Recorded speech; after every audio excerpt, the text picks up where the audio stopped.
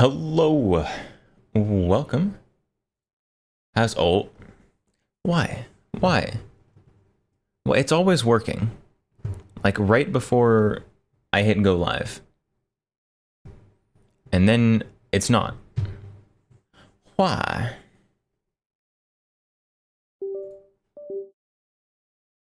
Alright, let's turn down music quite a bit.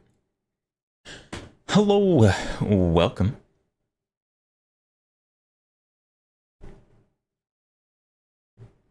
How is it going? We should start by saying hello to everyone. That seems like the correct thing to do. Mansum, hello, welcome. First, Majestic Potato, hello. Mao, hello.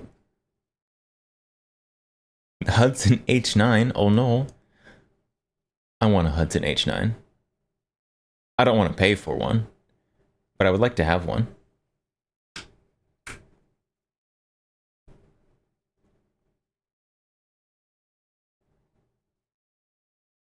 Tavor bullpup. Yeah, we got a bullpup out. It is May the 4th. So I had to kind of pull out the sci-fi Star Wars-y-ish kind of looking guns.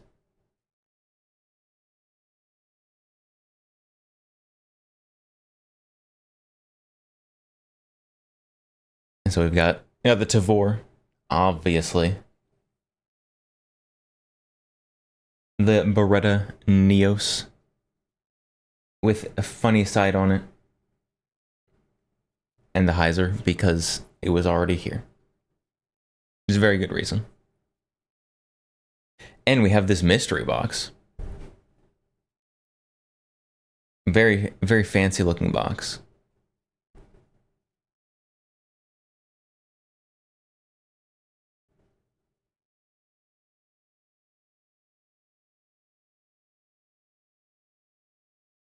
The Hudson H9 is now the Daniel Defense 9. So I'm kind of they're the same. But if you take them apart and look inside, they work very differently. Daniel Defense basically just bought the design for the Hudson and then redid all the cool parts. And I haven't shot one, but I have held one. They do feel nice in the hand, I'll be honest. The Daniel Defense H9. I've not shot one. All I know is they feel good. Feel good in hand.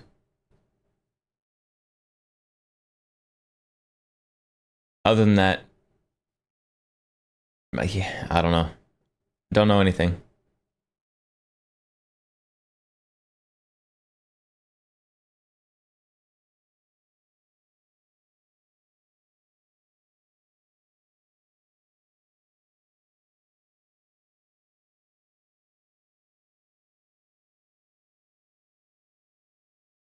True, it is true.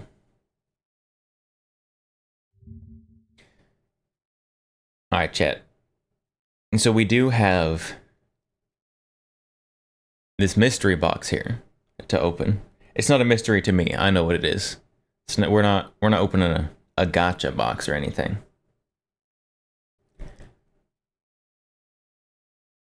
So we gotta open that at some point.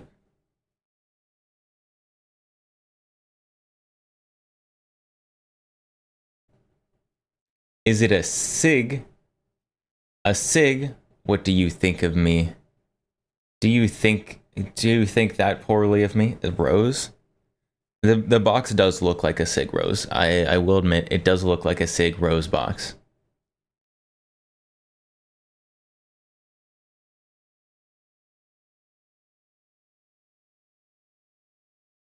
I already have a 365 though. Why would I need a rose?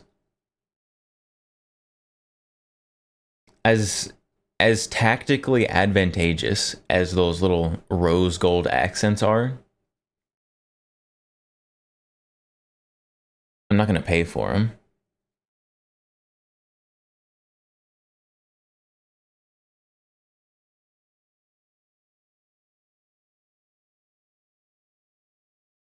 We're probably going to leave it in the box for a little bit. You know, wait for people to kind of filter in a little bit. Gotta wait for everyone to get here.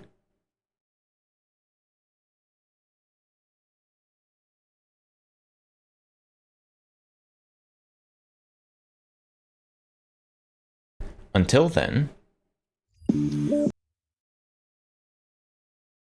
who recognizes that first half second of video? Very, very recognizable.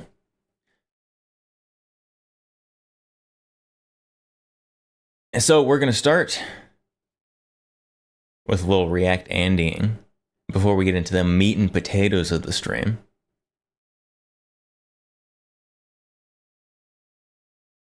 Also, for the everyone who cares, which very possibly could be nobody, the little tags on the bottom of stream have changed because Sleepy is now in Phase Connect. So I gotta mooch off the tactical VTuber stream tag. It's tactical. Tactical move for a tactical VTuber. King Panzer, hello, welcome.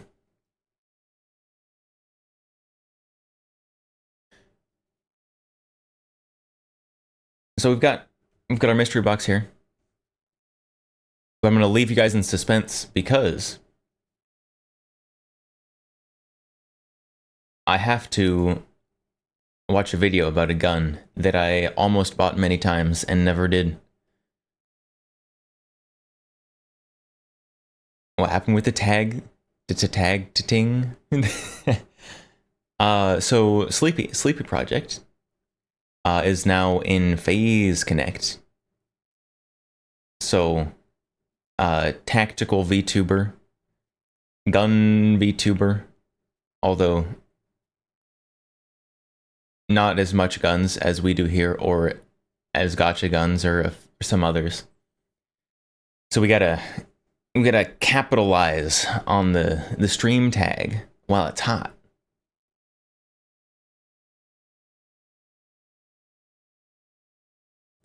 So, does that impact you guys at all? No, it's not. No, not really. Unless you're like a super OCD Twitch viewer who reads the tags below the stream. Which is me, but I'd probably not anyone else.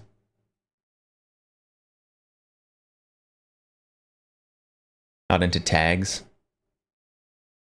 You don't want a tag tier list stream?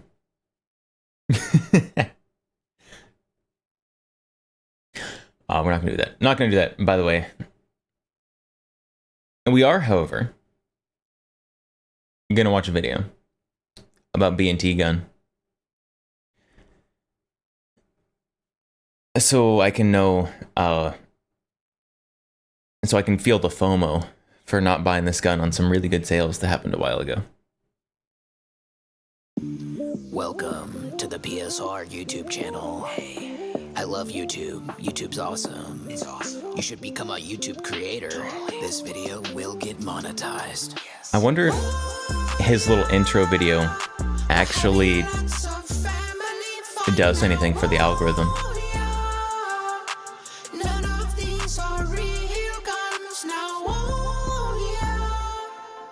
I don't know.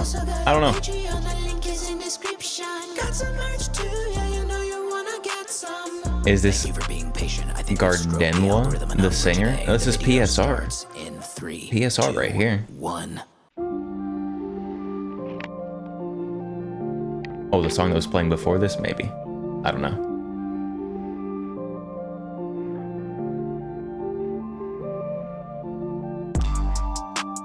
This is a super cool looking gun though.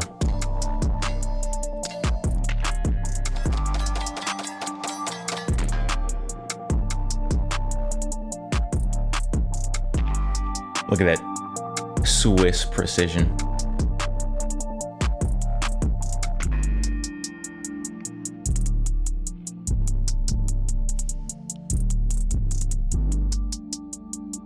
What's going on, everyone? Welcome back to another episode of PSR.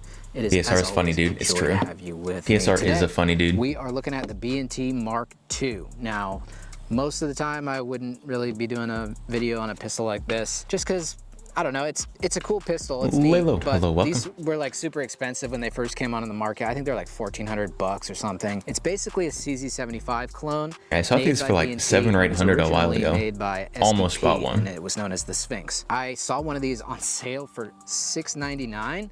And I know that's not a little amount of money, but for the price that they originally were coming out as, and the fact that they're, I don't know, they're kind of limited, I thought, you know what, let's just get one. So I got one. If you find them, you know, you look on gun deals, you can find them for the lowest price, and I found it for the lowest price, and that was $699 for this guy. So it's basically an upgraded CZ75 with... Hold on, we're checking price. We're checking price right now. Are they still, there's no way they're still that low.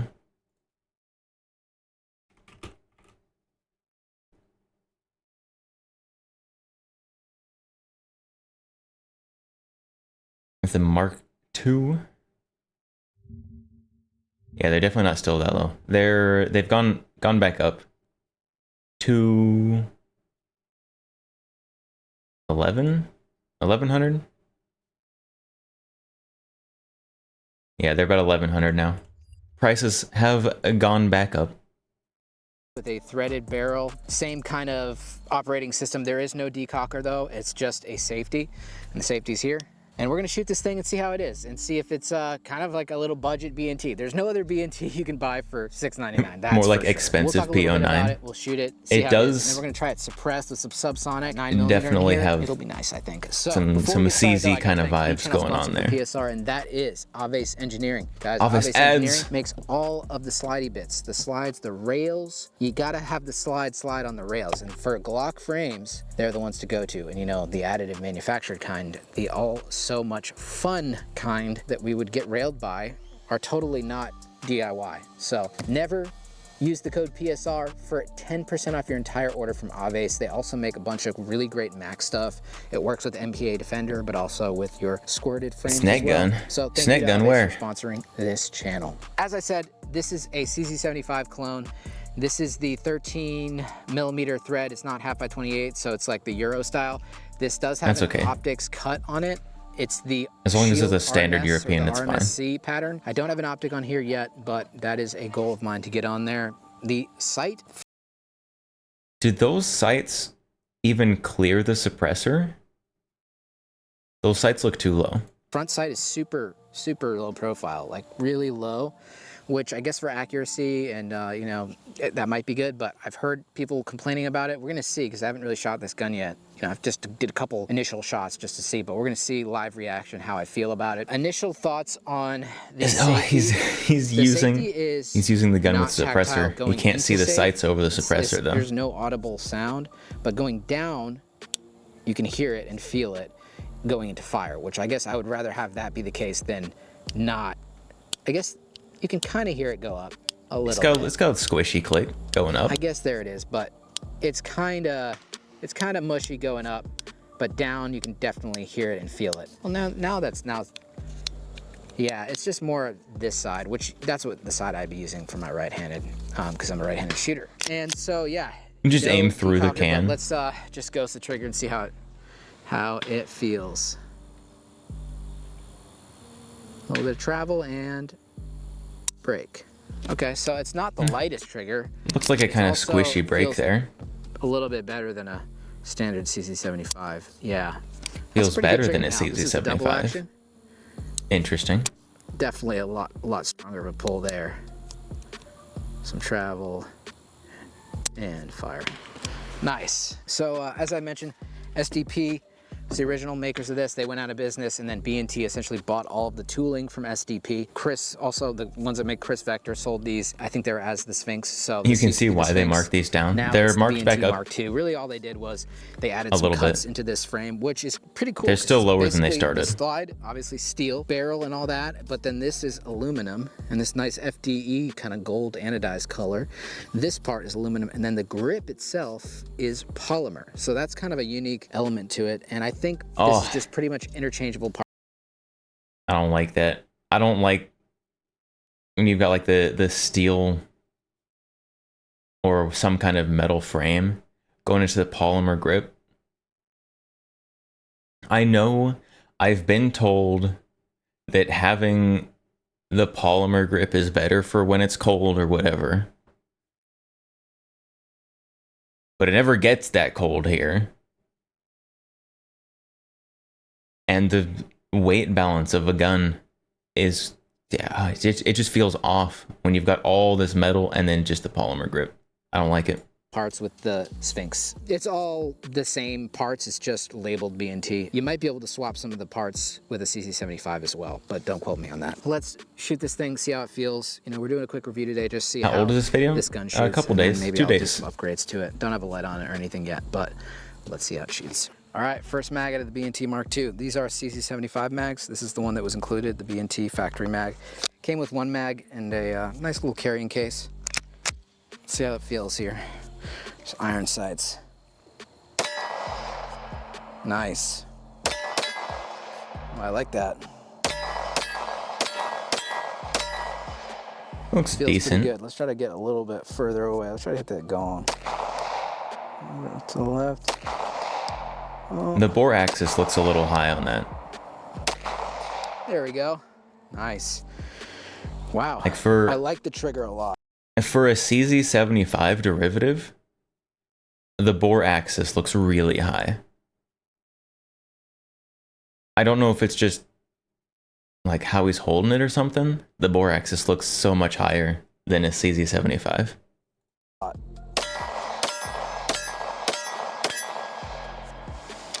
It's a good feeling. Damn. Okay. Now I've been using the Arex Delta in my competition stuff with the Finnish Brutality stuff. He's small. I really like that gun.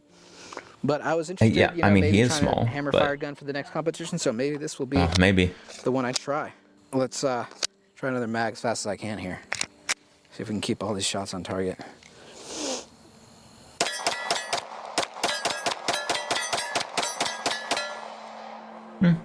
good amount of them on target. Maybe got like 70% on target there.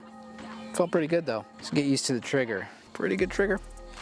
All right, guys, we're gonna try this thing suppressed with our Dead Air Mojave 9 suppressor. This is actually a additively manufactured suppressor. Those sights definitely don't clear that suppressor. And it's metal, so it's not polymer. Actually, but ideal. Cool that it is a They don't want you to know this, but piece M13.5 by 1. That is better. Left hand. So you're gonna screw it on like that. Yeah. It's the Euro style. Get that nice and tight on there. Oh yeah, feels great. Look at that.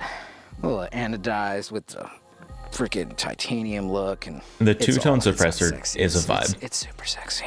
Let's shoot do supers like out of it, and then we'll shoot some subs. See how it feels. See how the recoil does, because I'm pretty sure the CZ75 is a pretty good platform to use suppress. So let's try it. Oh yeah, baby. Let's go into the berm with the supers. Nice. Wow. Let's take the ear pro off and see how loud that is. PSR makes K cars look normal sized. That's really. You're probably not wrong. Bad, actually. Yes. Oh my God, slay. The can looks huge. That's because PSR is like 5'4" or something. Come here. Yeah. Oh my God. PSR is like perfect femboy size, but then instead of being a femboy, he chose to be muscular. Which, like, if you're short, you've got 3 options. You've either got like dwarf, femboy, or short muscular dude. And he went with short muscular dude.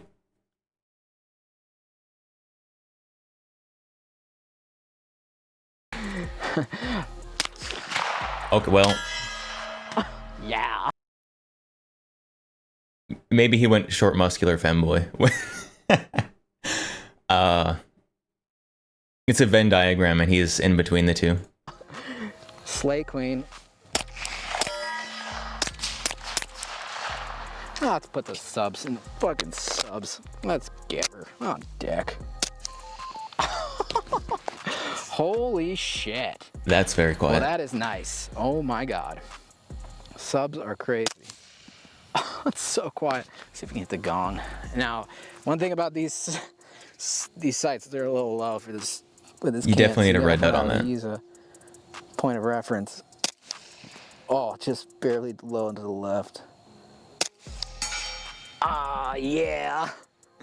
Oh, then into the steel.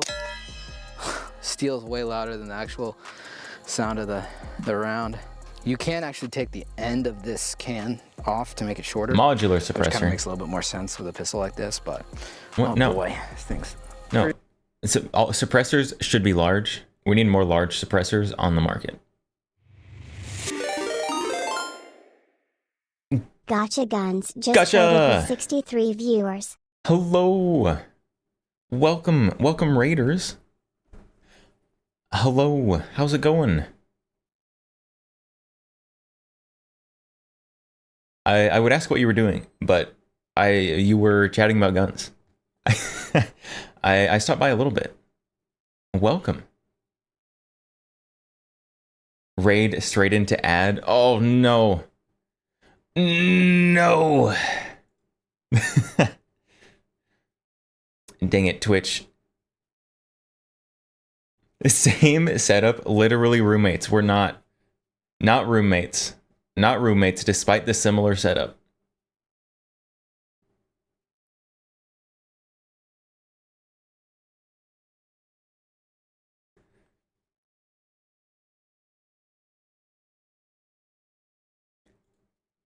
Stare. What do you, what's not roommates? Not roommates. You can tell we're not roommates because we were streaming at the same time. So clearly that means we're not roommates. Not the same person, at least. Recorded stream. You're right. Recorded stream. All of this interaction pre-recorded. I just big brain predicted what everyone was going to say. Sci-Fi Wasabi 01 just followed. Sci-Fi Wasabi. Thank you for the follow. Welcome. Mods.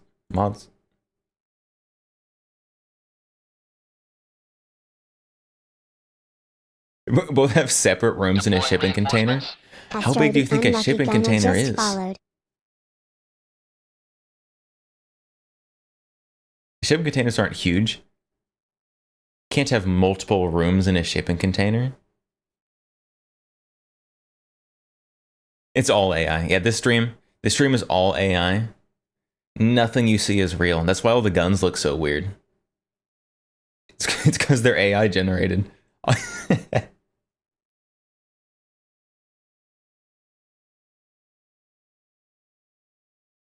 It's the pistol left middle. This one? This is the Beretta Neos with the Weaver quick point. So it's May the 4th, so we had to bring out kind of sci-fi, Star Wars-y looking guns.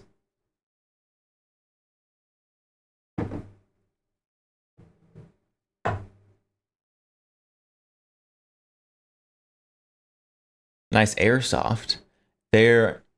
I have even less airsoft guns than Gotcha. Because Gotcha has one. I do not own a single airsoft gun.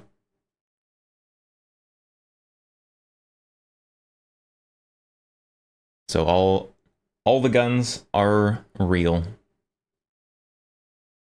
Actual firearms, as they should be.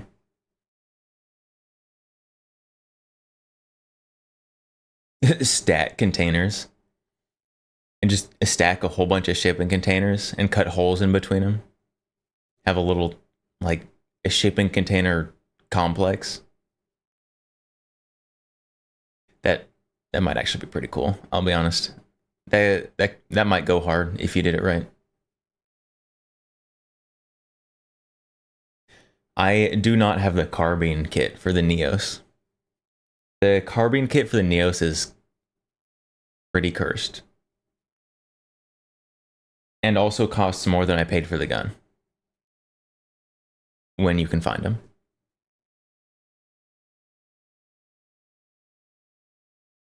Astro nearby gun shop. She has the PTR 91, but has the polymer furniture, no paddle. Yeah. Gross. Ew. Gross. Get that out of here. you need the Neos carbine. The Beretta Neos carbine is so weird looking. Oh, let's get a picture of it. There we go. There's a nice picture. It's a little crunchy, but that's okay.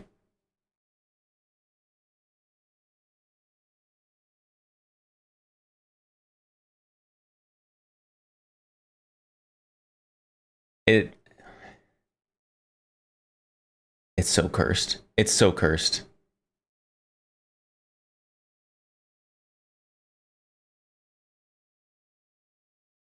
Dear Lord, what in the world? That is the correct response here.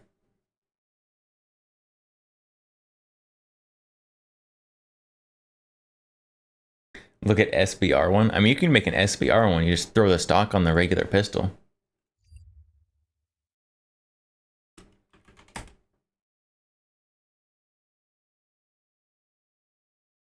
See where?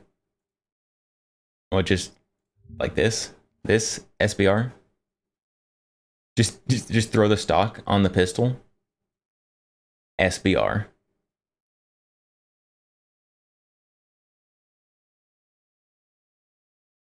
You never heard of one for sale on its own though? I have seen the stock for sale after it's already sold. A couple times, not very often. Like if you search around, you can find a few of them that have sold in the past. But I have never found one that I actually had an opportunity to buy. What's my opinion on the Beretta M9? My opinion on the Beretta M9. Chat, you're not gonna like this. You're not gonna like my opinion on the Beretta M9. I think the Beretta M9 is a very good gun. But I think that some of the clones of it are functionally better.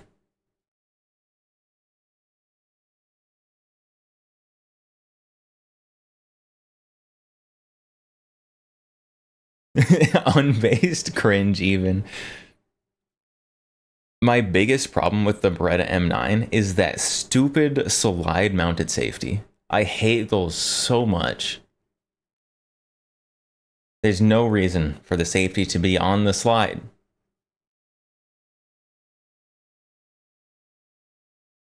And Beretta does now make some versions of the 92 that has the frame mounted safety, which is better. But, you know, like the South African, the Vector M9 clone, frame mounted safety. The Taurus Beretta M9 copy, it's got a frame mounted safety.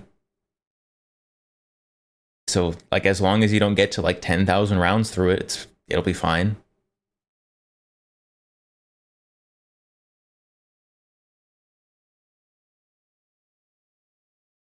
What's my opinion on Langdon Tactical M9 with decocker instead?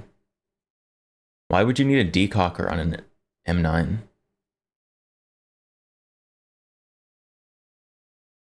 Decockers are stupid.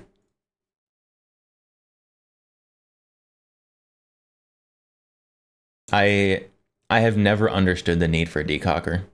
I'm gonna be honest.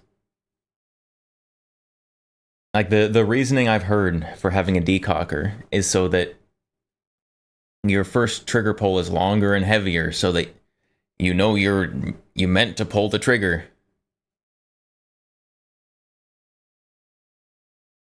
Just get good. Skill issue. Just don't pull the trigger if you don't want to.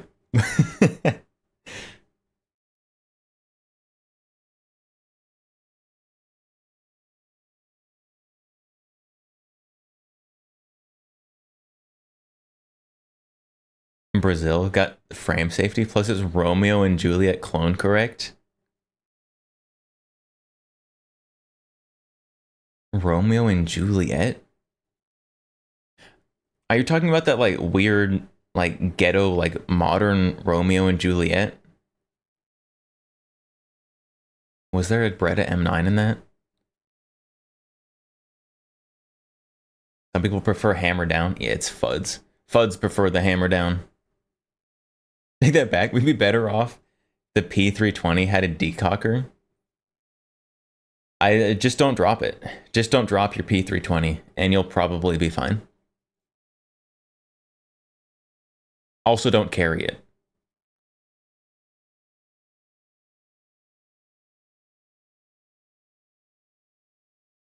or holster it. Yeah, my P320, the M17. Yeah, I don't carry it. I have it as like a conversation piece because it's cool. And also it's the commemorative edition that was priced used at a gun shop for like dirt cheap used P320 price.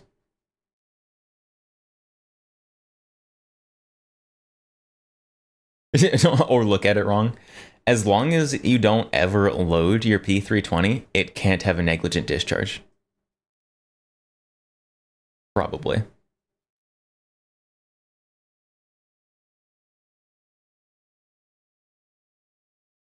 What do I most often carry? Most often, I just carry the SIG P365. It's boring. I wish I could say that, oh yeah, I everyday carry this weird, like strange, weird pistol that they only made like 874 of, but I can't. The P365, yeah, it's boring, but it does everything probably the best of anything on the market currently, in my opinion.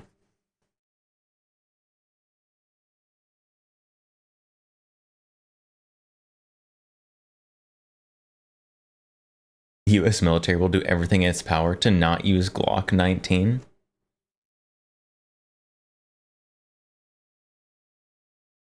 I mean, with all the SIG contracts going through, you might think someone up there is biased a little bit. If you were maybe conspiracy minded, perhaps. Do I like shotguns? I can enjoy shotguns. I don't shoot shotguns very much because I don't know. I just don't. You can't really take shotguns to an indoor range. And until pretty recently, I didn't have an outdoor place I could go to very easily. But shotguns are fun. I have a number of shotguns.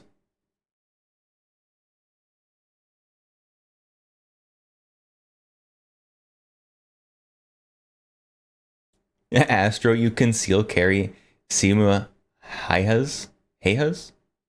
Personal Mosin Nagant. Uh-huh. And of course it doesn't print at all, I'm sure.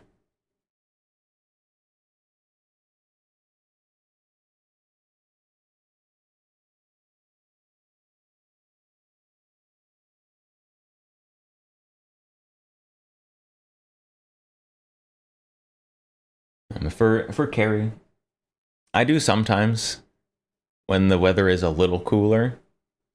I carry the Steyr M9A2, but I also am in Texas, so when the weather is cooler, it doesn't happen very often.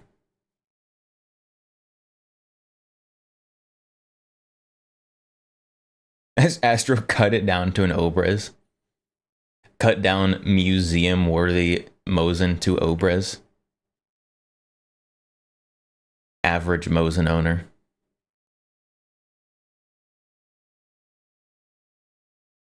What shotguns do I have?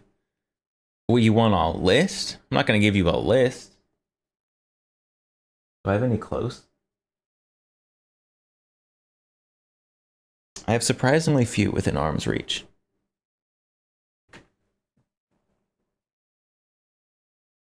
I have this one. This one is in reach.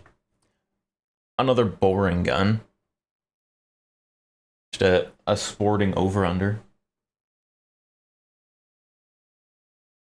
Little clay gun. No, it's not little. It's very long.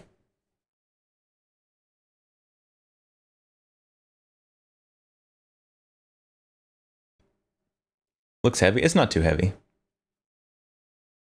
I mean, this can be heavier than a shotgun that only has one barrel, since it has 2 barrels. But it's not too bad. What's the weirdest, most niche gun I have?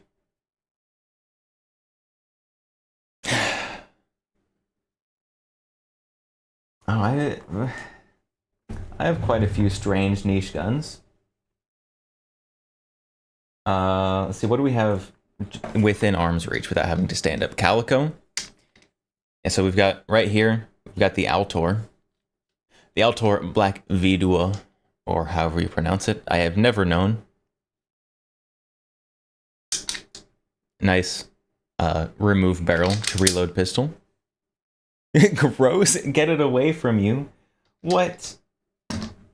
It's not, well, I mean, it is bad, but there's worse things. I can't think of any off the top of my head, but I'm sure they are.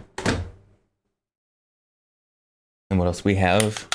This one I feel like isn't like super weird or niche, but the HK VP70.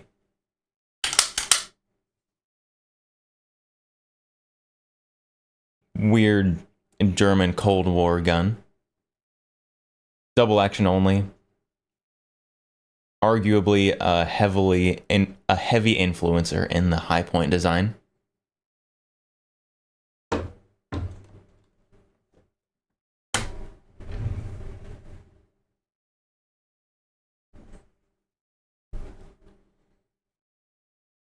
Isn't VP70 the gun that turns full auto with stock attached? So there is a version of the VP70 that has a burst mode with the stock attached. I don't have that version because I don't have like $50,000 to drop onto that. But those are very cool. So the difference besides the stock, on the back of the ones that take the stock, there'll be a little cut. You can see where their cutout would be, where it attaches back here. So you can see there's a little square there. And that's where it would interface in the frame with the action of the pistol to make it burst. This one is not.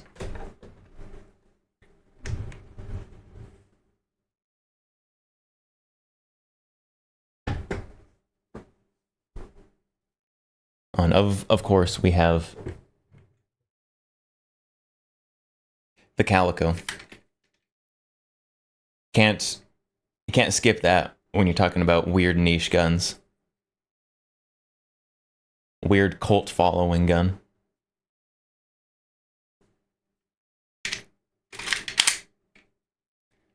Nice helical mag, very similar to a Bison, except it's backwards. Feeds out the front of the magazine instead of the back.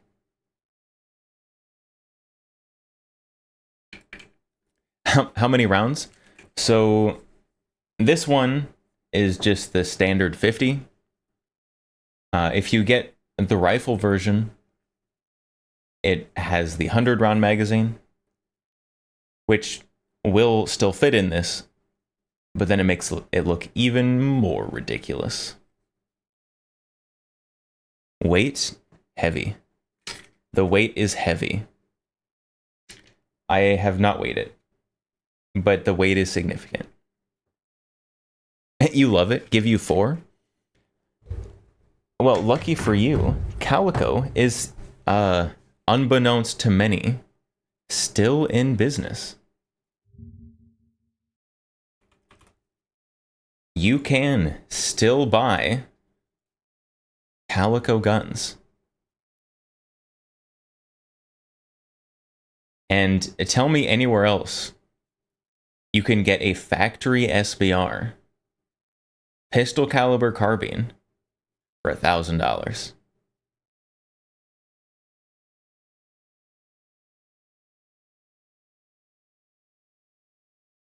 I can't think of any. Especially with a 50 round capacity. They've got all their rifles, pistols, all their 9mm. Overpriced for what you overpriced. My guy. Overpriced. This is a 9mm carbine for $800.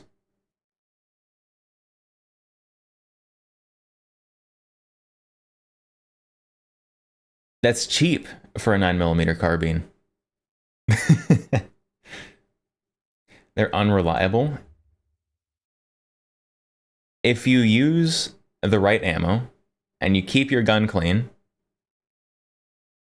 which it's roller delay, so it's pretty hard to keep your gun clean for super long, then they're okay.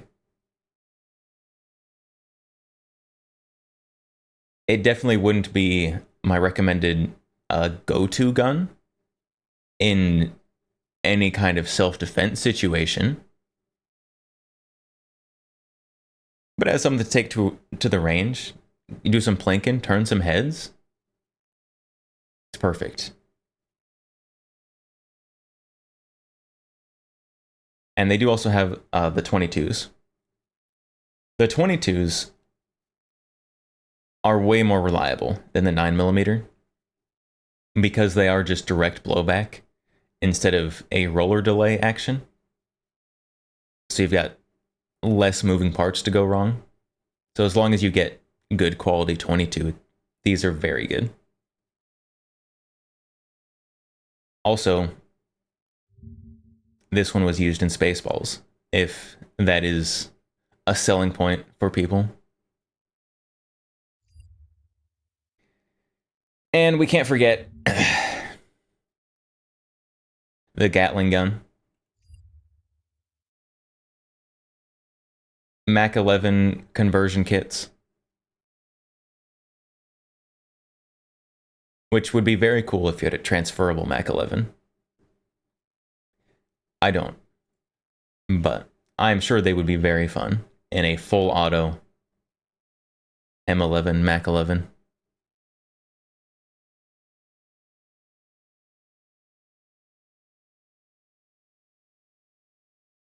Making a gun that fires 22 more reliably than 9 is a feat. So the Calico 22 did happen first. So Calico made the 22 a few years before the 9mm. So that the 22 is why Calico exists. So they made the 22s, the M100 of various variants. People are like, wow, this thing's funky and we love it. And they're like, you know, we can make it 9 too.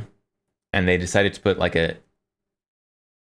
almost MP5 style roller delay system in there that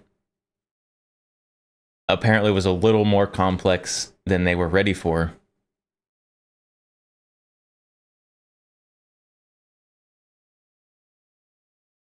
But they're still very fun.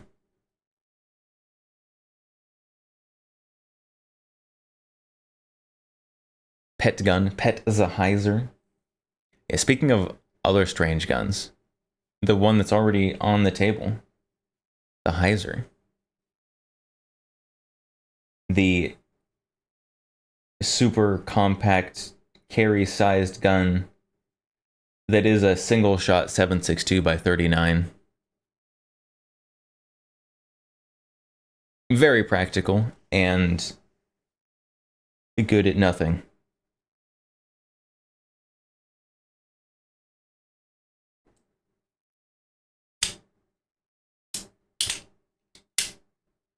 But is there? This is a very special one, actually. This one, this gun, this exact gun, this exact serial number was owned by Demolition Ranch himself, Mr. Matt Carricker. And now it's mine. Also, the box is signed. So if I ever sell it for some reason, I can charge like an extra $15.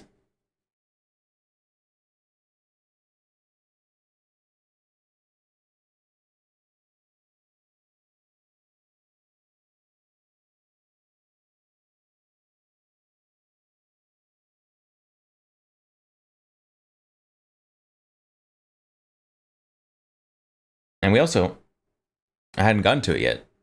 We have in this box a new gun that I haven't revealed yet. We've shown the box. If anyone can guess this based purely on the box, I'd be impressed. You get a crisp high five. That's it. That's all I can offer you. The Stoner 69. It is not a Stoner 69 in the box. You are incorrect. Canic. It is not a Canic. Although, in terms of pricing, I'm sure that it's much closer to a Canic than a Stoner 69 that doesn't even exist.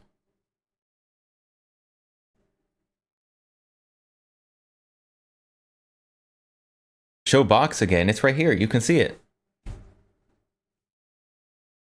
What do you mean show box? It's a black box. I don't know what you want from me. Something's in the way. It's got my keyboard on it. It's a pretty nondescript black box.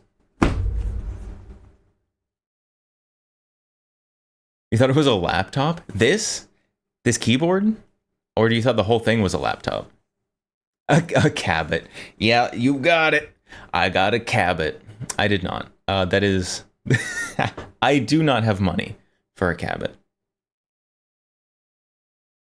We thought it was a laptop under the keyboard?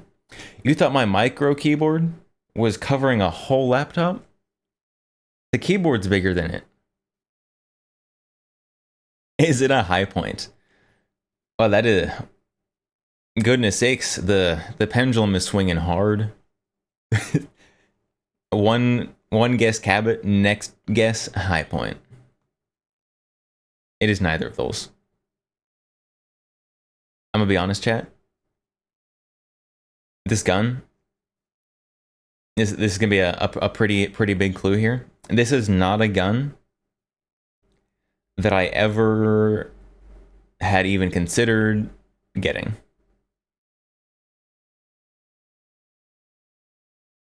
You'd guess it if you could see it. If you could see the gun, then it'd be easy to guess. Beretta M9. It's not a Beretta M9. But this gun is not a gun that I ever was on my radar for wanting to purchase. But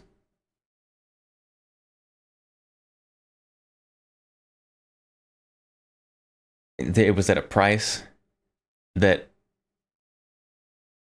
I could not pass up.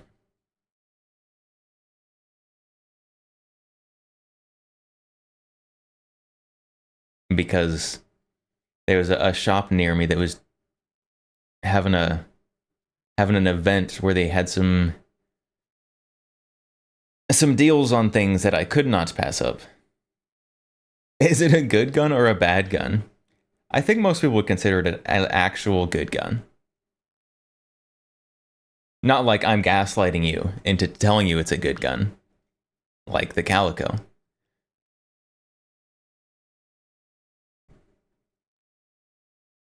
What tipped me to get it? The price. The price. It was an unbeatable price. If I have to sell this, I will not be out money. It was cheaper for me to buy this gun, test it, put some rounds through it, and then sell it again than it would be to just rent one. Is it older or newer than the 2000s? It is a current production gun. Current production gun. From, I think it's a relatively new company.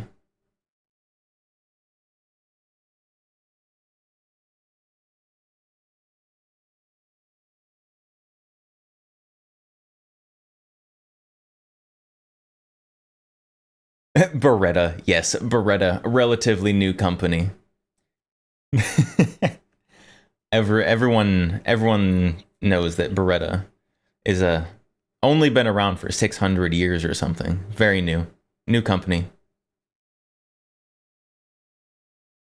Current production, good gun, all interest lost. Sci-Fi Wasabi 01 just subscribed. Sci-Fi Wasabi, thank you for the subscription. Welcome. Following and subscribing in the same stream. Crazy. Insane. Zip 33. Chamberlain 303. Beretta, never heard of him. It is not a 40. It is not an A-Rex. I would kind of like to get an A-Rex at some point, but those are very low on my guns to buy list. I just kind of in passing think they're cool. FNX 45 Tactical. It is not an FN. FN is also not a new company. Well, let's see. Which the keyboard is covering up something here that is a little bit giving stuff away. This is a tactically placed keyboard.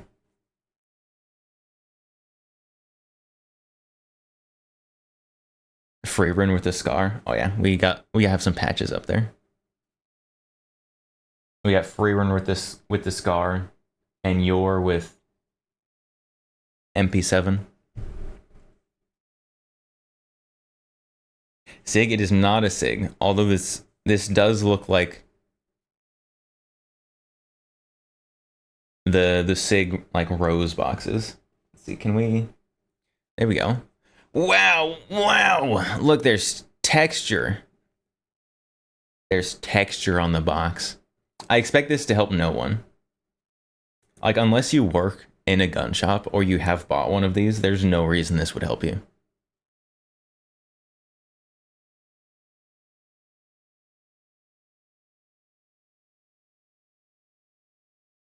Where'd I get those patches? Those patches are from... I got them at a convention, but they do also have a website.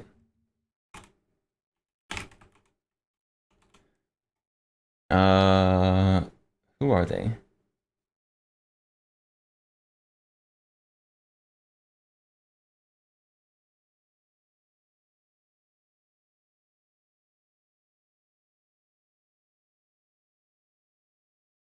Where's their website?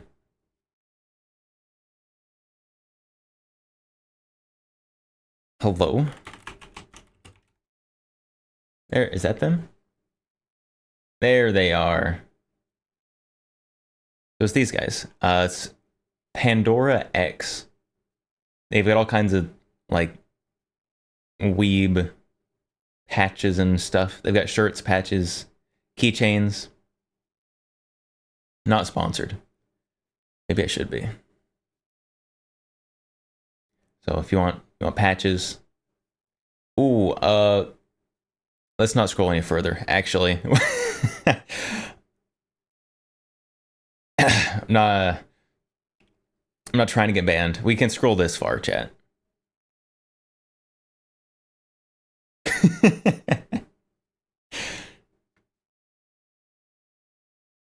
So, you know, some very, very cultured patches. If you scroll further, it's a good thing I did not, because I'm not sure how far you have to scroll.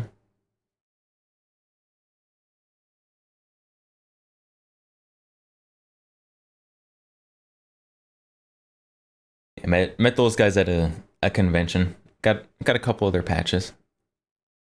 They seem like cool guys. Guys and gals. You gotta have the gals at the convention to bring people into your booth.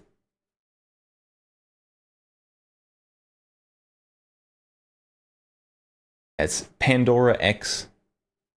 They sell much weeb stuff of varying levels of tactical and degeneracy. Now you know where to get more patches from. Good. Is the pistol a Rost Martin? Majestic Potato, I don't think it's real. Majestic Potato always guesses everything. It is. It is a Rost Martin. I was gonna say a Rost Martin, but it is. Well, hold on. Nothing in here that's gonna dox me. Okay. It is Rost Martin. It's a fairly new company. It's a Texas company. You know, I am in Texas, so obviously that's why I had to support them. It's not. It's not. Gotcha, you've never even heard of this? So Rost Martin is, I mean, it's just a compact pistol. Compact, pretty low bore action pistol. It honestly, like, it feels pretty nice. Hold on. Take off the rubber band. So it feels pretty nice in the hand, honestly. We're doing a gun review now. The texturing leaves a little to be desired. The texturing is not significant. So, like, if your hands got very sweaty, probably get a little slick. I would like a little more texturing. Gecko, you've never heard of them before? Yeah, so these are usually like $400. So they're kind of on the budget side of things. Seems akin to Glock profile. I've been told that these will fit in a lot of Glock 19 holsters, but it seems a little thin for that, so I'm not sure.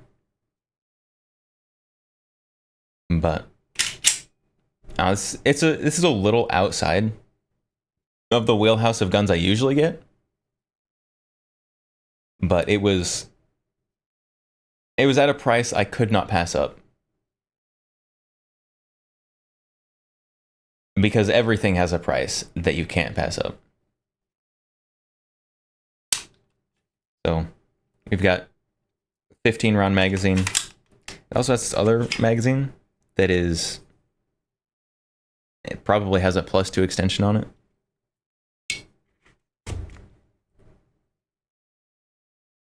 We can, we can be real gun tubers. Ready? We can ghost the trigger.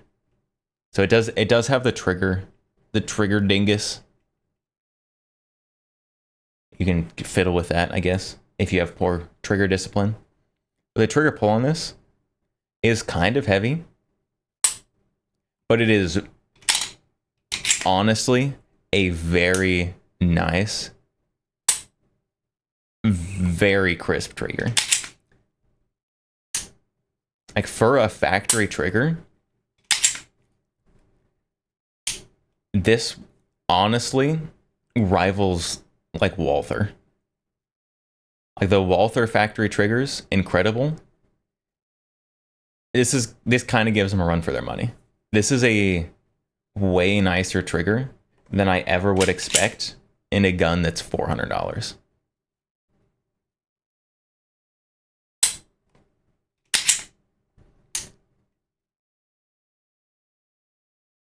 Better or worse than 1911? So it is still striker fire. I would say probably like better than a budget 1911. Obviously still not as good as, you know, some high-end Gucci 1911.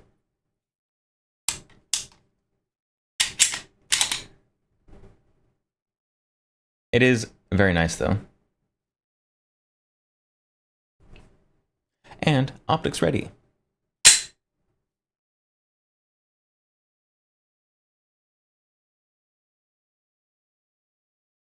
Dallas, Texas. I knew it was made in Texas somewhere. It's made in Dallas, Texas. So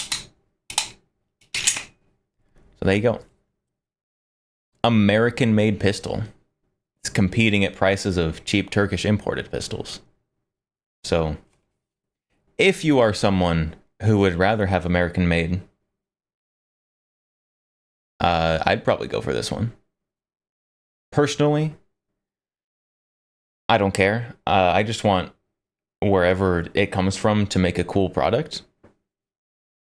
The slide release is low profile. Yeah, so it is meant to be, it is designed to be a carry gun. So it does have pretty low profile controls. So mag release, ambidextrous, all the controls, both of them are ambidextrous, low profile, but still usable.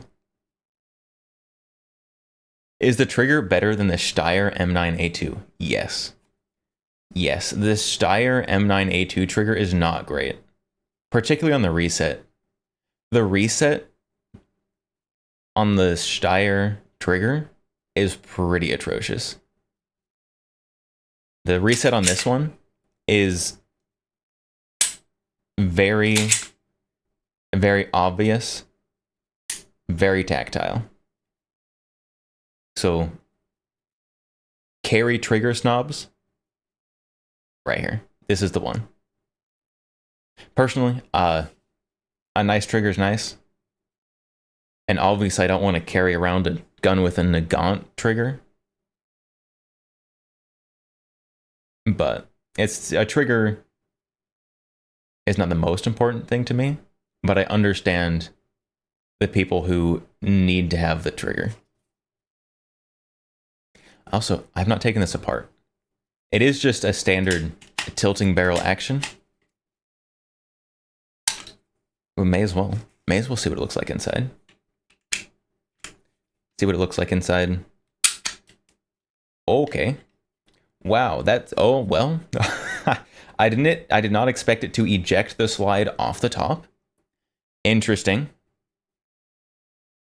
So it basically just self-disassembles when you pull the trigger and then pull those levers.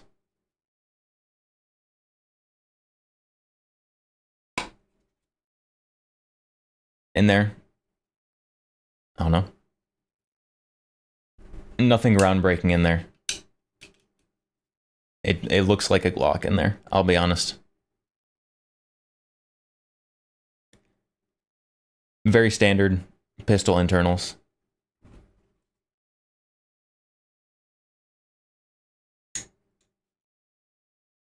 Spring, captive,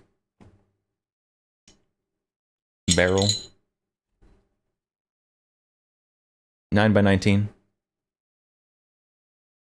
Pretty much just completely standard tilting barrel action.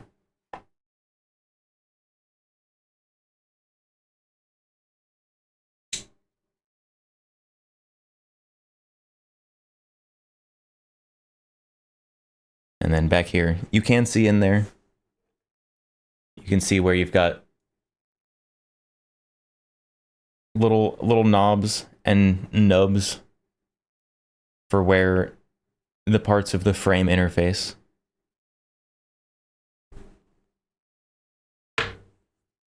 Internally, it is very Glock.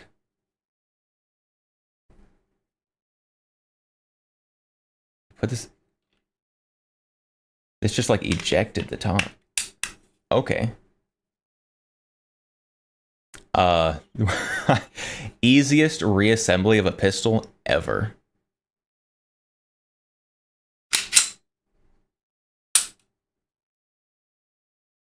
Are you gonna eject again?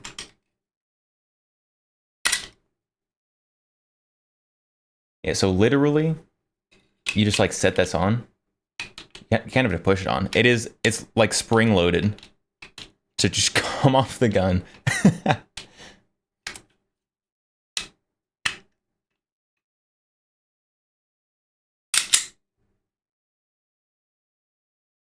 That is, a disassembly is strange. You literally just like press it on.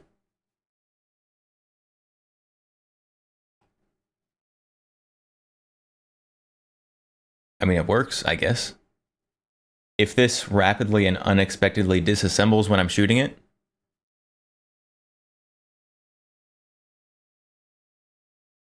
well, I hope it doesn't. Looks like RMR cut slide.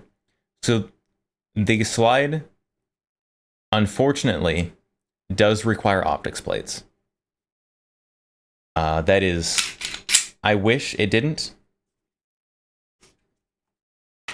I wish that companies would just choose one of the optic footprints and just go with that, and then offer plates to convert it if needed. It does require plates, though. I think it comes with plates. Hold on, we can check. And be sure there's nothing under this foam that's going to dox me.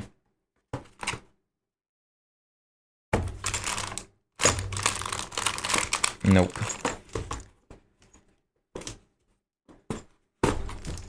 See, it does comes with one plate. I think it's the RMSC plate it comes with. It's plate 2. It comes with plate 2, whichever one that is.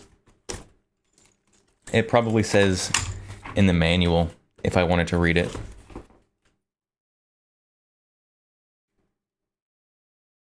All right, chat. We're gonna speed read this. Oh, section 2, safety features. Oh, disassembly. Yeah, it does. You literally disassemble. You just lift straight up. You lift straight up. You don't like move it forward on rails. You just lift it up. That is a little strange. Magazine disassembly. Most people probably never do that. Back strap switching. Magazine loading. Magazine insertion.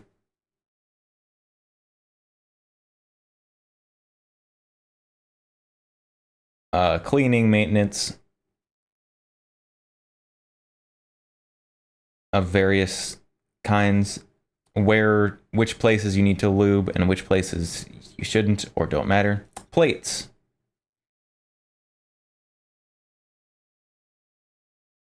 Comes factory equipped with universal reflex optics platform. Modular optic system. Standardized MOS mounting plates may already be included or optionally available. It doesn't tell me which one is mounting plate 2.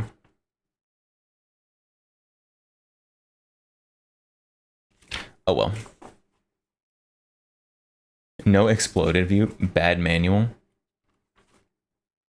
Exploded view. Don't worry. Don't worry. It still has the exploded view. You can cross-reference that with your Glock exploded view.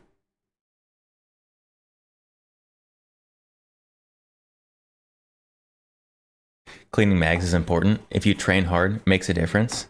And that therein is why most people never clean their mags. Because most people don't train enough to need to. Like it or not. It also comes with a high quality lock because it's required by the government. There we go. Box opening stream. Unboxing stream.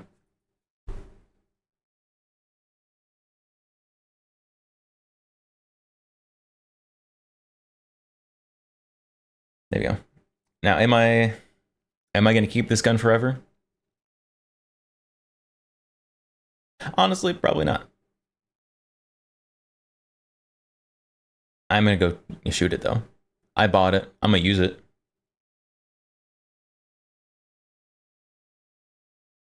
Who knows? Who knows? Maybe this will replace my boring carry gun. I don't really think so. But it could. And then I'll have a different boring carry gun. No sell, only buy. No sell, only buy is a nice idea. The only way I could no sell and only buy is if I go to Sugar Mama chat. I don't have enough money for all the things I want to buy. So sometimes I have to sell things to enhance my collection.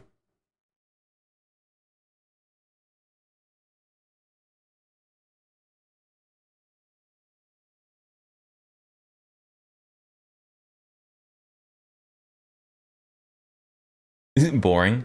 It's a bit of a boring gun. Most carry guns are, honestly. And the carry guns that aren't boring,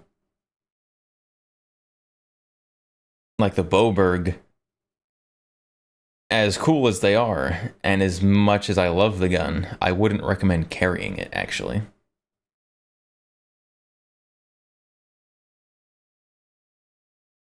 The only thing you're selling is kidneys. Yeah, you've got 2 of them. That means you can sell both, right? You don't need both of those.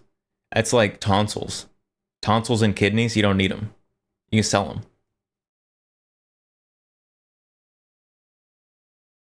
No selling.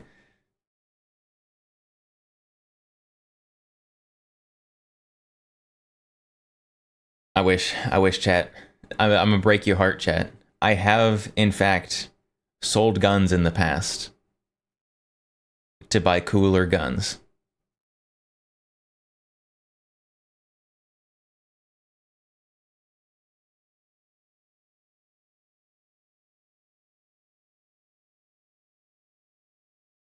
Your Glock 19 is interesting. You have a red dot and a light. Well, I just got this. I haven't put anything on it yet. I'll put my O light on there. Will that make it more exciting? Make it a kind of P320 kind of exciting?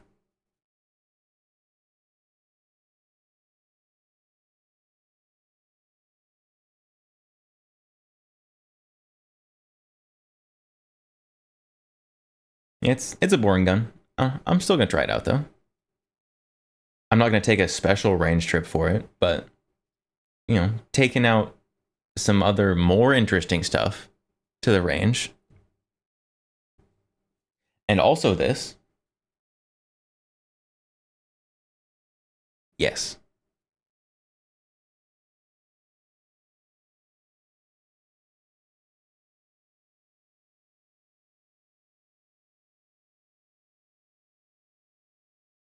Astro, you've sold a SIG M400 tread and traded an Elcan 1-6 for 3 old guns?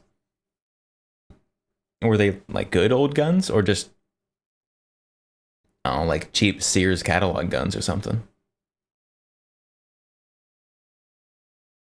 There's a difference. You're getting some like 3 cool Milsurps or 3 like single shot catalog shotguns. It's very different kind of old guns.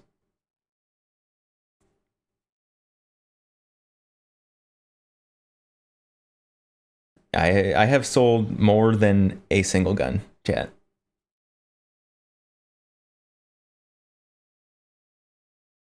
I think, have any of the guns I've sold, have they actually made it onto stream?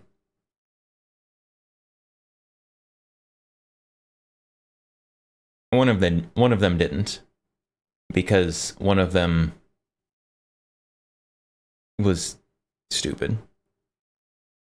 I talked about it slightly yesterday. But I was trying to buy a gun. This was years ago. I was trying to buy a gun from a company. I was trying to get a Chinese Hawk Type 97 shotgun.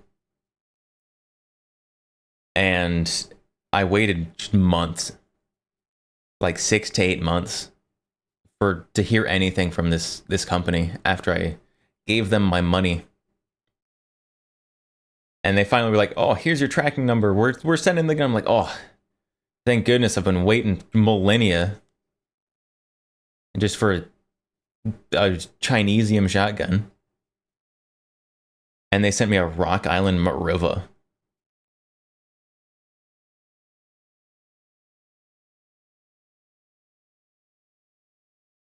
And then they promptly went out of business. So at least I got something, I guess. At least I got something for my trials. Unlike Kalashnikov. KUSA, they just took my money and then went out of business. Did they ever give me back my money? Oh, KUSA doesn't exist anymore. How are they going to give me back my money? Took a fat L on that one. Very sad.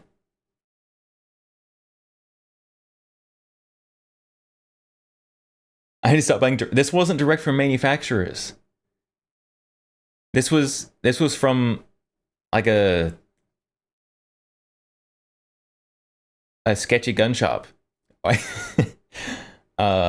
So they have also probably shouldn't do that. But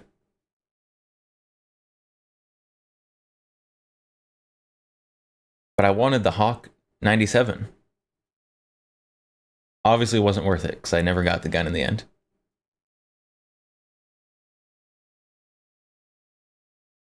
Do I still want KS-12? I think I still would like a KS-12. But chat, I just got a gun. I wasn't planning on getting a gun. Getting a gun wasn't in the budget currently. So if I got a gun, I'd have to sell a gun, chat.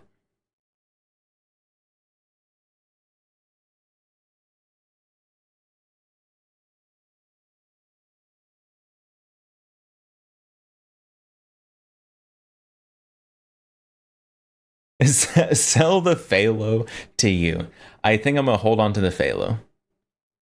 There is no danger of me selling the Phalo. Don't you worry.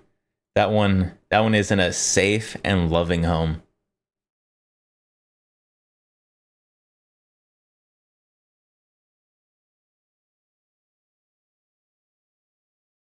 What's the Phalo? So the Phalo, the FALO, is the FAL.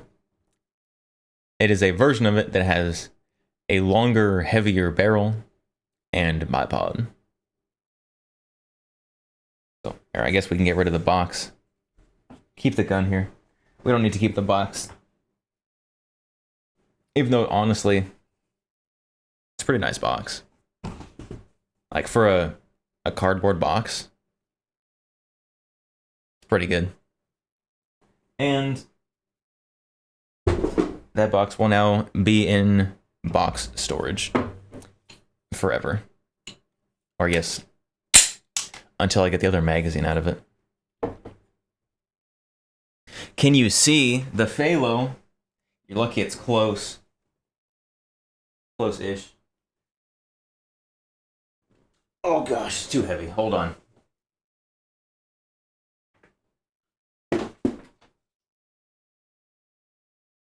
Actually, I have to get out of my chair. Oh. That's fine. A little scratch on the microphone. Sorry if that was loud.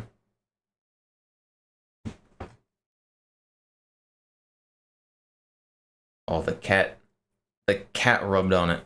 It's got cat hair on the bipod now.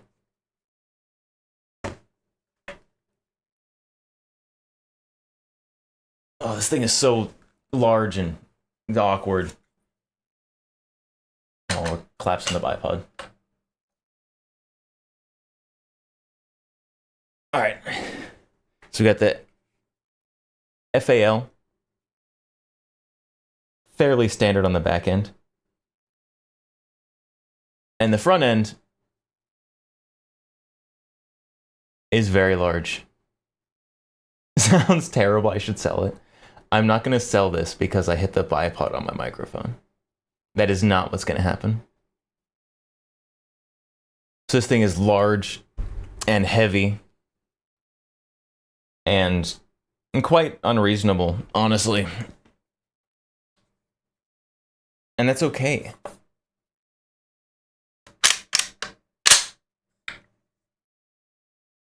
Show the other side. The other side just looks like an FAL. Oh my goodness. It's heavy. It's literally FAL, except they added a bunch of pounds to the front. You need to see the action. Well, that's just the charging handle on the left side.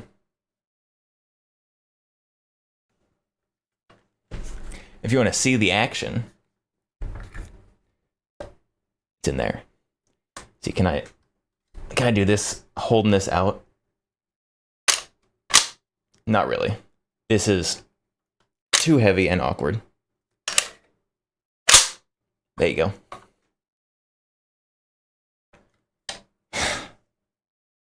This gun is like 17 pounds unloaded.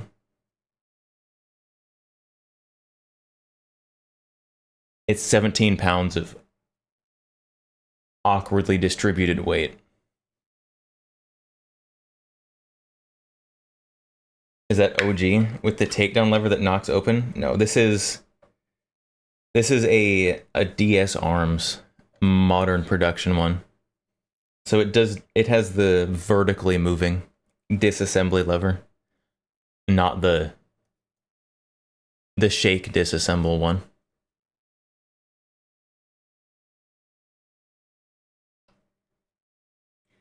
I would like to, at some point after I work out for longer, I would like to take this FAL,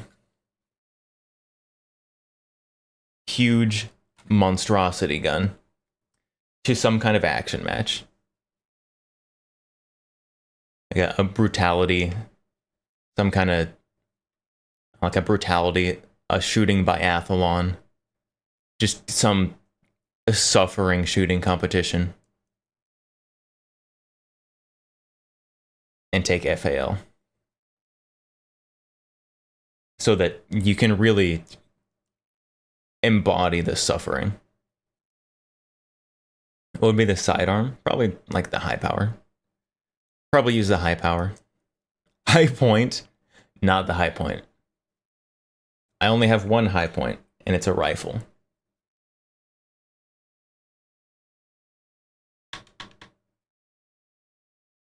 I'm just holding this thing. I gotta go put it back. There's no room on the desk for it, obviously.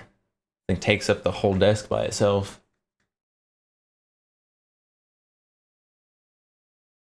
It goes there.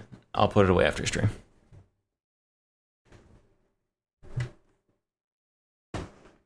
Great uncle unironically uses high point for home defense. I mean, I know people who use super cheap guns as their go-to defensive gun. And there is some, I guess, reasonable logic behind using a cheap gun for home defense or self-defense. Because if you are unfortunately involved in any kind of defensive shooting, more than likely, and a lot more than likely, your gun will be confiscated by police while they do whatever manner of investigation they do.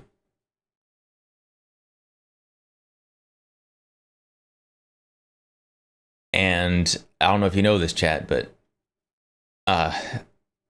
getting your property back from the government is a bit of a hassle. Pretty guaranteed, yeah. It is nearly guaranteed. Did I remove gun ASMR? Oh, I did. I removed gun ASMR for the collab yesterday. You're right. I need to put that back on.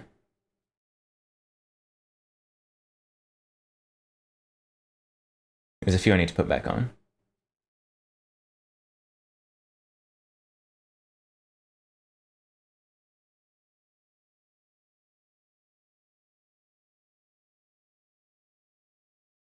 All right, there we go. I think that's it. I think we're good there. Gun AS 15 curls with the Phalo? What do you expect that to sound like? Chat, I already did cardio today. I went on a run. You expect it to sound like pain and suffering? I'm gonna have to stand up. I can't do it sitting. Got an L desk. I'll be hitting my desk.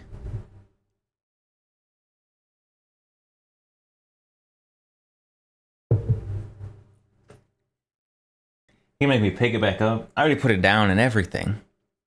Oh my goodness. Oh. Ah.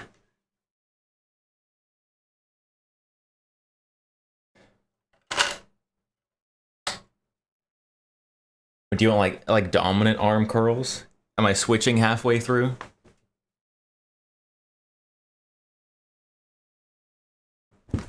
All right. All right. Both arms at the same time? You want me to hold on to this with both hands at the same time?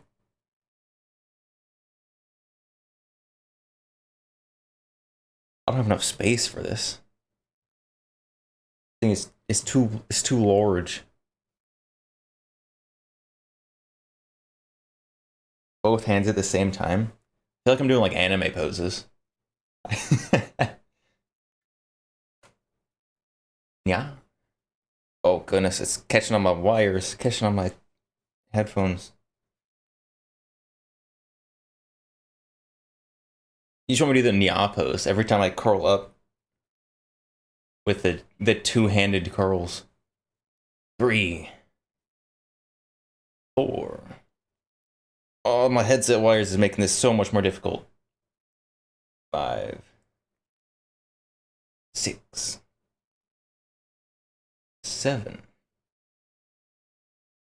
8. This is, how many was it? 15. 9. Yeah, it's already like 80 degrees in my room when I'm streaming. Why do you do this to me? 10. Hold on. Can we like angle this so you can see it moving a little bit?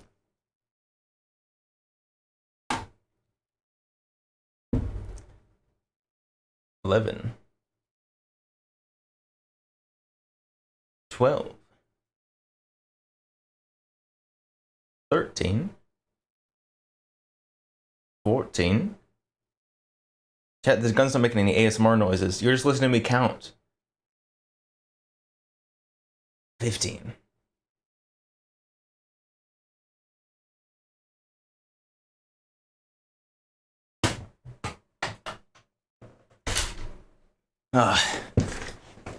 And it's perfect. It's perfect. You just want to hear me count and complain.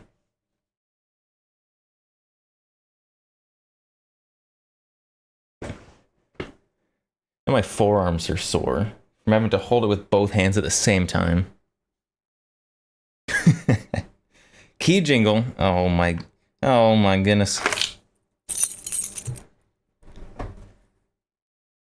These are redeeming all the stuff. Gun ASMR's only 500? What am I doing? 500? Okay, we got the keys, chat. I know I'm not doing curls anymore. But you gotta keep paying attention. We got keys. We got keys. You need 15 more curls? What do you mean 15 more curls? I should 15 two-handed curls for you. The keys, though. Look at the keys. You forget about you making streamers suffer. We get keys. Keys. Warm up. I'm gonna make a warm up, like a whole workout routine. Instead of using weights, you're using guns. The keys. You each use different levels of difficulty guns. The keys. It's like low weight. You've got like pistols.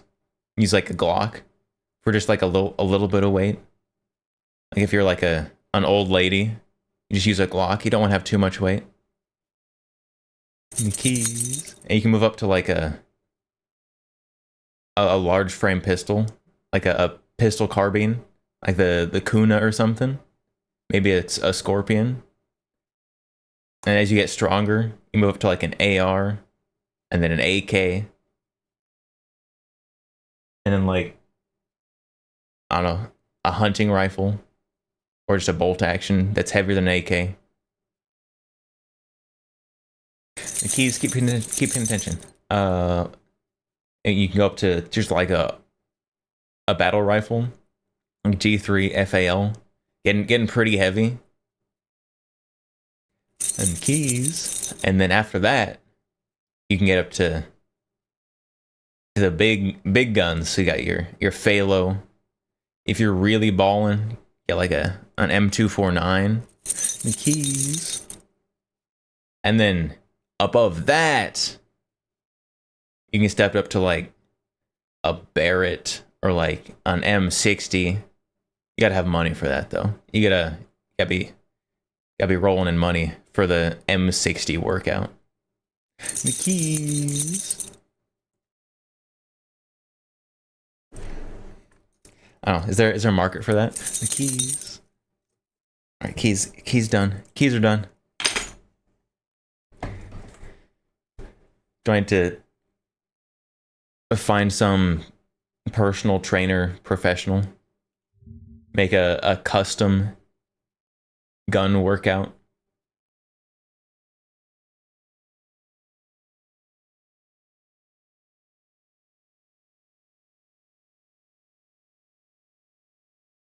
That'd be something. That would be something. And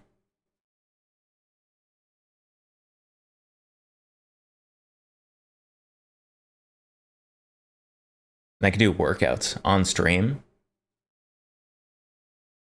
It's like when VTubers do Ring Fit Adventure, and they make sus moaning noises, except instead of like a cute anime girl, it's a dude.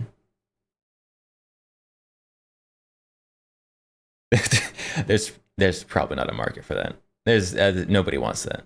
No one wants that.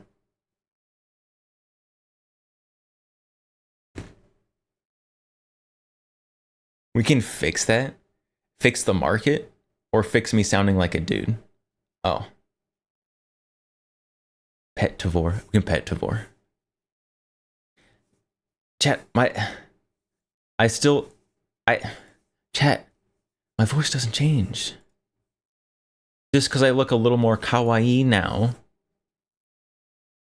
does not mean that I sound feminine.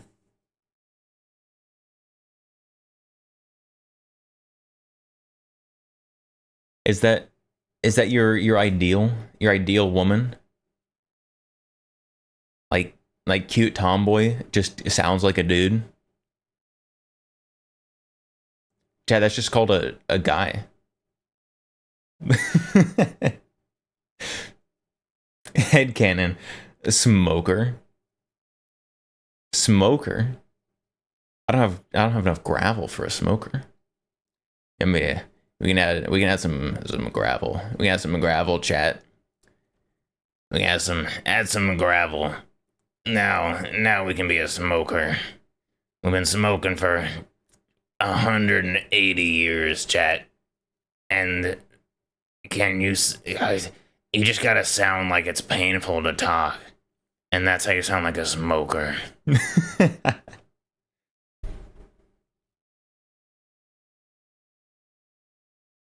Is that what you want? A tomboy who sounds like a dude? A tomboy who sounds like a dude is just a dude. That's just a guy.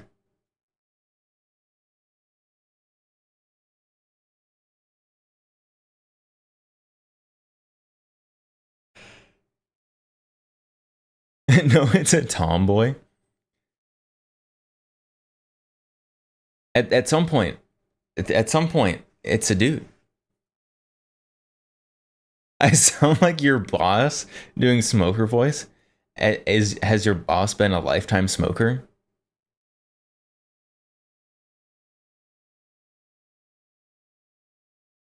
Yes. Perfect. Either a lifelong smoker, or they've been like an asbestos installer. I think those are the two options.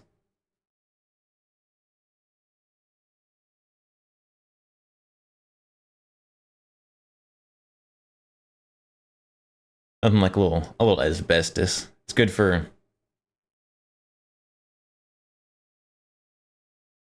it's sounding gravelly, I guess.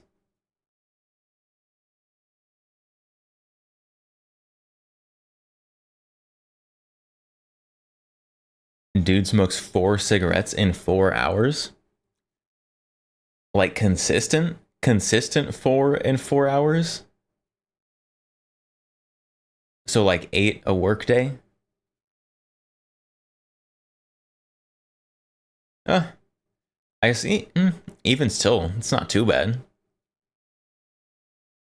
There was a guy I used to work with who would go on lunch break and just like I don't know how he did it. This guy would take like a 1 hour lunch break and sit outside and just like choke down a whole box of cigarettes. I don't know how he didn't pass out from how much breathing he was doing. I also would hate to see how much money he spent on cigarettes. It's like, I can't imagine if you're huffing a whole box of cigarettes in a lunch break hour, that you're also not just, I don't know, chewing on those things in your cereal.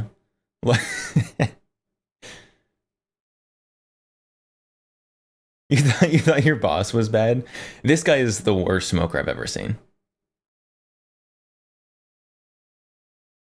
There's also a guy I used to work with. He was an old guy. He might have died. I don't know what happened to him. He just disappeared. It's this old guy who like kept one of those like thick like cigars just like on a ledge of the building outside. And so he would just like walk outside just like all the time and take a few minutes, light up his just huge cigar, puff on it a few times, like mash it out and put it back on the ledge of the building and go back inside. Just leave it out there.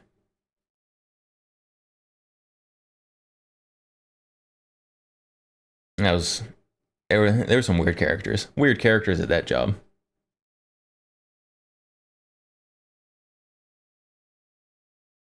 Don't smoke, chat. You can't spend money that you spend on cigarettes on guns. And cigarettes are temporary. Guns are eternal. So don't smoke. Buy guns. Motivational speeches.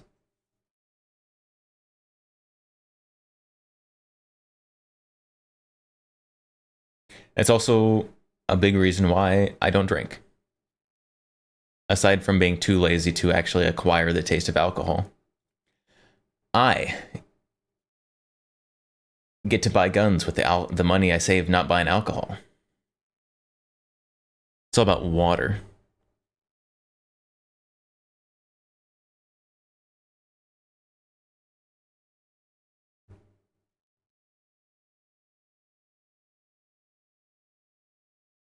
Ads, we got ads. We got ads.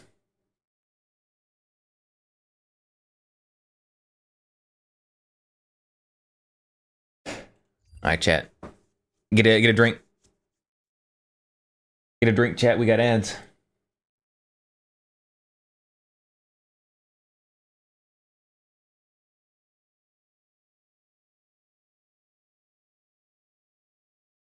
Stay away from alcohol. Alcohol is fine, like, in moderation. Everything in moderation, right? Except maybe, you know, like cyanide, uranium. You probably don't try to moderate those ones. Probably just, you know, avoid them.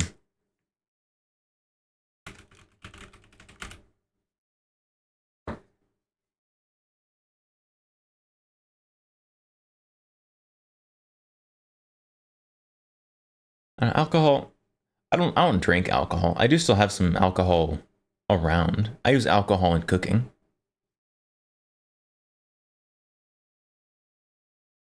Like a nice,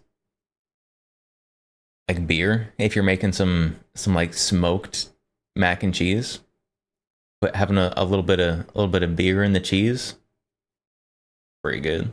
Pretty good. Or if you're making some chili, some vodka and some chili. Oh, just I don't know what it does, but whatever it does, it's magic. Banana Maggie just followed. Banana Maggie, welcome. Thank you for the follow. How's it going? Today we're on, what are we doing today? We have a new gun today. A little bit of a boring gun compared to what we usually have. That's okay.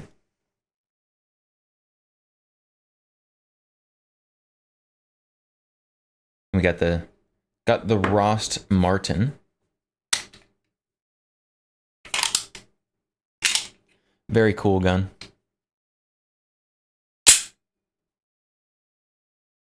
Ads done. Very good. Now we can pretend like I was talking about important things during the ads to give people FOMO. You got a sub or you missed all the important stuff we talked about during the ads. We didn't talk about anything important. But thank you for the follow. Welcome.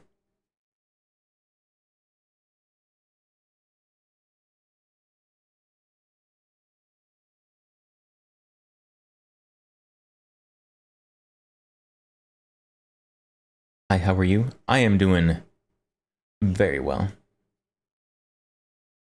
Streaming, hanging out, chatting, yapping away. I don't know, hanging out. I have been up since like 7 in the morning. So we'll see how long stream goes.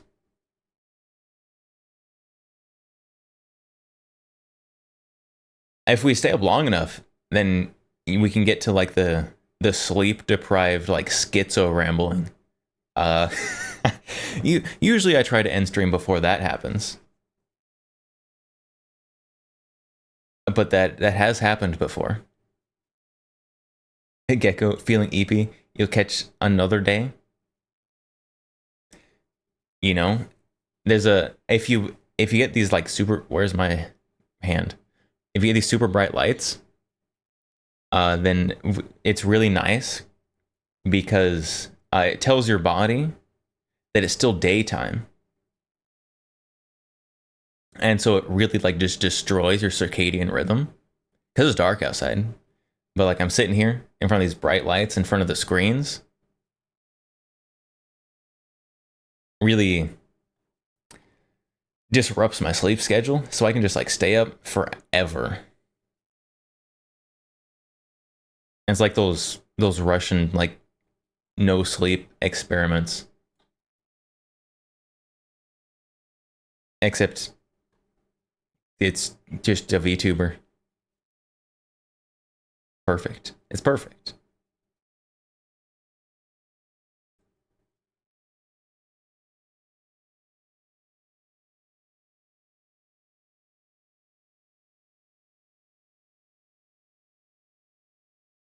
For you, your body is accustomed to sleep deprivation, so you can turn your lights off. And I have a special skill where I can sleep anywhere. It was just a couple weeks ago. There was a social event. There was a party I went to on a Saturday. It was one of the Saturdays that stream started late because I was at a thing. I literally showed up at this party. I ate food and I sat down in a chair and took a nap. just in a party, surrounded by people, just talking, having a good time. I just took a nap. I'm already in my grandpa phase, chat. I'm like this now.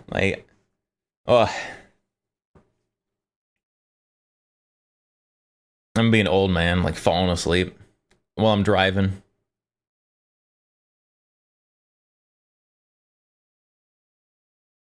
Lucky can sleep anywhere. I can't sleep just about anywhere. Like an airplane seat. Ooh. Nap time. Nothing wrong with good rest. Rest is needed. I mean, yeah. Rest wouldn't be quite as needed if I actually had a decent sleep schedule.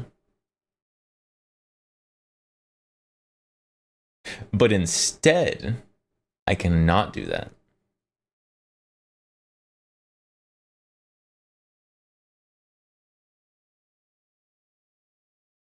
I should fix my sleep schedule at some point.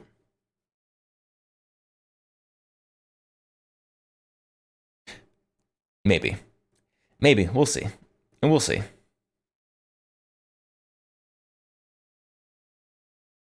Agreed. You should do that too. I have been trying to be like more healthy recently.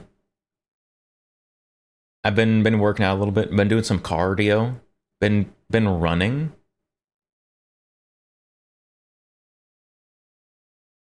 Been eating healthier. I've been eating healthier for a while now.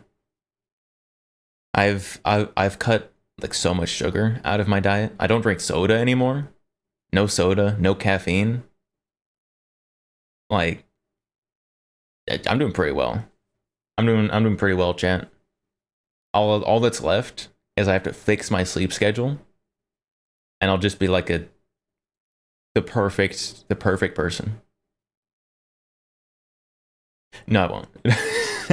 No, I won't. Caffeine is good and healthy for you.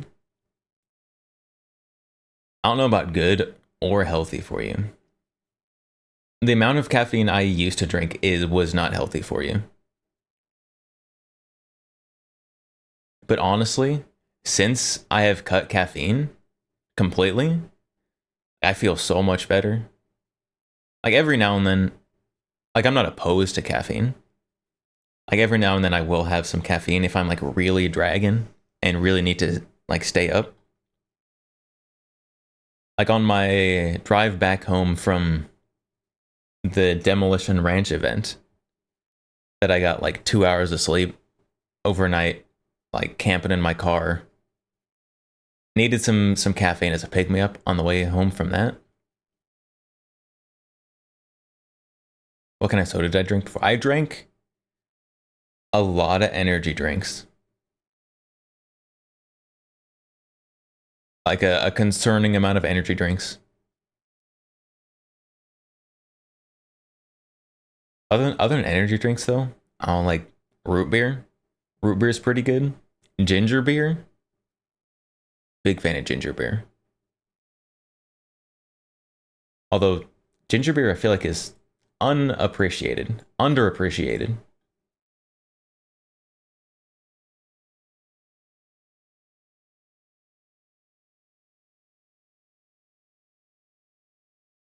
Better than you, maybe. You have root beer and cheer wine, share wine. I don't know what that is. What's cheer wine?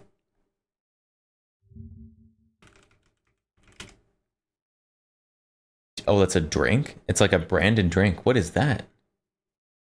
Cherry flavored soft drink.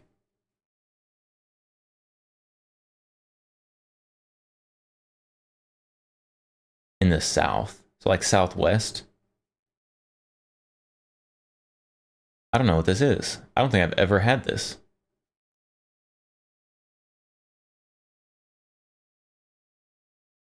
Huh.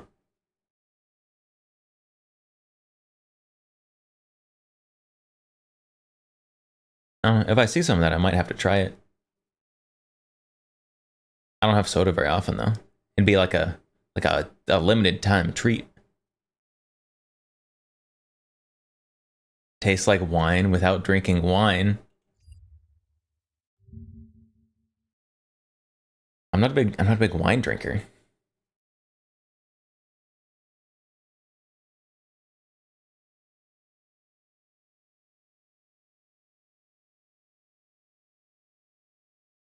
I mean, wine, I'm not opposed to wine. Jesus drank wine, so like can't be like completely opposed to it. But I feel like the wines that are like worth drinking are expensive.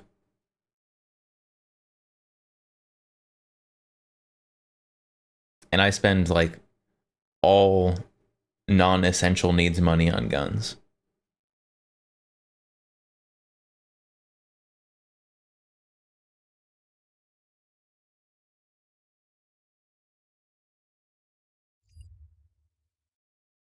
Out of curiosity, what rifle is that? This one?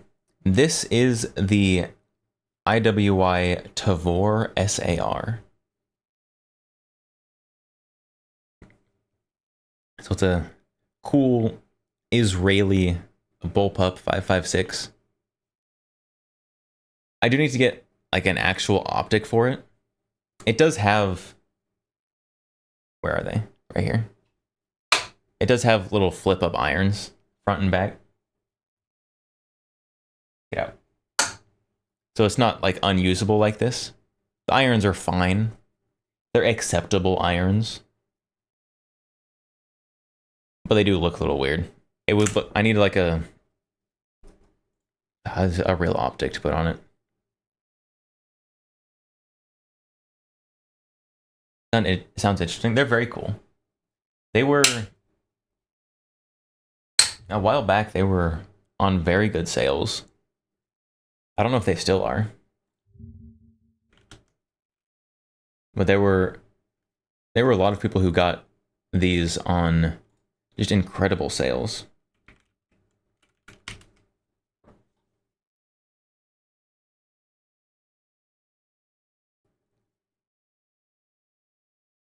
Yeah, I'm not seeing the killer sales on them.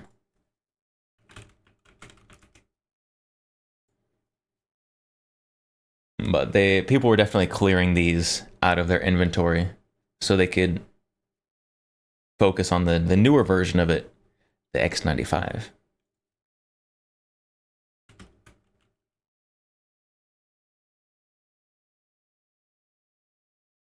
Which I do need to get at some point.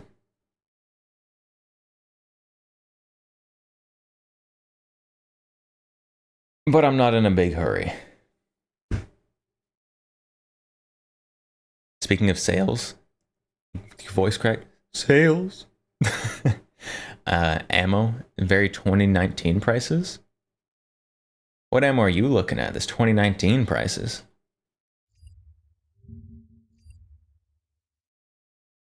I probably should get some more ammo. The problem is a lot of the ammo that I don't already have a lot of isn't going to be 2019 prices. Because in 2019 it was hard to find. Which means that now it's freaking like unobtainium. Like 7.62 by 38, real hard to find. Ooh, almost gave away a project I'm working on by saying that kind of ammo. But that kind of ammo, also very hard to find. Disclaimer, not a lawyer. Disclaimer, I'm not a lawyer. This is not legal advice. This is only for an entertainment and educational purposes only.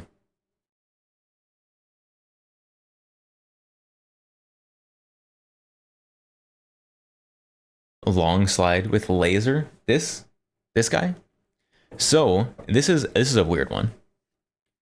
So the base gun on this is the Beretta Neos. Pretty, I'm not gonna say standard, but honestly a pretty budget Target 22.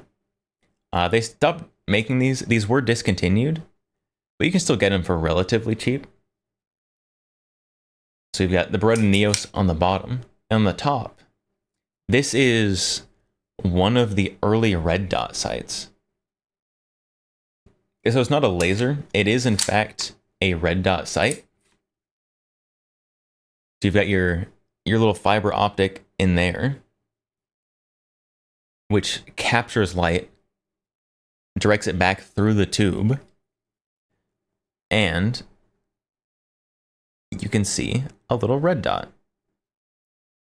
That looks, there we go. I was gonna say, it looks like it's like an occluded eyesight. It is not. It is just very blue, because it is old red dot.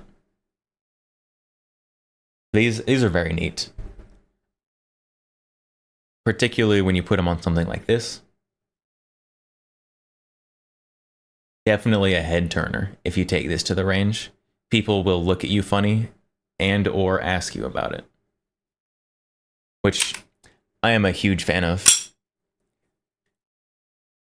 Whenever I go to an indoor range, that is my favorite thing. Which is probably strange. Oh, a VTuber who wants people to talk to them? Weird, wild. But yeah, when I'm at the range and someone like approaches me, it's like, what in God's green earth is that nonsense? I'm like, yes, this is what I've been waiting for. This is why I showed up today.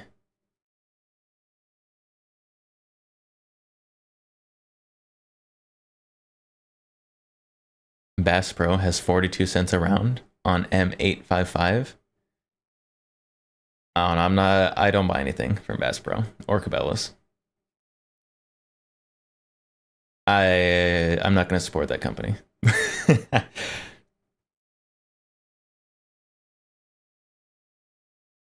No shipping fees. There's quite a few places that'll do no shipping for, like, if you get over a certain amount.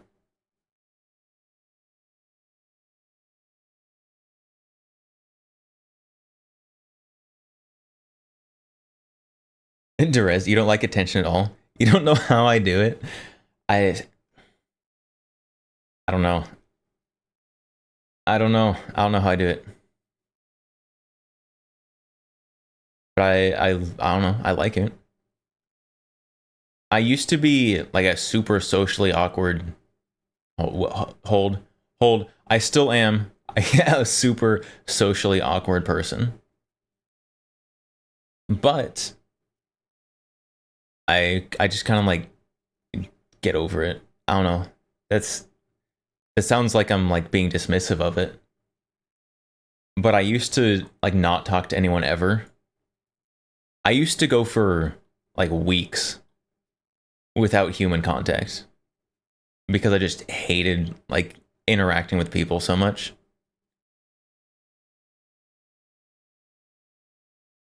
And that changed at some point. I don't know what did it. It was probably 5G. It was the 5G waves. They changed my personality.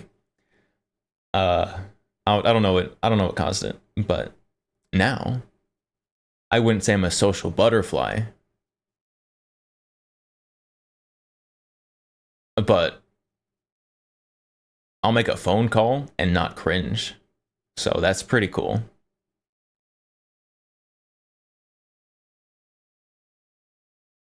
Son, what are you doing on my range with that silly little number? Back in my day, we didn't have all these fandangle doodads on our guns. Back in their day, they did have this one. That's an old one. They did have that fandangle doodad on there.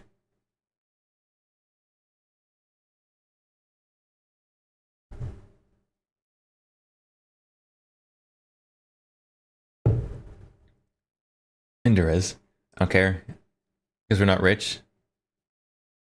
To buy BS ammo fees and shipping prices. The best thing for lower class folk. Whoa, now. I think you might be implying that I have lots of money. I do not.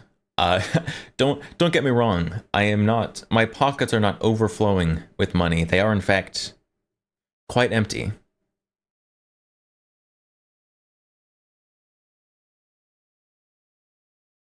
I just buy ammo on sales.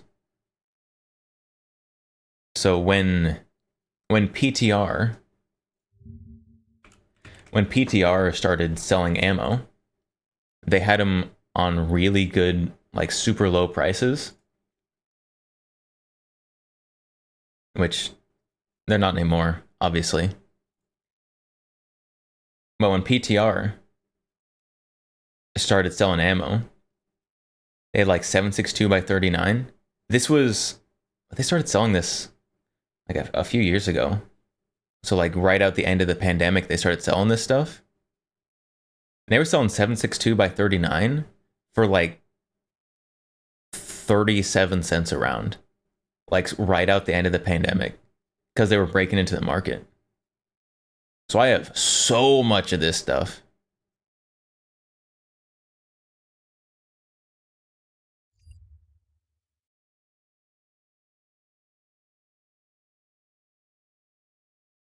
Says that with pile of coins. Yes, my literal pile of pocket change.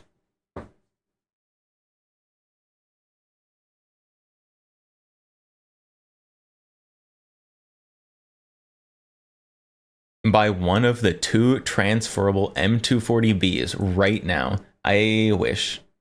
Chat, I'll sell all my guns to buy the M240B. Is that acceptable? I'm not gonna do that. It's not happening.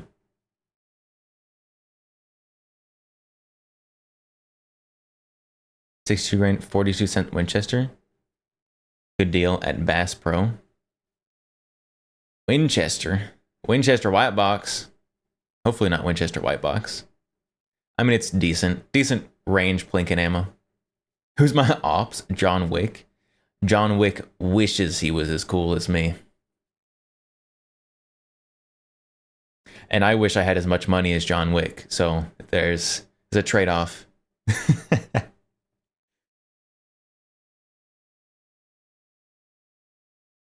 And the guns on the table, kind of too expensive. You can get one of these for like 300 bucks. These ones, I actually have no idea how much these cost new. I actually have no estimate. Like 400, if I was gonna guess, like 450 new. These are cheap. These are like 400. These ones apparently like 1400 now, which is not what I paid for that. Price has gone up on those.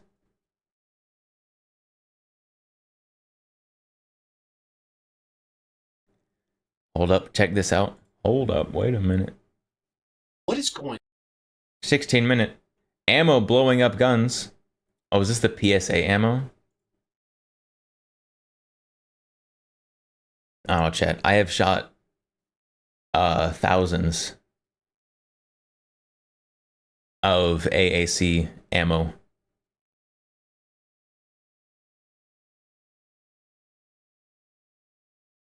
And it's been fine. It's been fine.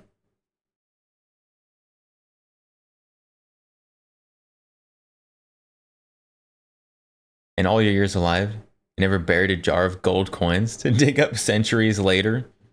I never said I was good at planning ahead.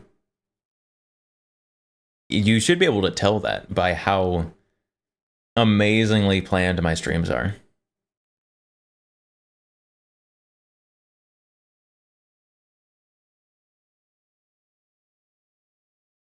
Favorite ammunition is green tip 5.56 and 5.728 grain.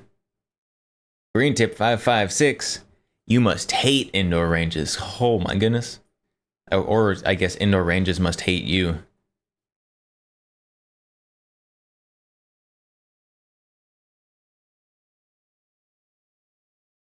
Do it now. So when you're VTubing in 2843, you have some spending money.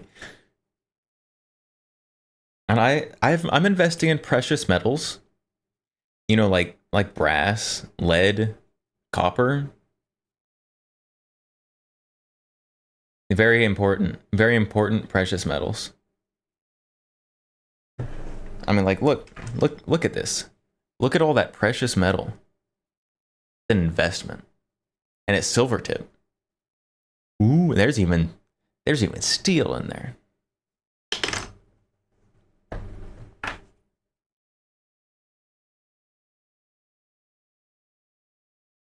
Wish you paid attention in chemistry and physics class. Be able to make sense of ammunition loads. That's what YouTube videos are for.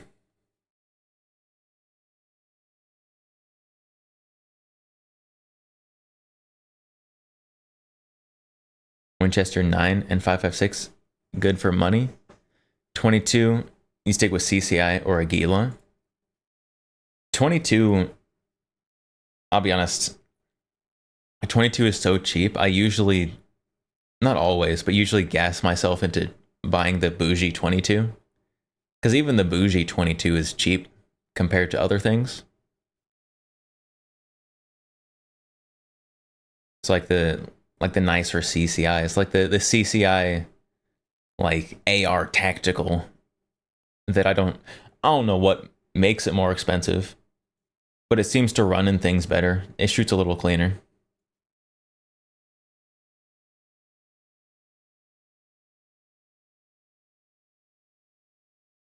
Don't forget primers and powders for small pistol rifle. It's precious metal too. It's true.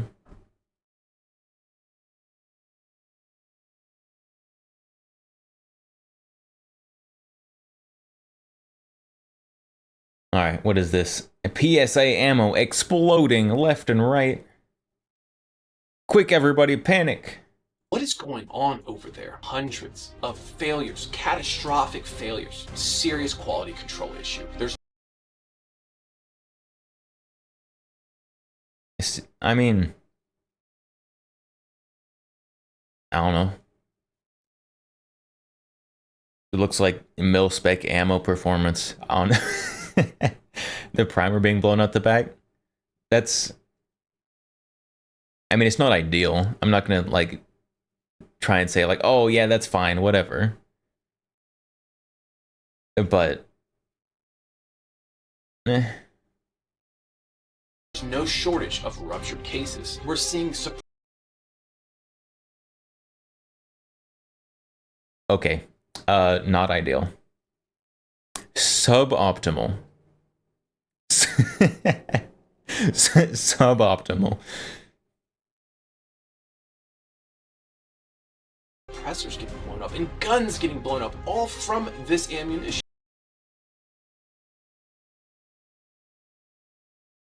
I've seen this picture before. I don't remember where. I've seen this one before though. Powder hasn't been pressure tested correctly and it's literally just exploding. Popped primers, ruptured cases, blown up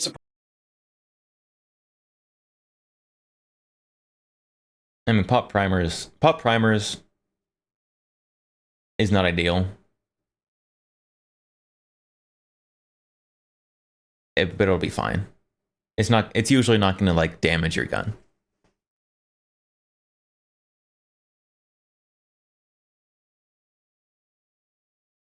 This one, I don't know. I feel like, obviously this is before we've gotten to like any of the evidence actually presented in the video. I feel like a lot of these issues, there's a solid probability that it's just because AAC is getting more popular and more widely used. And as things become more widely used, even a small percentage of failures leads to more failures.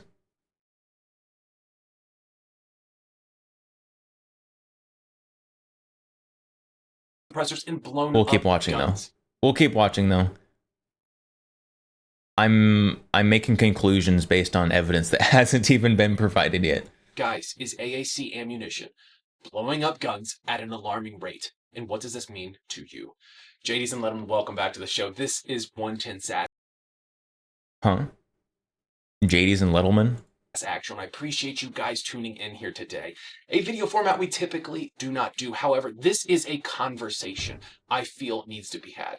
This is a topic that I feel very passionate about and a topic that simply PSA exposed, blowing up their customers' guns. put, I don't think anybody is talking about. It's AAC, American Ammunition Company, owned by PSA. Who are they? So this is a very budget-friendly match-grade ammunition company and also training ammunition company. They are making right now 77 grain match-grade ammunition for 5.56 for right around 55 cents a round.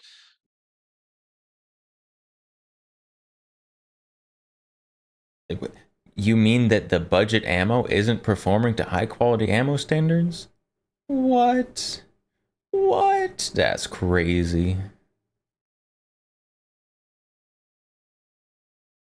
You like his revolver grip?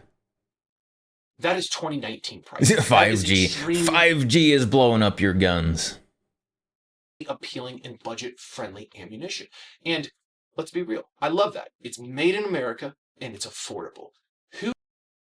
This revolver grip, I'm guessing? Is it a no-step snick? I think that's a no-step snick on that revolver. Who has gone to the range ever and said, you know what? Man, I had a good time today, but I really wish I would have spent more money on ammo. Nobody. But if there ever was somebody to ask that, I would like to meet them because they seem like a pretty cool guy to hang out with, or at least I would like to ask them some financial advice. But for us normal folk, yes, this is awesome, right? Made in America and very affordable, and it's 77 grain. It's not just your cheap junk M193 stuff. Super rad, right? Well, maybe this comes with AAC would be way cooler if their shipping costs weren't pretty high.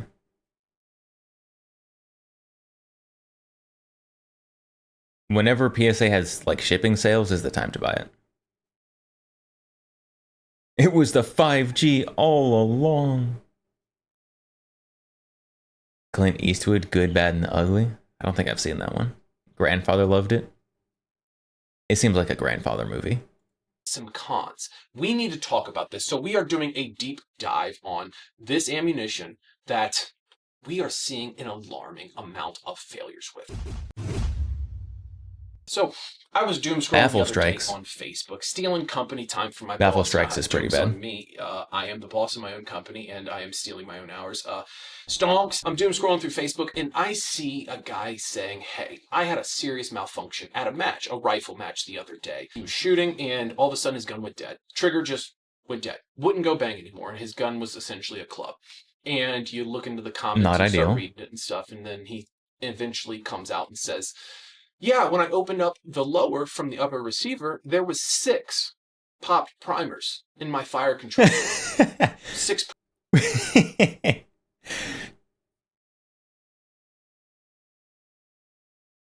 Good.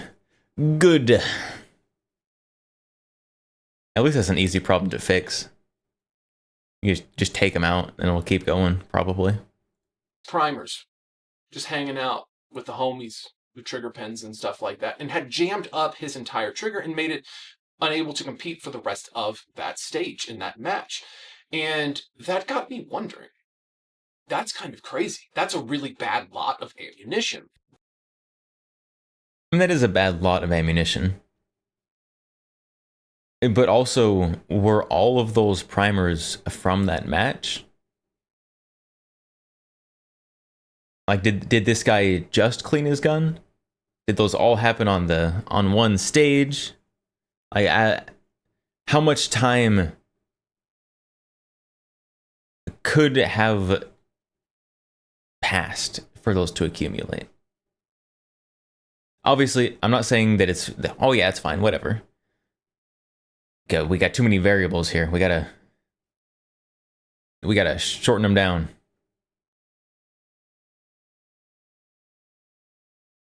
But I feel like I've heard about this somewhere else before. So I went and opened Google, and about 10 business minutes of Google searching, I was able to find hundreds of failures, catastrophic failures with American Ammunition Company, Ammunition, AAC, PSA's lineup.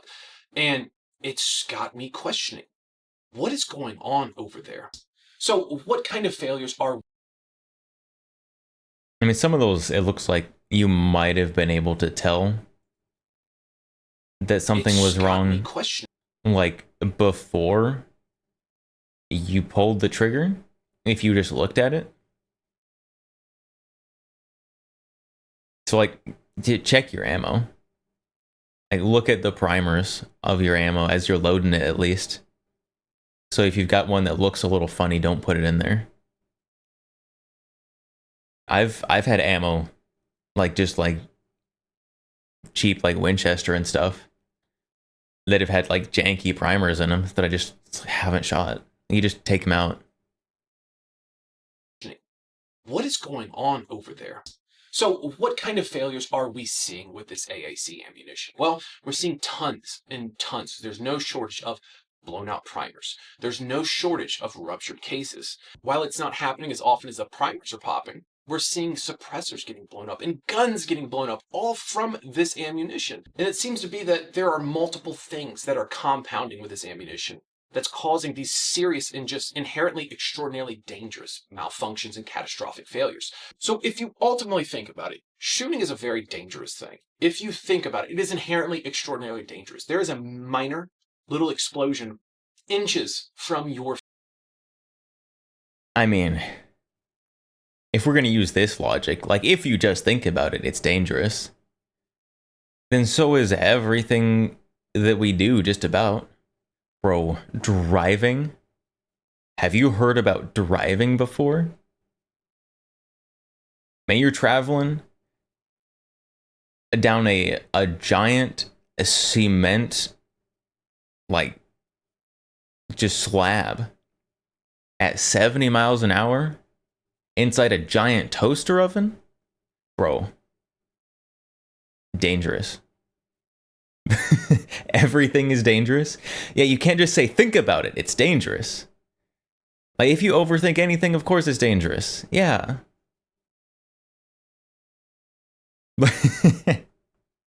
Come on. Oh. Literally everything can kill you, especially if you're stupid. It's true. It's true. So I don't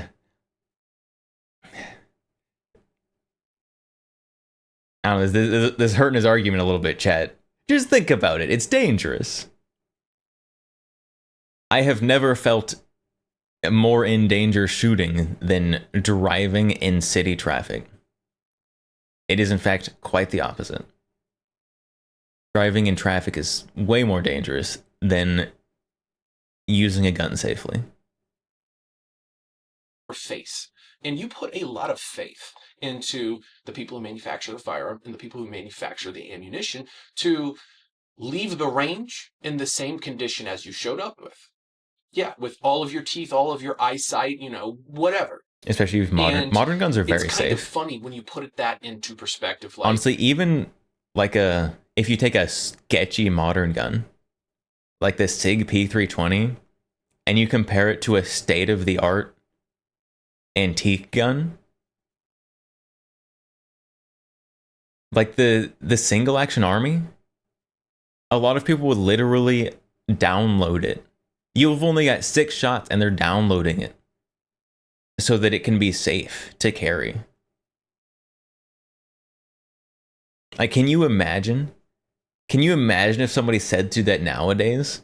Like, oh, the SIG P320 goes off every now and then. Just don't put a round in the chamber. It'd be fine.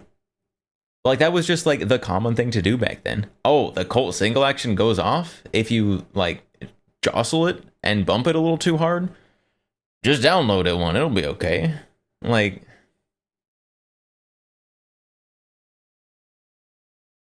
modern guns are wildly safe. You wouldn't download a gun. I would. Megalum, we can thank you for making traffic statistically less safe than firearms use. Oh no. Oh no.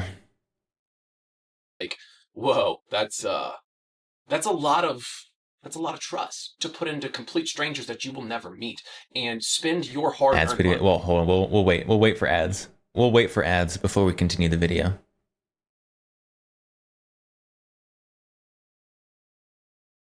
Wasn't it common practice to leave single action downloaded to 5? It was. It used to be common practice to take the state of the art, top of the line, single action army and download it to 5 from 6. Because it was unsafe to carry with the hammer, either cocked or not cocked, over a loaded chamber.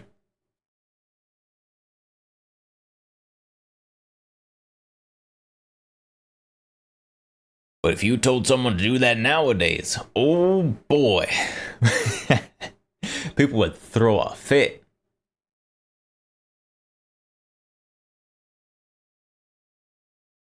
Don't know what you guys mean, downloaded? So like you load down. So if you have a magazine, right? So if you have a magazine, this one right here is a 12 round capacity magazine. So if you download this, like you load it down 2 rounds to 10 rounds, so then you've downloaded this to 10 from 12. So that's what it means to download something. You're just loading less into it.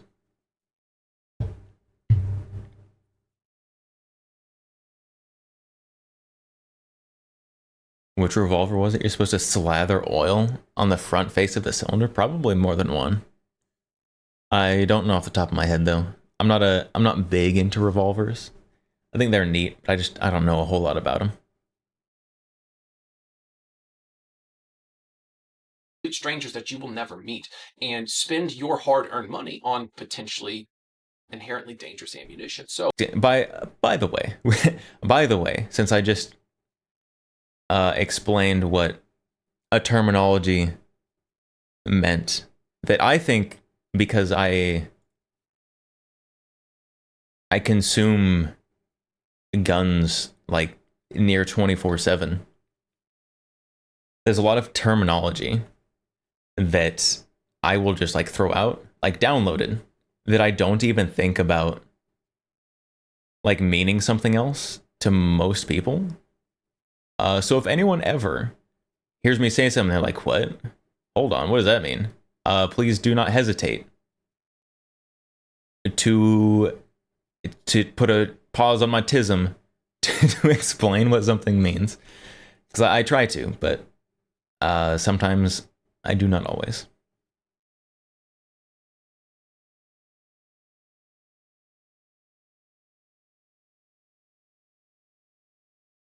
PSA ammo still safer than Turkish ammo? Probably depends on the Turkish ammo, but I would definitely trust PSA more than like a Turkish 12 gauge load.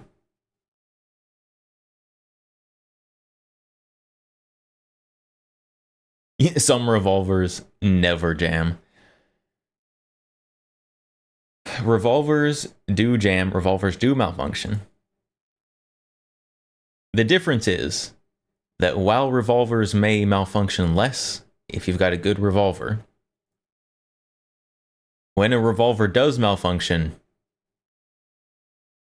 it's not usually something you can fix by a quick tap rack flip or just rack the slide.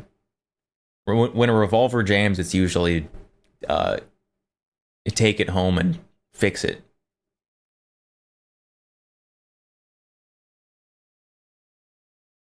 So during this deep dive, I am looking at this stuff, and all of it is pointing to serious quality control issue, and a lot of it being overpressured and just overdropped powder charges. So what does that mean exactly? So when you are loading your typical 5.56 case, kind of roughly the magic number is anywhere between 25 grains and 27 grains of powder when you're talking about a match grade 77 grain bullet. And people are dissecting these 5.56 AAC ammunition cases and finding that, well, they're right in there. So what does that mean then? Well, they're dropping the correct amount of powder. There must be something inherently wrong with the powder. So a lot of people source their powder from St. Mark's out of Florida. It's like the #1 powder supplier of the United States, period. I think maybe even possibly the world. And, you know, a lot of people, unfortunately, they can't get to it. So a lot of people are resorting to brokers, and brokers are sourcing powder from places like India, Pakistan, Serbia, and other countries over Europe and other places that potentially might not have the same quality control standards as St. Mark's, for instance. So we are starting to see these issues of overpressure. Rest in peace. Lower priced ammunition. Tariffs are going to make that worse. Revolvers are just more simplistic than self-loading pistols. It's like the bolt action of the handgun world. Have you ever opened up a revolver? The inside of a revolver is many things, and I would not call them simple. But like a Browning tilting barrel, semi-automatic, that's very simple. Like a Glock action, way simple.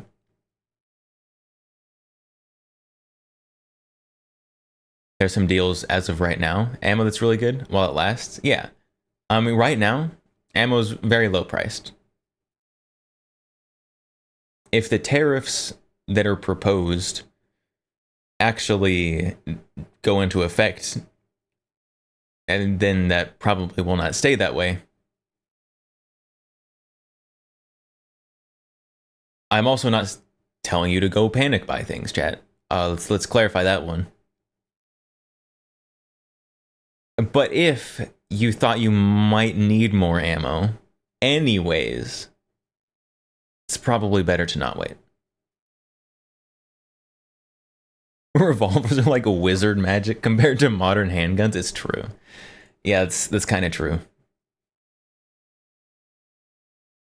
I would not like to be fixing a revolver, a nightmare. Fixing a semi-automatic handgun, anyone can do that in their garage.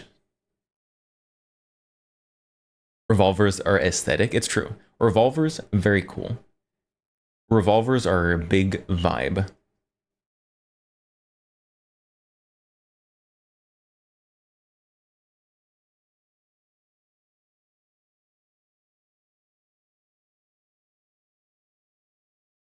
Buying everything you can while you still can. Don't overspend though, chat. Don't like dip into your retirement or your emergency savings. But if you've got, just regular disposable income, go for it. I don't think that it is worth dipping into emergency funds though,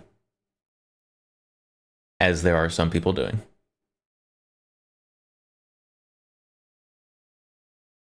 Cordova? No, don't use Cordova, chat.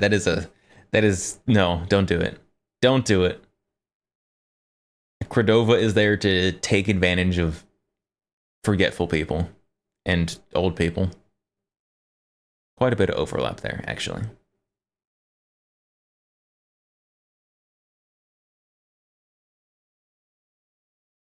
Jordans are so much money. Your favorite shoes? You don't like to wear cheap stuff? Fair enough. I mean, you can spend your money however you want to. I wouldn't spend my money on Jordans because I don't know. I don't care. I don't care that much about my shoes. Some nice, like, Converse. Good enough for me.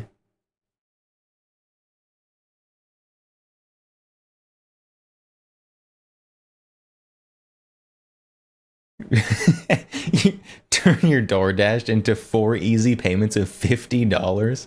What on earth are you DoorDashing? Oh, I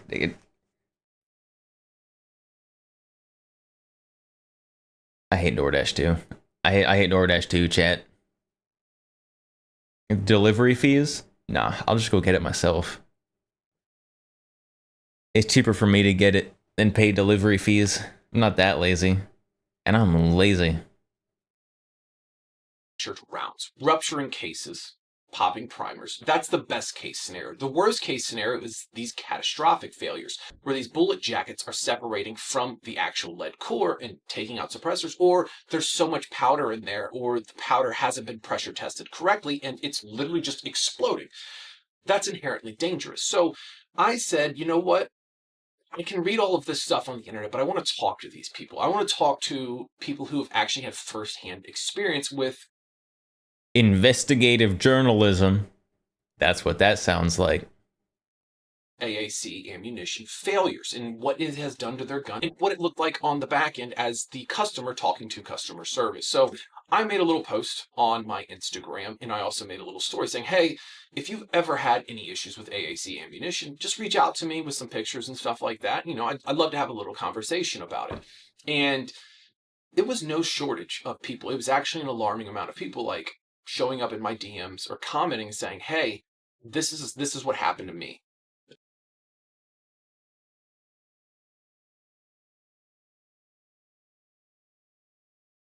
If you ask people to complain, you will get so many responses. So many responses. People love complaining. Now, does that mean that the complaints aren't warranted, aren't valid? No. But how many people saw this and didn't have anything to complain about?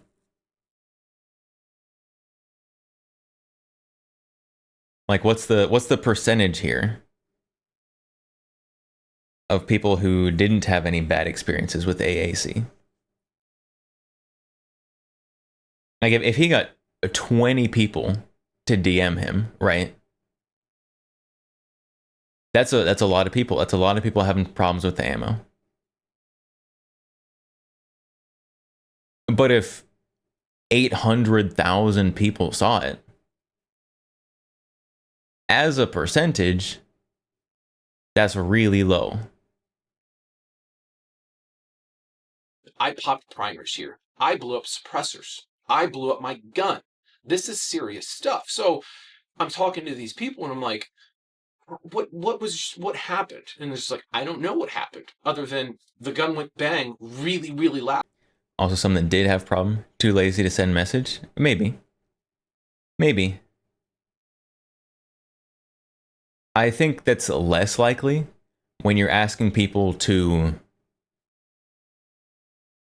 complain, which is what is happening here. And I'm not trying to take away from it by saying that he's asking people to complain, because there are reasonable complaints to be had.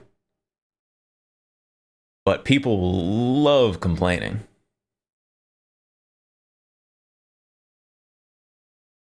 Out and it banana peeled open my receiver. Or I was shooting and like it's every other round I'm popping a primer and I'm getting tons of malfunctions.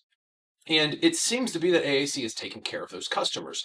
They're offering Need to make either sure the one complaints store are credit real. or a complete That as well. refund, and which is great. That's a great way to take care of it for sure. But I have also seen some things that might seem a little interesting on how they take care of it. So I had a gentleman who reached out to me, and he's like, hey, yeah, I've had some issues with this stuff, and here's how it was handled. So I think he said he posted it on Reddit, and he said, hey, is anybody else having this issue? This is what happened to me. My AAC... There's also things like if we take example, the suppressor, right? So you've got like the claim, use AAC ammo, shot it through suppressor, the case separated from the core, baffle strikes, ruined my suppressor. Okay. Have you ruled out all the other possibilities, right? Was your suppressor concentric with your barrel? Like with...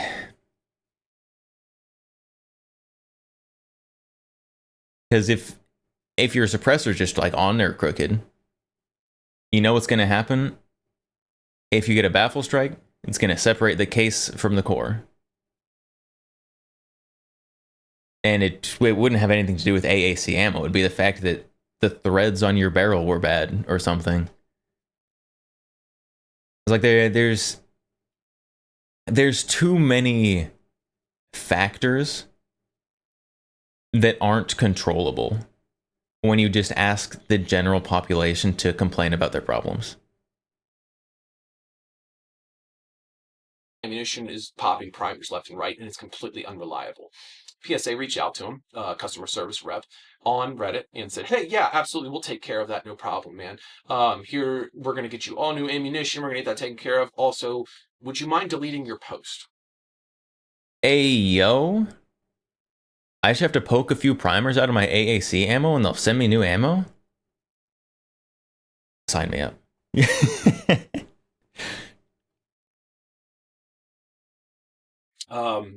Which, I guess if the issue... Disclaimer, I'm not going to do that. I do have at least a little bit of decency.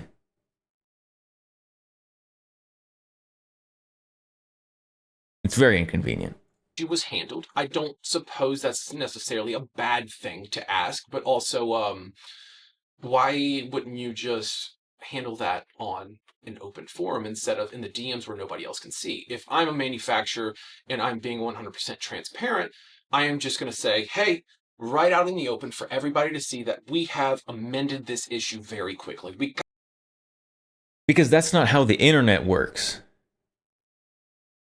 You want to know who did that?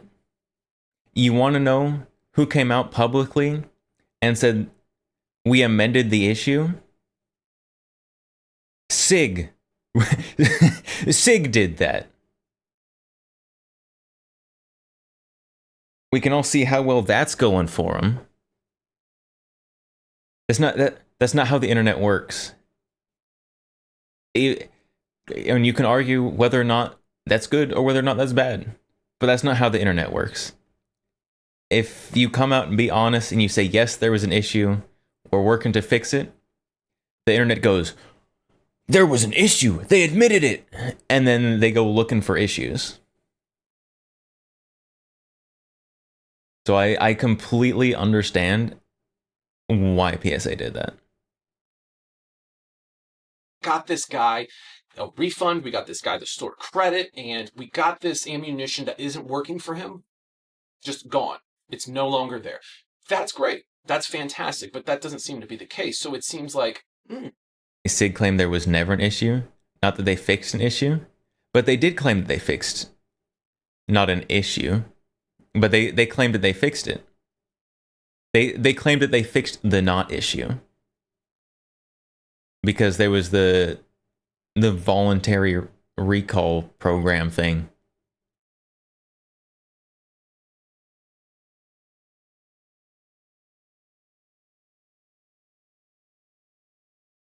I don't know, it kind of, it feels a little odd. So there's all of that. And then from the manufacturer side, I have legitimate suppressor manufacturers, Otter Creek Labs, saying, hey, we don't really recommend AAC ammunition through our suppressors.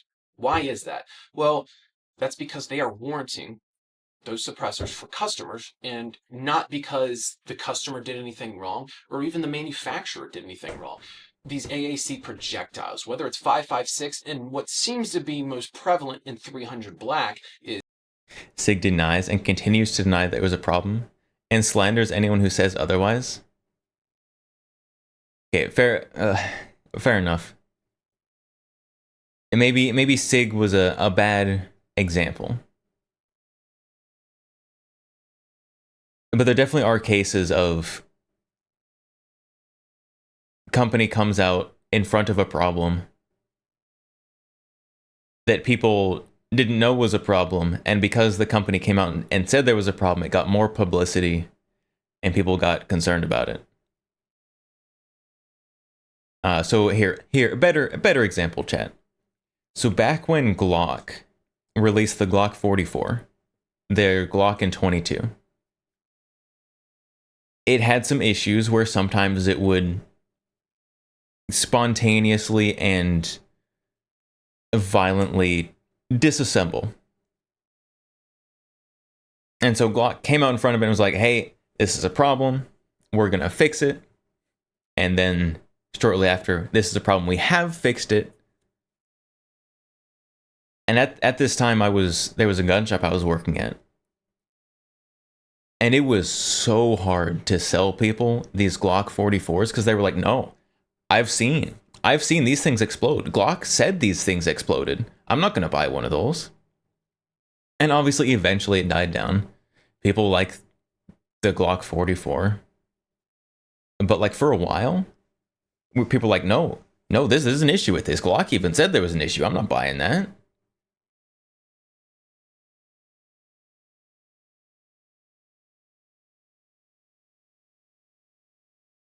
So like I can understand why a company would want to take care of it on the down low.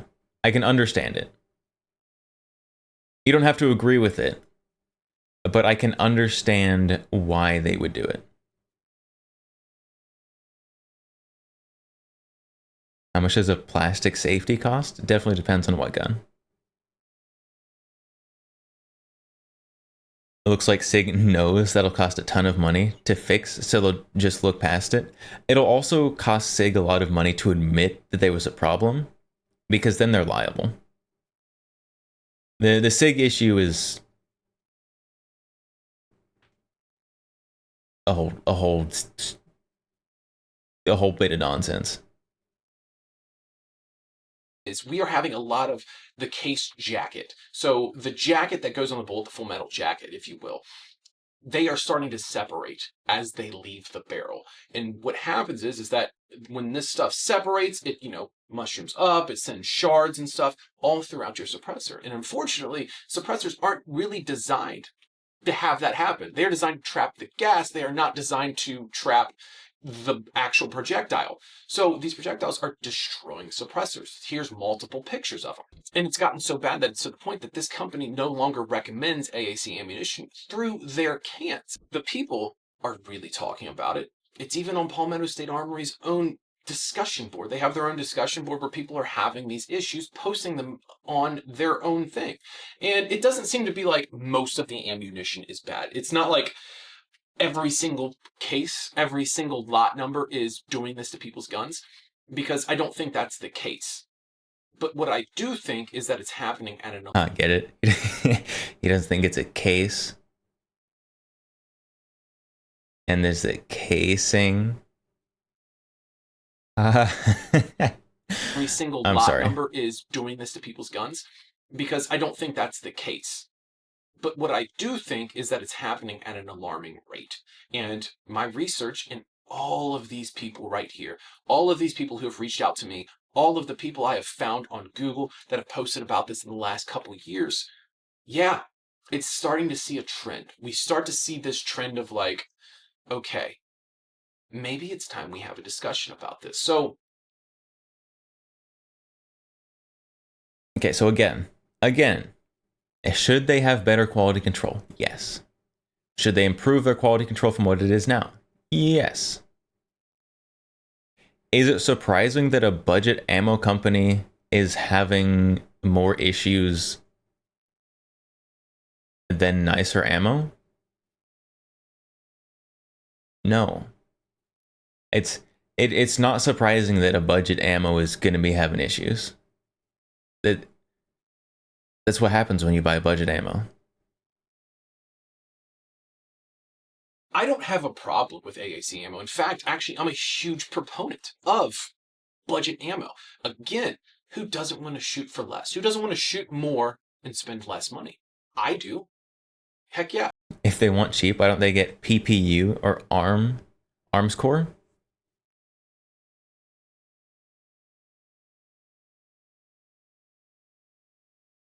It's a good question. It's a good question. Because PPU also has not a great reputation for quality control of ammo. And I would put PPU and AAC at about the same ammo level. I think people buy AAC because PSA's got the budget brand name, right? Like if you're gonna go budget, you go PSA because there's the PSA hype. PPU caused an M1 Garand to explode in your cousin's face. Yeah, there's lots. There's lots of stories of PPU ammo rapidly disassembling guns.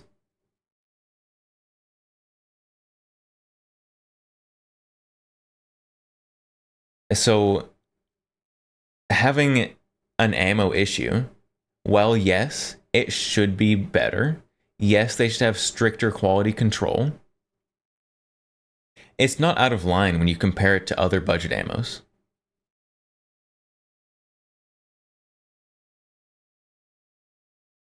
What about the ammunition with the lion on the box from Serbia? I have some of that, actually. It's too far away. I don't want to go grab it. I'm lazy. And mine's been fine. If you look, there's probably people complaining that sometimes it explodes. I don't know that one. I don't know that one specifically. The Serbian ammo is not as widely used as AAC or PPU. Everybody does. And it is awesome to see an American manufacturer doing this in the United States with American labor. Like, that's dope. That is so awesome. Can you have an ammo tier list? I'll be honest, chat. I'm the wrong person to do ammo tier list. You want like a caliber tier list or like ammo brands? Because honestly, either of those would not mean a whole lot coming from me. Obviously, something nice like Federal. Federal has really good reputation, really good quality control. That's why it's more expensive. Ammo quality per price. I mean, generally, there are exceptions. The higher a cost per round for identical ammo. By identical, I mean like same grain weight and stuff. Of the more expensive ones, usually going to be higher quality.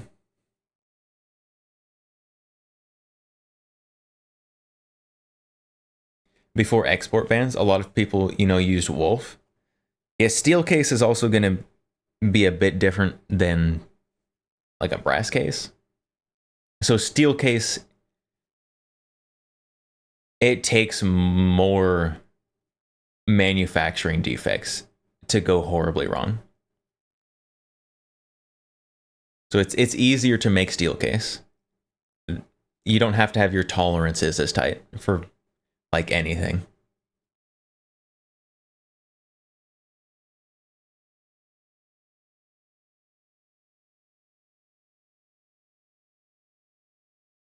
That way we all have an understanding for best quality budget. If you want quality ammo, like my recommendation is Federal.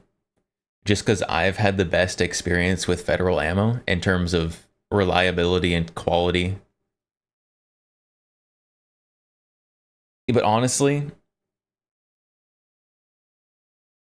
like, I usually don't buy like nicer ammos. If I buy a good ammo, it's usually Federal. That's my go-to if I'm looking for like some higher quality ammo, which is not often.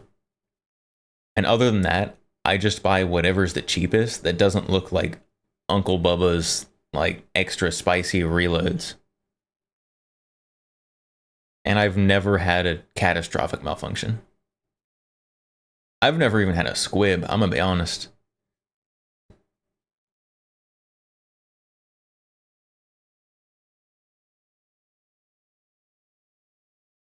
If you don't reload, steel case is a good option.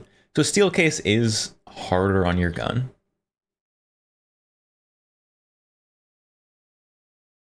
Which, I mean, if you got an 8K, who cares? But you neither. We're lucky. I think there's more lucky people than you would think. Because most people don't even think about it. Like, until you've had catastrophic malfunction, most people I know, if you asked them, they'd be like, nah, I've never had a catastrophic malfunction. But the people who do have catastrophic malfunctions love talking about it. Except Rimfire, CCI is king. Yeah, that's true. Rimfire, CCI, very good. Big fan of CCI. Shoots clean, works well, things cycle. It's good. It's good.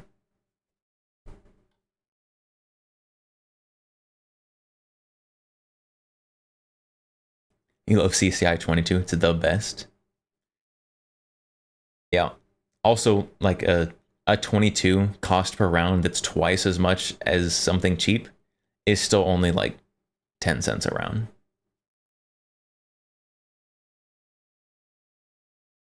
Never had a catastrophic malfunction or a squib yet. I mean, if you have a squib, just send the next round. It'll clear it out. You'll be fine. Just send another round down there. It'll clear out the squib. You'll be good.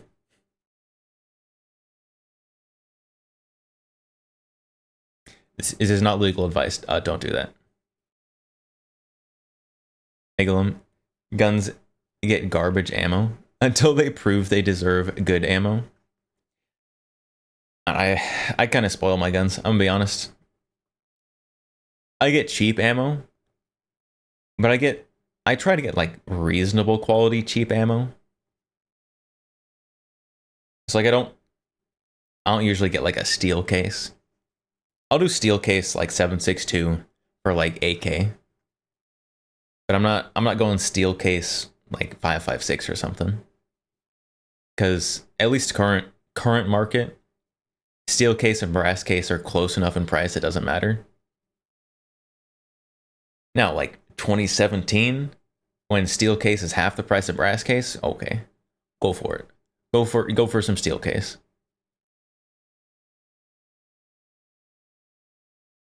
It's terrible advice. Get the round out of the barrel. Nah, just keep shooting. It'll clear them out eventually.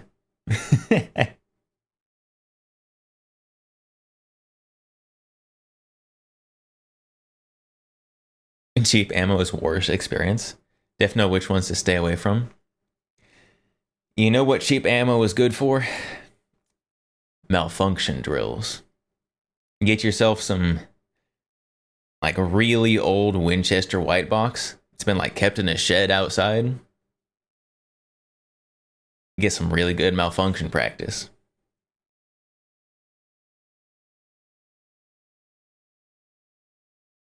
CCI standard can be found for 2 to 3 cents more than cheapest 22. That sounds about right. I usually don't get CCI standard though. I get the fancy CCIs. Like either the like various high velocities or the CCI subsonic semi-auto one. I think they've got a clever name for it. I don't remember. That one's very good. Big fan. I don't know what's magic about it, but it works very well. A lot of 22 subsonics don't cycle the standard, like semi-automatics. CCI standard is subsonic. That there's like a it's like a CCI like super quiet subsonic.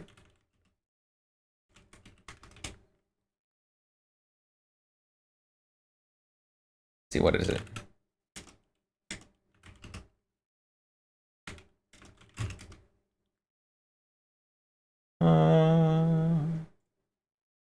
Is that it?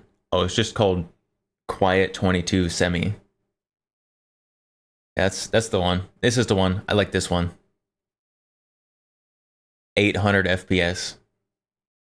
Cycle semi-auto. This ammo, movie quiet. Movie quiet.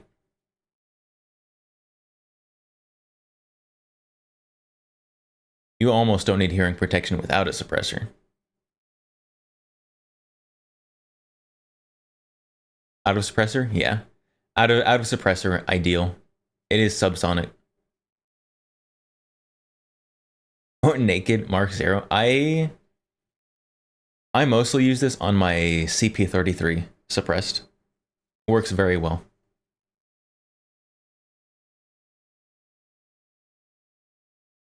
I need to try this on my PPK because my PPK 22 is absolutely just the pickiest thing when it comes to ammo.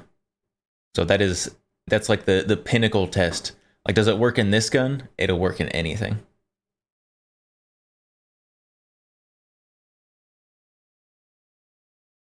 Awesome that an American manufacturing company is actually trying to be competitive with foreign manufactured stuff. The thing of it is what little bit is left of American manufacturing needs to be protected. And I genuinely think AAC ammo needs to be protected, but also we do have to hold these people accountable because, hey, if we see issues arising, they need to be talked about. And it doesn't have to be in a nasty manner. It doesn't have to be like, oh, that's trash, stay away from it. Because if I wanted to say that, I would have just said trash ammo, end of story. It would have been. And so if you buy AAC, just check the primers. Just look at the primers. Look for janky primers as you're loading it up. And if you see a janky primer, don't use that one. Been a 30-second. But also, send a post, make a post, send it to AAC so they can remedy it and get you some new ammo. Clip. No, I don't want to do that. But what I want to do is talk about this and have a legit adult conversation with this ammunition. Because here's the thing. I would want to run this stuff. I would want to run this stuff if I knew I wasn't going to potentially have these issues. Because at the moment, there's nothing worth it. My firearms are not worth potentially saving a quarter a round over the competition. It's simply not. A quarter a round? A quarter a round? That's like a few dollars every magazine.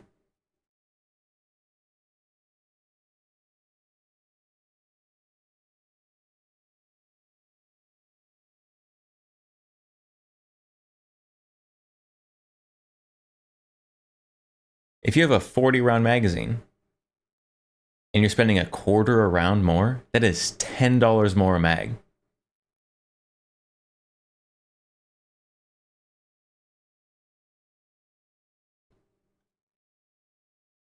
He meant 10 cents. His YouTube money makes him think a quarter is a lot. A quarter is a lot. Less? A quarter, makes him think a quarter is not a lot. Maybe. I don't want to pay like $8 more per mag.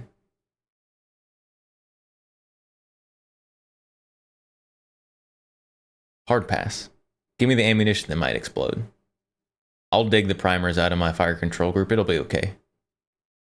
Any way that you put it, any way that you the cookie crumbles any way you peel the banana, whatever analogy that you want to use. There is no amount of money that you can save that makes this appealing. Okay, hold on. Yeah, there is. If you save enough money to just buy another gun, yeah. If I buy the $400 PSA AR on sale, and I save enough money buying the cheap ammo to literally replace the gun if the gun has a catastrophic malfunction, which, let's be honest, most of the issues are just like popped primers and stuff.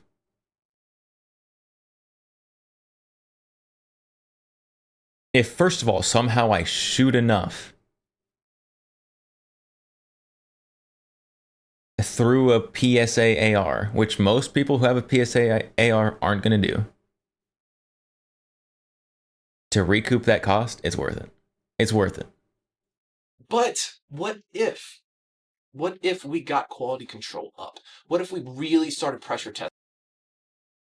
Would quality control be better? Yes.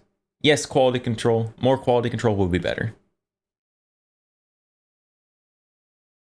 More quality control also costs more money for the company. Testing a lot more often on this ammunition before it goes out the door, because then we can actually find it and cure and solve the problem before. Hold on, say that again.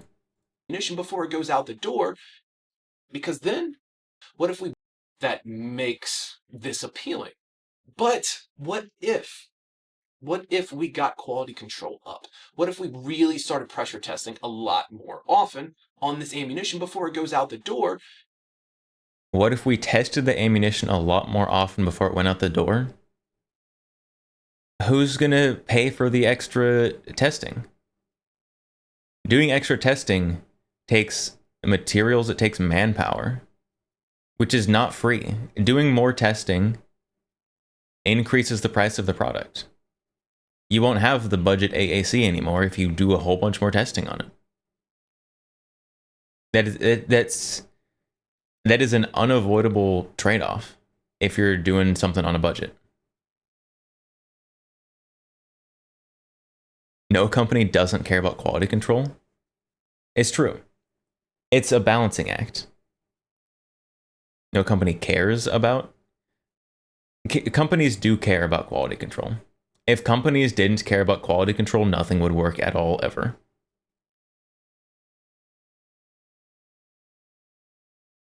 But things do work. And firearms in particularly, quality control, very good.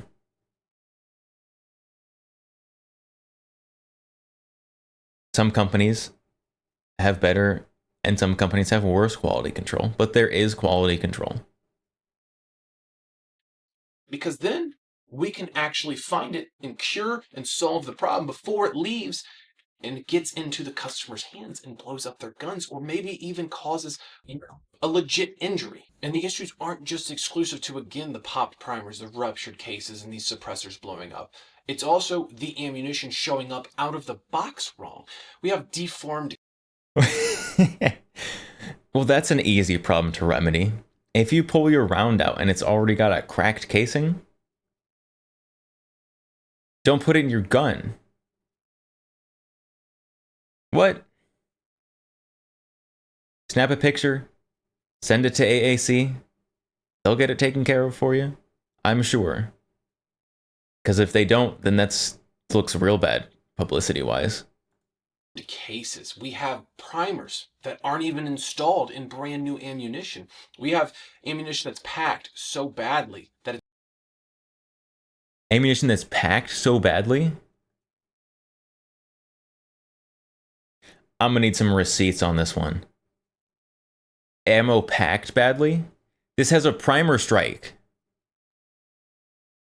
This this didn't happen because the ammo was packed poorly.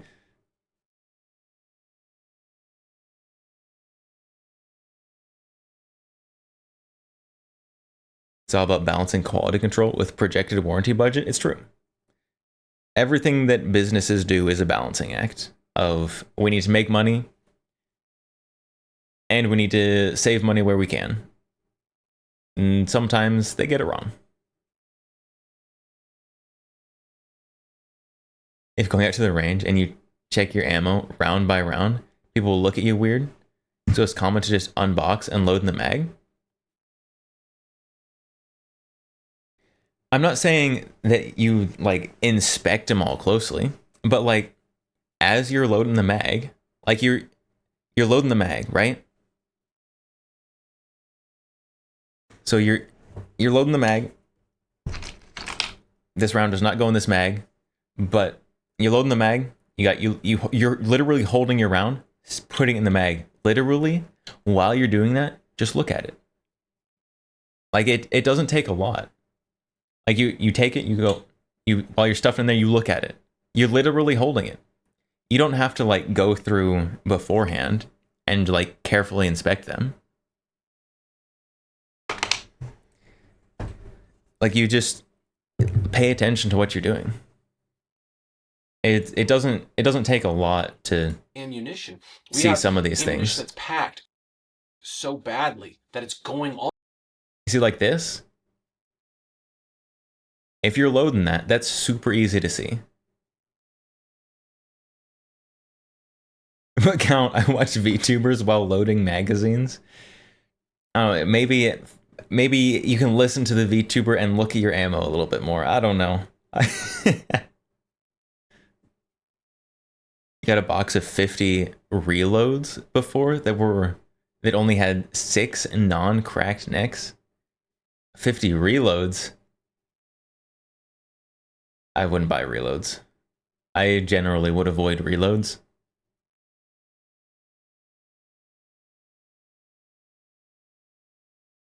Eating and drinking while loading sounds fun too.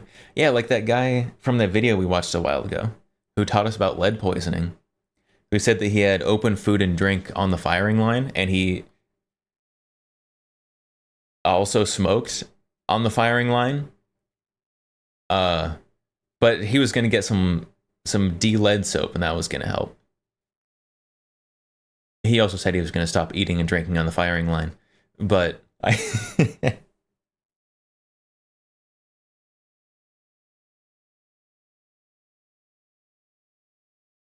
don't know, just look at your ammo. Look at your ammo as you put it in. Off in the shipping case. There's even projectile. You didn't buy the reloads, they were given to you? Oh.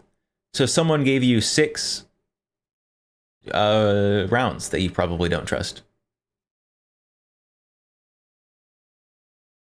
Deploying reinforcements. Max_snipes5 just followed.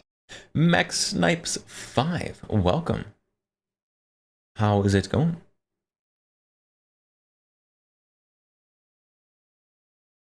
Found out they make de-lead wipes for $1. $1? That's pretty alright. I did order some. Did I order it? I intended to order. I don't remember if I actually ordered it or not. Some like de-lead soap to use. Just hand soap. It seems like a good idea. Why are we checking out guns? That's what we do here.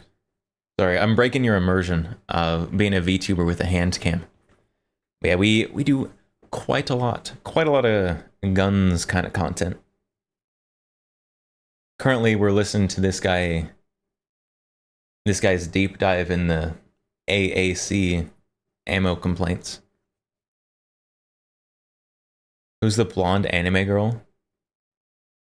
From when someone subscribed, you pote? I don't remember. I'm gonna be honest, I don't remember. There's a few different variations of most of the notifications. And it has been a while. A follow?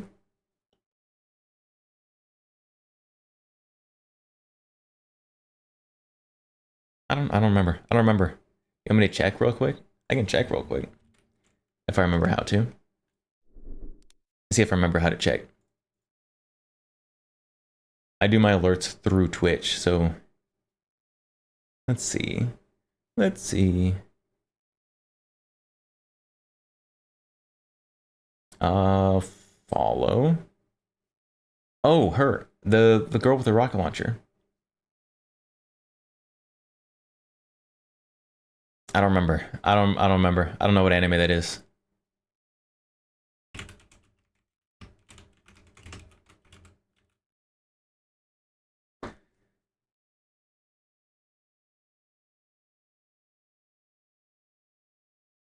I got that GIF because it was a cute GIF, and it was a rocket launcher, which was cool. Matilda, welcome. And Max, you can get used to this stream. I'm glad. I'm glad.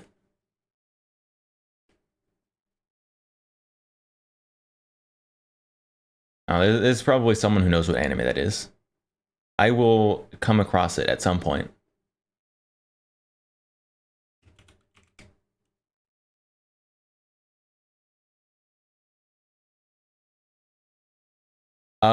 Combatants will be dispatched. That's what it is. That's the one. Combatants will be dispatched. I found it. Found it. Alright, there you go. Not, you can't get used to the bullpup. I have some bad news for you. I have got some bad news. I am a resident bullpup enjoyer.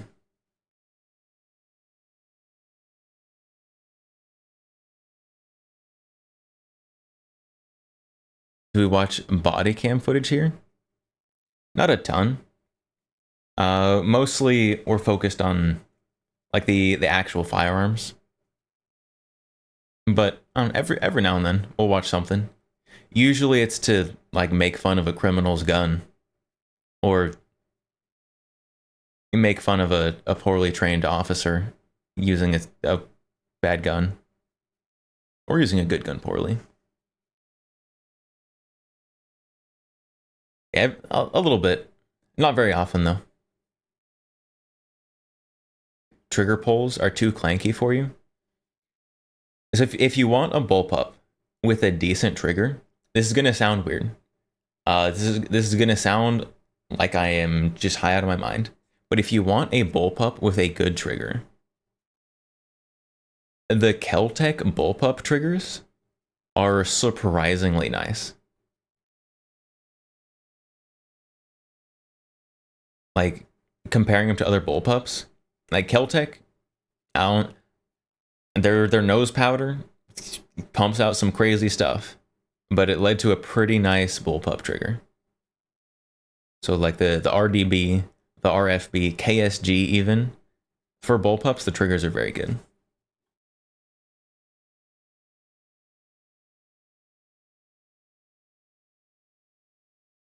We don't show videos of people getting plinked. Yeah, no videos of like people getting a shortcut to the afterlife or anything, because that's against Twitch TOS. And so anything like that I would have to like pre-watch and be sure it's like censored and stuff. And I'm gonna be honest, I'm a little lazy for that. Like if it's just like a police chase, maybe. Although that's a little sketchy because I haven't seen the video, so I don't know if the police chase is gonna end in someone getting hole punched. So sometimes we'll watch.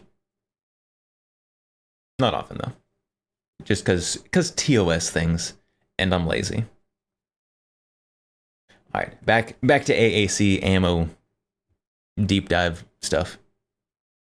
Turn them into Donut. Yeah, so I guess theoretically we could like react to Donut Operator footage, the censored footage. But then you can just watch Donut Operator, right? He's pretty charismatic. I would watch Donut Operator over me. I'm gonna be honest. that are falling out of the cases because there's not enough neck tension, and all of this powder is spilled out in these customers' packages. So it seems to be that it's not just the quality control of pressure testing, but it's also just the quality control in general of visual inspection. You know, here's the thing. AMC does deal in volume. So yes, are they going to be susceptible to seeing more issues? Yes, absolutely. Because there's not a single company in the entire world who's made everything perfect every single time. The difference is separated in quality control. How much of it and how much of it is allowed to get out. So yes, if you are selling... I don't know. He's coming back to the balancing price savings with extra quality control. Not a fan of Donut Tuber. Fair enough. Watch AK guys curse gun images? Oh, we do. We do. We watch all of AK Jesus's videos. They're too good. Some of them are better than others. But in general, they're very good. Instead of pivoting the sear like a normal gun, the AUG has sliding trigger, thus a ton of friction sliding and a lot of mass to make it drop safe. Bullpups won't have a reputation for bad triggers. If the AUG just had normal pivoting, I mean, so the Tavor here, this is a pivoting trigger, but the linkage is like super weird and clunky. So this trigger, not great. Let's see what the Hellion, the Springfield Hellion, the VHS. It's not as good as Keltec, but it's way better than the Tavor, way better than the AUG. It's like there definitely is some, obviously, like, oh no, what's the word I'm looking for? Some variation in how good triggers are.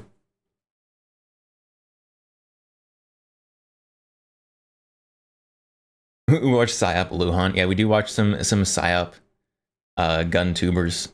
Gotta get the fan service somehow. You know? People love fan service. Sliding sear, not trigger. Yeah.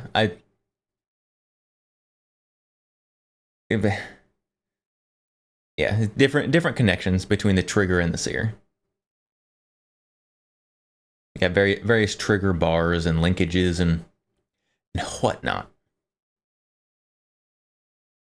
Keltec somehow did the best one. Although I am curious, it hasn't been released yet, but the Matador arms, I talk about this a lot. I'm very excited about it. It hasn't been released yet. The Matador arms and bullpup that has not been released is supposed to have an incredible trigger. Like that's one of the selling points that they talked about at the various shows that they've showed it off at.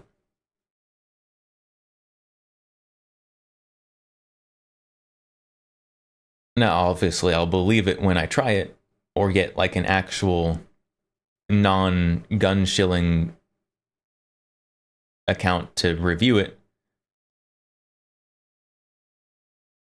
But I'm curious. I'm curious about the gun for a lot of reasons. It's not hard to make a good trigger in a bullpup, but militaries usually don't want what civilians consider good triggers.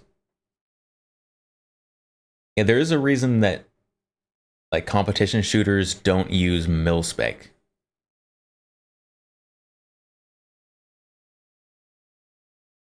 Don't they also have hammer linkage instead of trigger linkage? Keltec, at least in the RDB they do.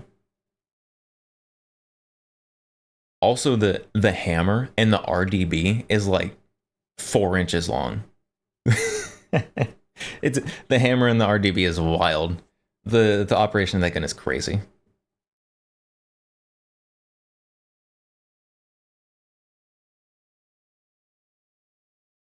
in extreme volume because, hey, again, it's very affordable and it's very attractive pricing. But is this coming at some sort of cost? And I believe the answer is yes. So I guess it becomes a question when we have, again, cases just exploding in chambers of guns and ammunition showing up out of the box, all sorts of wrong, that what are we as 2A hobbyists, 2A enthusiasts, and the consumers of this product? Oh, the ugly one I want? The Matador? I don't know. I don't know how they did the trigger. In all of the reviews or all the interviews they've done, they've never disassembled it. I don't know how it works. They're holding out on me.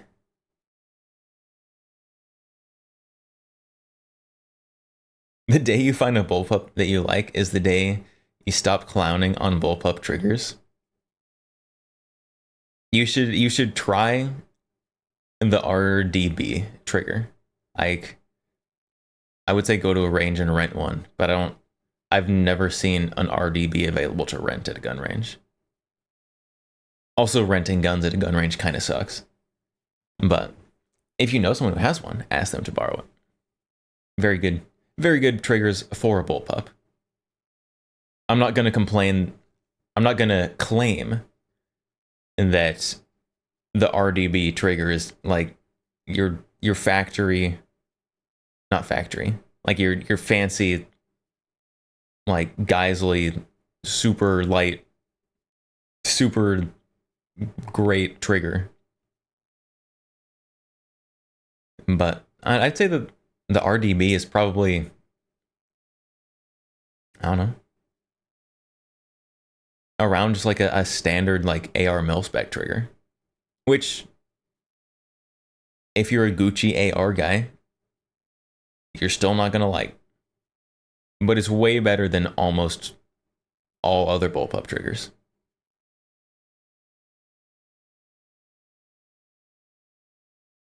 Can attest, RDB good trigger. It is a very good trigger, particularly for a bullpup. Willing to accept before Geisley, Geisley. we start holding these people accountable. And it's not necessarily holding them accountable in a negative manner. It's, hey, let's get this right because I want to continue. Can confirm RDB trigger is better than your mil-spec AR trigger. Just pulled them both. I don't have a good comparison for that. I don't have a mil-spec AR trigger.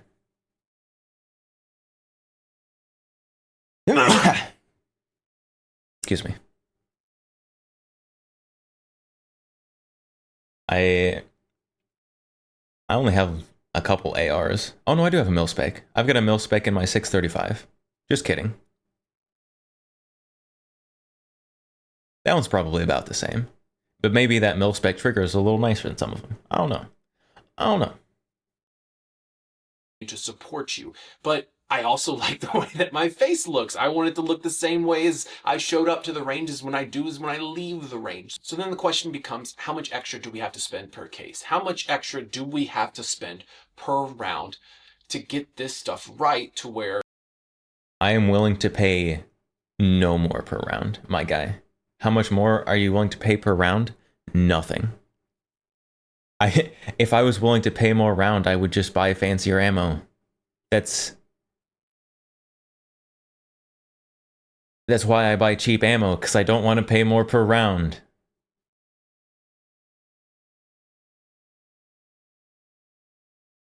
Who do you think I am? I'm not buying the cheap ammo because I can't find the expensive stuff. I'm buying the cheap ammo because I'm cheap.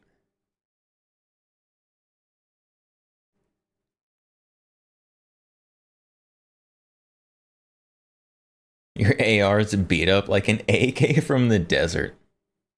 Good. As it should be. Just buy cheap military ammo in bulk. It's a good option. What is this? Brass versus steel?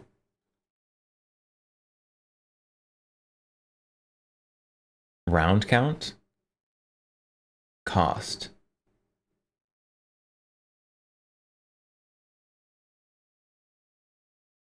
Like, is this the cost of the gun? So like 500 rounds or $500, you can shoot like 1,400 rounds. 13. Ammo cost and number. Okay, so this is the cost per round. And what is this? Wait, what on earth is happening in this chart? So cost per round. $0 for 1,000 rounds. Yes, please. What does the barrels have to do with it? What? So 5,000 rounds for $2,000 with brass. So brass.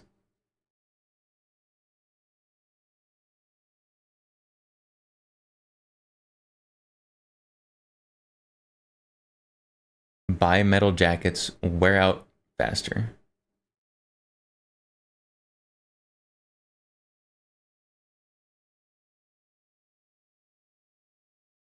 So green, no. Okay, so blue, so green is steel. What? I'm so I don't know what this chart is. My brain is too small, too smooth. I don't know what's going on here. Your steel case does fine, trust. I mean, steel case is a little harder on the gun. But until you're getting to like thousands upon thousands of rounds, it probably doesn't matter.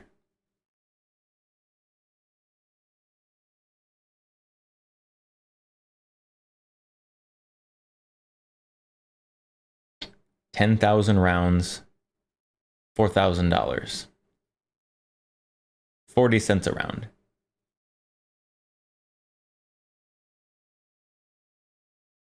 If it doesn't eat steel, it doesn't deserve brass. I feed most of my guns brass. I'll feed AKs steel. That's what they were made for. But the price difference between steel and brass is like non-existent in current market. So I'll just buy brass.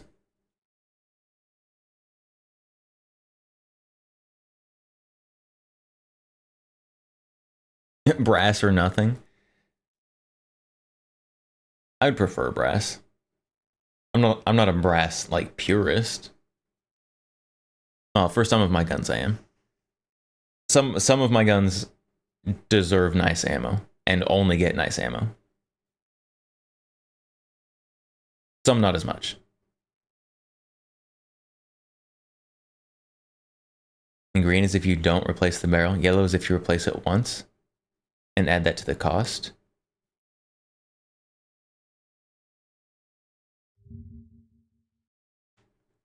Oh, so this is the lifetime cost.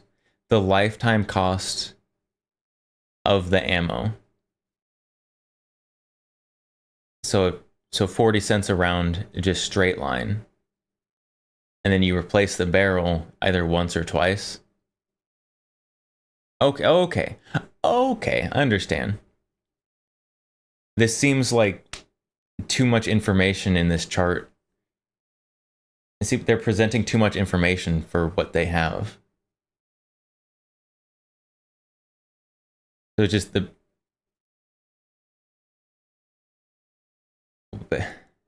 Okay, so it's just if you replace the barrel twice or once, it just increases your cost over 10,000 rounds.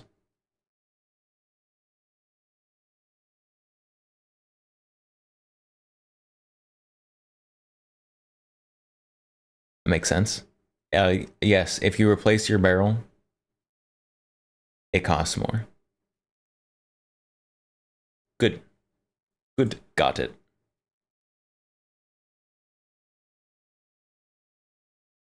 You have bulk 7.62 steel from before the pandemic. I wish I had more ammo from before the pandemic, but I don't.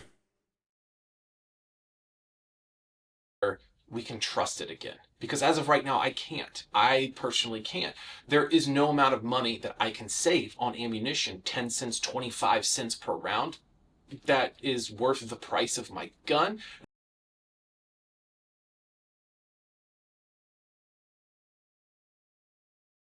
Does this guy, Deploying reinforcements. Merlitum no just followed. Mr. Let him know, welcome. Thank you for the follow. How's it going?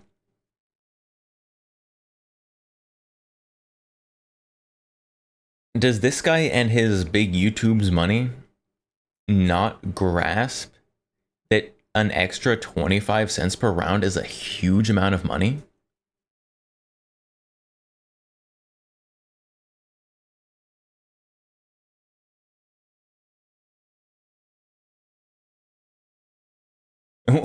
What did I? So recently, well, very, very recently, I got this. It's a bit of a boring gun from what I normally get, I'll be honest.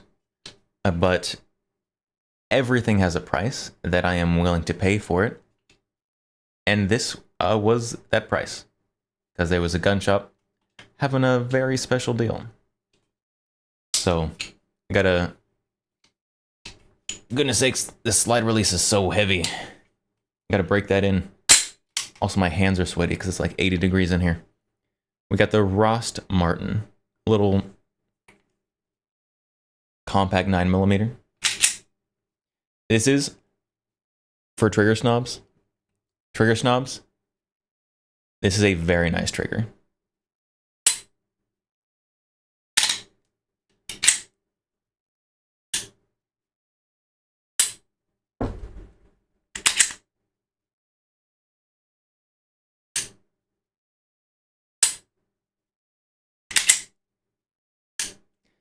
Very good trigger. I am impressed with the trigger. Is it Turkish? No, these are made, actually says it, like not super big, but they're very proud of it on the slide. You can kind of see it. Made in Dallas, Texas. Which apparently, they're not like a suburb of Dallas or something. They're like actually in Dallas City.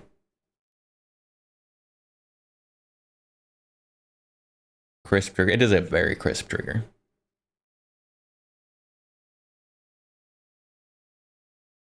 Do I have any 22 LR pistols or rifles?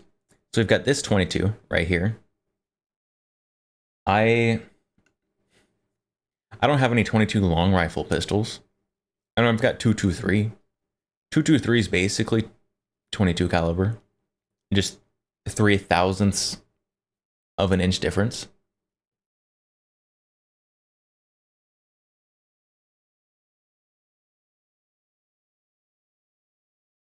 Would like to know what I think of shooting the Rost Martin? I will let you guys know when I shoot it.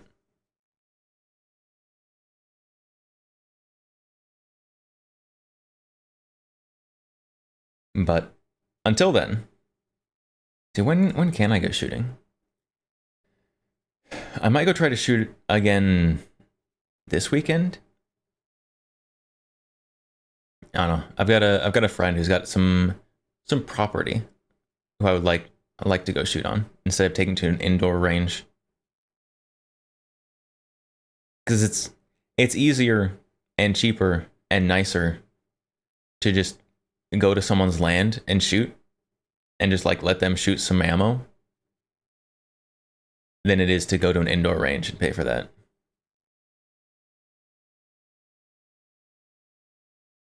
What about the one on the bottom left? What's the caliber? This is an absolute atrocity of a gun. This is single shot 7.62 by 39. It is much smaller than that one. Little micro compact This is thinner than an LCP.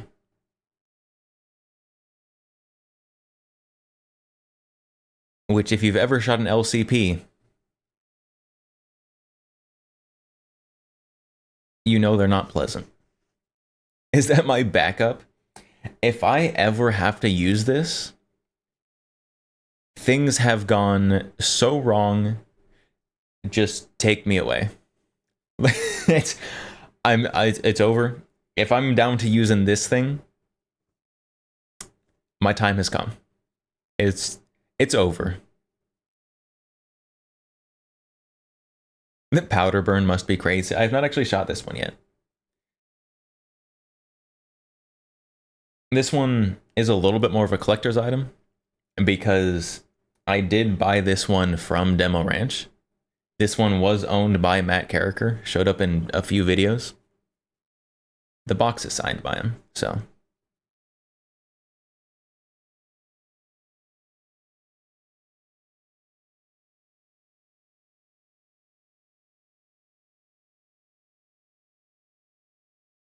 And it's meant to be like worst case scenario, and all my primaries empty. I'd have to go through so many primaries.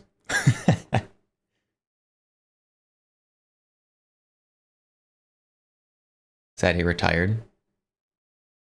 Yeah, I'll be honest, I think Demo Ranch, I think he will be back as soon as his kids are out of the house. I think as soon as Demo Ranch's kids are graduated, off to college, out of the house, I think he's going to return to YouTube. I could be wrong. That's just my prediction.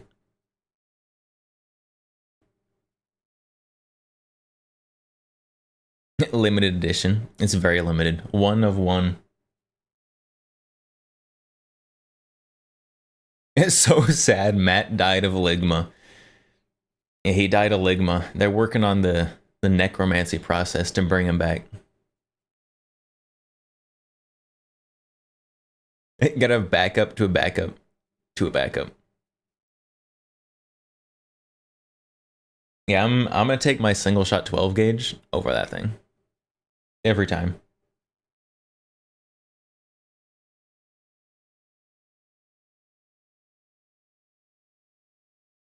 I'm trying to think of, do I own any guns that I would take this before? I don't think I do. Like even the Altor. I'll take this thing before that thing. Give me the Altor. And this thing you literally have to take off the barrel to reload it. But it's only 9mm.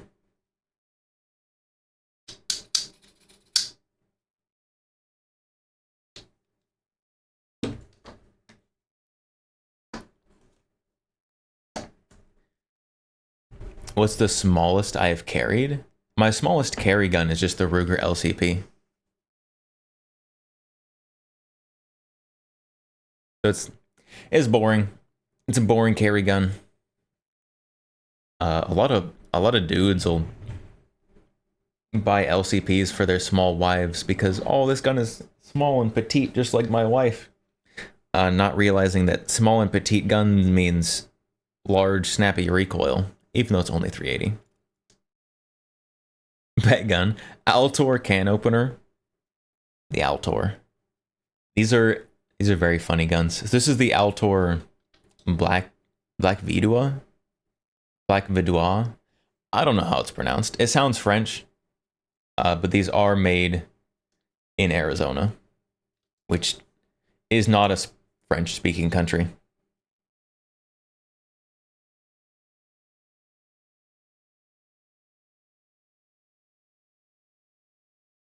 Have I considered getting a North American Arms? Well, like those like belt buckle pistols or whatever. We can put this up there. We got 2 single shot compact pistols out.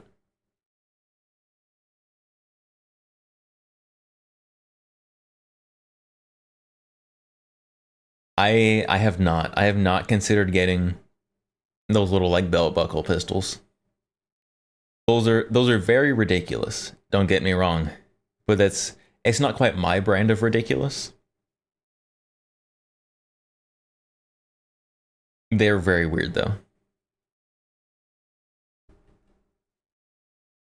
Have you seen the Heiser PKO 45? I have seen it. Not in person. I've seen it on the internet. Yeah, same size as this one, but it's a semi-auto 45 ACP. Looks awful. Am I disrespecting your boot carry? No. But I'm more likely to carry a sword than a gun in my shoes. Like, I want my feet to be comfy, not carrying a gun. And I have unironically carried a sword. Well, ironically, unironically.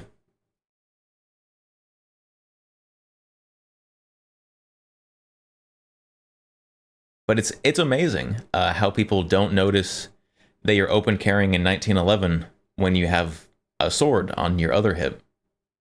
Because people usually just look at the sword. Something Ren Fair? No, I just wear it to Walmart. That used to be like grocery shopping. Time to strap on the sword. Let's go.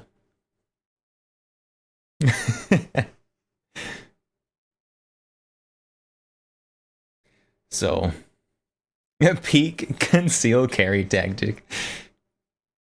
Hide it in plain sight. And we do got ads. We got ads. the FOMO from the ads is real right now. I'm sorry. The ads FOMO is hitting hard.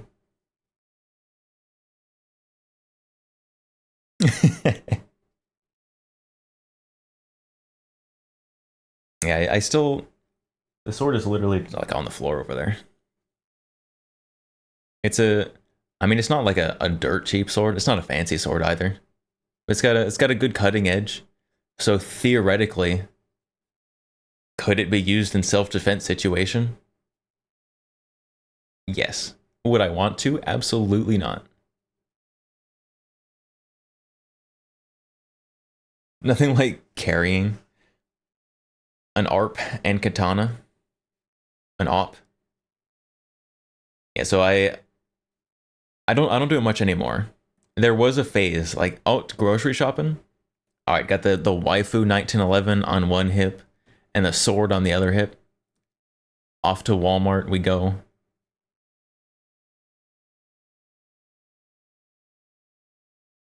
Oh, AR pistol. Open carry AR pistol in belt holster.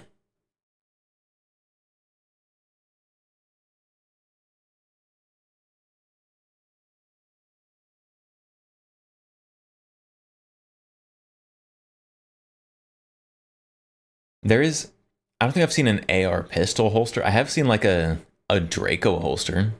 Like a Kydex monster holster for a Draco. Wild. Draco holster. There's a company that makes a leather holster for like the Shockwave kind of guns. Mao. Holly gifted a Dare 1 subscription to Matilda _DareTuber. Mao, thank you for the sub. Very, very much appreciated.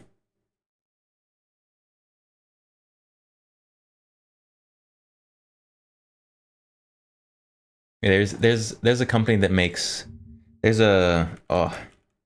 if I can find it real quick. There's a company that makes a leather holster that's the one, there it is, for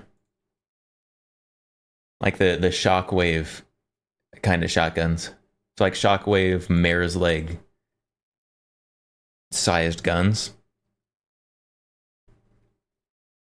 So you carry this on one side and a sword on the other side. And you look like you're hunting like werewolves. Holster PP shaped. Chat, if your balls are spiky, it might be a time to schedule a doctor appointment. If Chad, if you got spiky balls, it's time to go to the doctor. Trying to be Sam and Dean. So one day I'm gonna get like a nice like leather duster, and I'm gonna get this leather shotgun holster with the Chiapas 1887 mare's leg in it on one side, and a sword on the other side, and then I'm gonna go grocery shopping. Maybe go to the DMV. Well, that's a government building. I could go outside the DMV. But I couldn't go inside the government building, probably.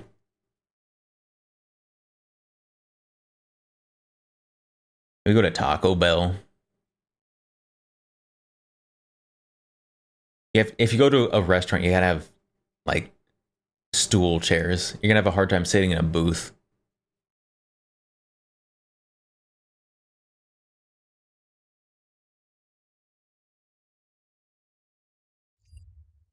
One day I'll have that, and I'll be a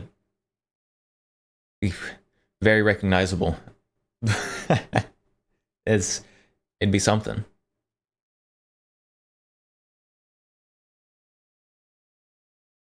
All right. Let's listen to Mr. YouTube Money's "I buy expensive ammo" conclusion on budget ammo. Is carry actually banned in all government buildings? Not all government buildings, but I don't remember what the requirements are for it. I mean, if you're concealed carrying, you can carry anywhere, as long as they don't have metal detectors. This is not legal advice. But if you're concealed carrying well, then you just go anywhere. Not in a bar or school. I mean, if you're concealed carrying, what people don't know can't hurt them. But it's a really bad idea to conceal carry into a school. Don't do that. Don't do that. This is legal advice. Don't carry guns into a school, chat. I shouldn't have to tell you this, but don't do that.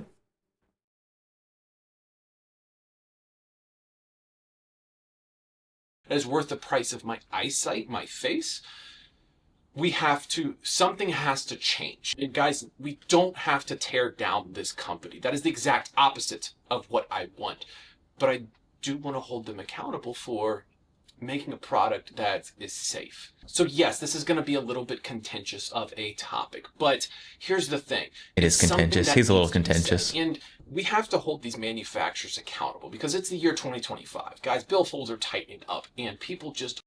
You have a kid though. Sometimes you forget it on your hip. Well, keep it concealed. And try not to do that. Aren't spending the same way they were 2 to 3 years ago. And for good reason. There's just, there's a lot going on. It hurts, man. It hurts. Every day you wake up, it costs $100 some odd just to wake up. That sucks. That sucks. And... Yeah. I'm already paying money out the nose just to exist. I don't want to pay for more expensive ammo, my guy. He said he couldn't put a price on his face and his eyesight. I can. Watch me. It's about 25 cents a round, I guess.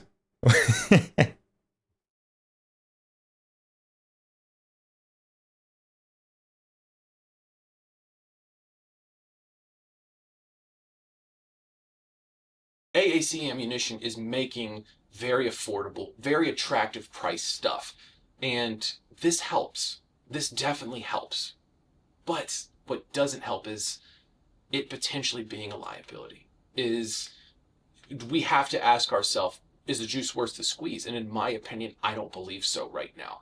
But together, the juice is worth the squeeze, chat. Together, get your budget ammo. Make this ammunition great. Knock yourself out. We just have to hold these people accountable. So, guys, I believe we have a wrap on this. Let's start a conversation. Let's have an adult conversation about this. Let's not throw mud. Let's be adults here, and let's get... All right, chat. Cup your hands under your butts. We're gonna throw poop like monkeys, and we're gonna start harassing people on the internet. Don't do that. We're not gonna do that. But I think he's wrong. I think AAC ammo is fine. It's a budget ammo. Expect budget ammo. Don't expect Gucci ammo when you're buying budget ammo.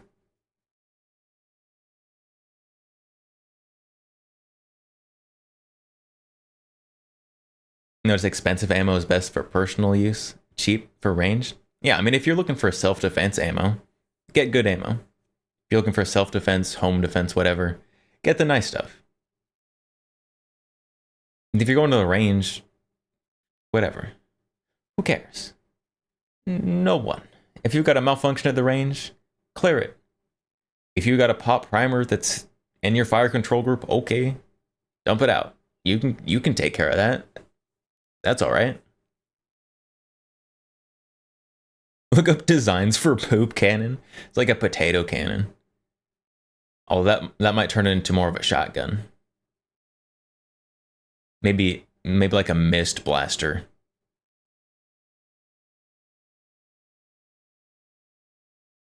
Since you pulled up late, how much of a thing is AAC blowing up guns actually? I don't think it's actually that big of a deal. I don't think it's any worse than like PPU or something. It's like I would put AAC and PPU in the same kind of ammo quality bracket, which makes sense. So if you buy PPU ammo, then I think you should have no problems with AAC ammo. If you think that PPU ammo is trash, all right, keep buying your federal ammo. You're fine anyways. That's you were buying that anyways. I don't know, this guy, in conclusion, AAC ammo behaves like budget ammo because it's budget ammo. This guy wants more quality checks, which will make the ammo more expensive and therefore not budget ammo. But I would rather have the budget ammo. Thumbs up.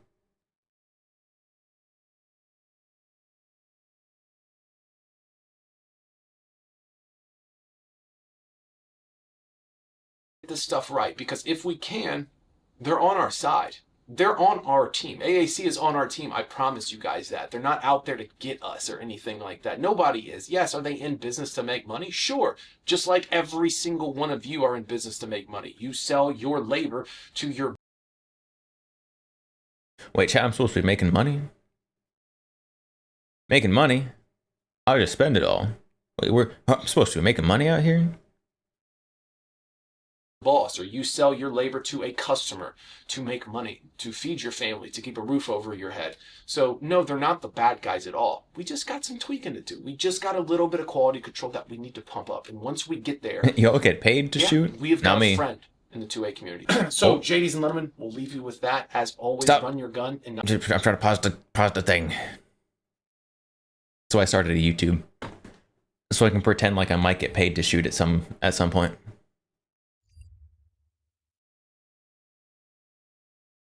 You sold your kidney for 5 9mm rounds. Those 9mm rounds better have blood diamonds and like embedded into the hollow points.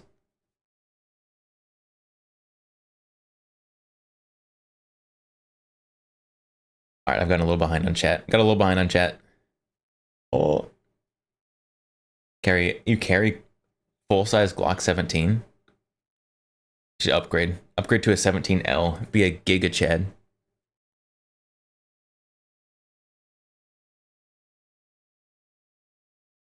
Tried Winchester ammo and 22 pistol. Half of them were duds.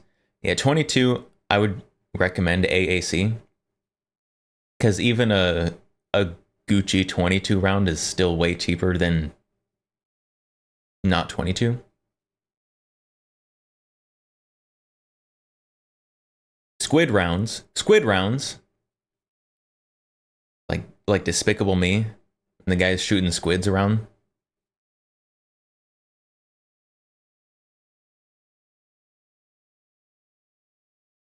Money is temporary. Guns are forever. Unless you count and sell them. Everyone sells guns sometimes, chat. It is a fact of improving your collection.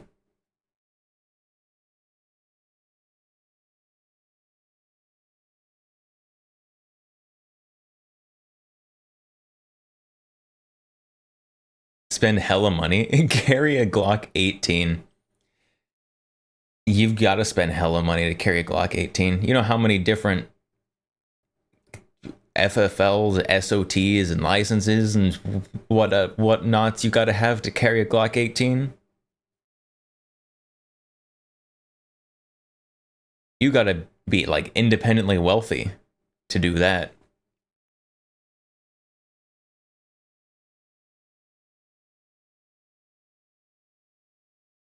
Or you can just get a force reset trigger from Pembleton and Sons for like $40, and then you can have a force reset trigger Glock. Not sponsored, but they did send me one of their products for free, so I may be biased.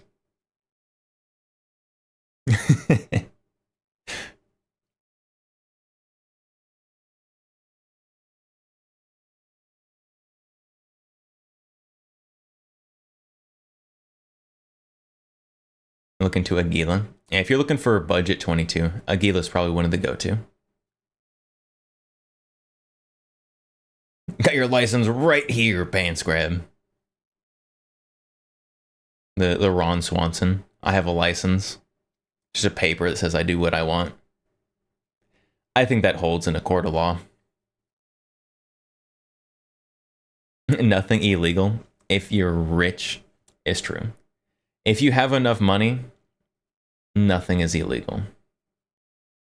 That's how the world works. Move to Philippines. Gabe owns Glock 18. You probably can't just be a tourist. You probably actually would have to reside there at least.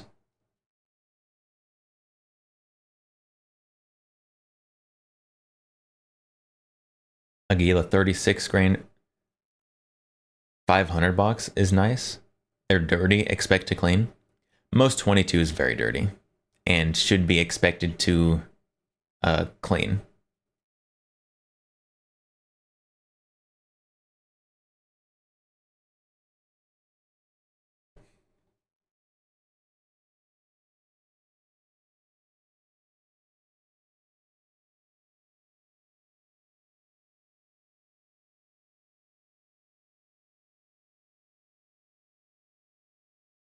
Why are Henry lever action rifles so recognized? Because their marketing towards older people in particular was very good.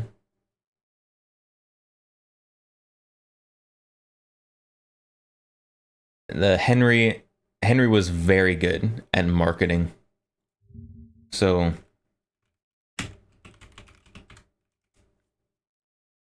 I mean, even if you just like look at their boxes, like they've got ads on their boxes, and so you've got Henry, made in America or not made at all. Made in America, lifetime warranty, customer service, reliable and accurate. And there's a lot of people who the made in America or not at all.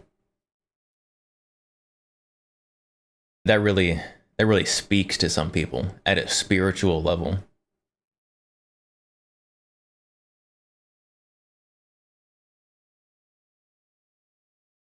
It's Nerf or nothing. You can buy nuclear warheads from the government. Just expensive as hell, and you'll forever be on some list. I don't know about nuclear warheads, but there's definitely ways to get nuclear reactors and nuclear materials, because that's how nuclear power plants work. I heard they're really reliable. I mean, lever actions in general, even if you get like a cheap, like Brazilian or Chinesium lever action, is going to be pretty reliable.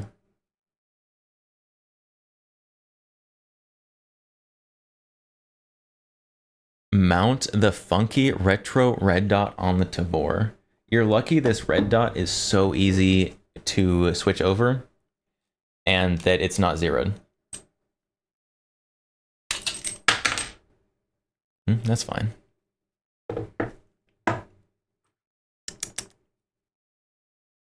Forgot that it did that. It's a nice feature that just disassembles itself sometimes. I thought I like that. That's good. All right. Where do we put this on here? Sorry, I'm not doing this on stream. It's a little awkward to do.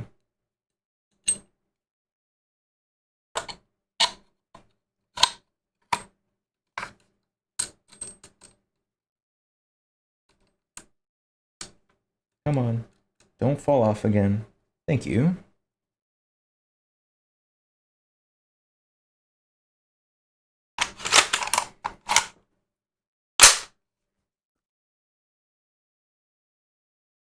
There you go. Can we have a stream showing which guns are zeroed? We could probably do that stream right now. Are we including like pistol irons in the which guns are zeroed? Because then it'd take a bit longer.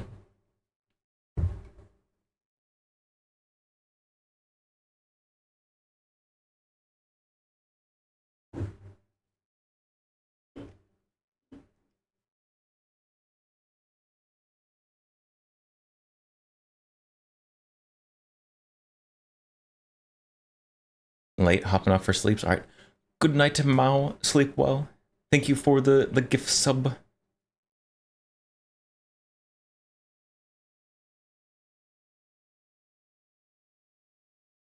So what guns with optics are zeroed? I could probably count these on one hand, I'm gonna be honest. So both XCRs have optics and are zeroed. The BRN 180 optic is zeroed.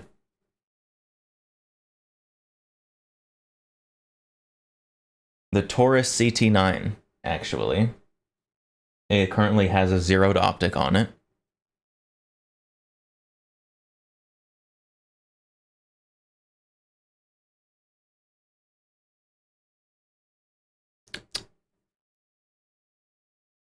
Can we get to 5?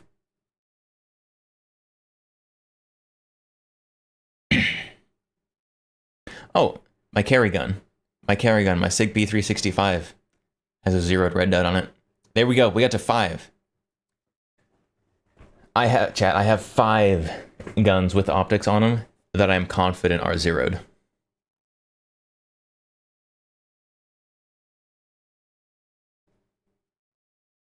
I think that's pretty good.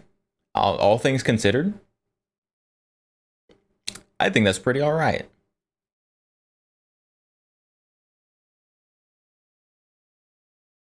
This optic is definitely too low to be able to use. Because you look through this part down here, not that part. Is a good amount zeroed? It is a good amount zeroed. We'll ignore all the ones that aren't zeroed. But I think having 5 guns zeroed is a very acceptable number. All your guns are zeroed out to 5 meters. I mean, if we're going to include, you know, iron sights, then that number is going to go up quite a bit.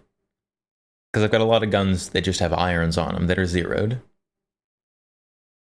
Like the Hellion, the VHS, currently only has irons, and currently is zeroed.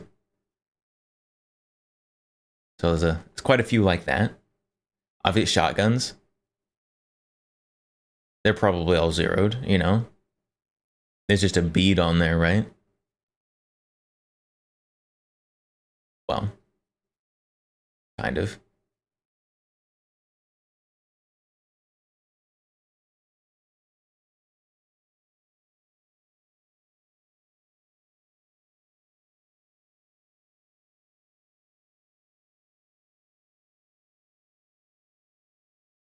Oh my, it's almost 2 in the morning.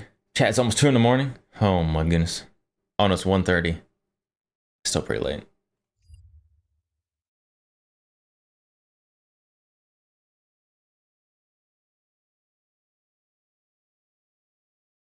Max, you only have one actual zeroed gun that has an optic, and it's your 300 blackout AR.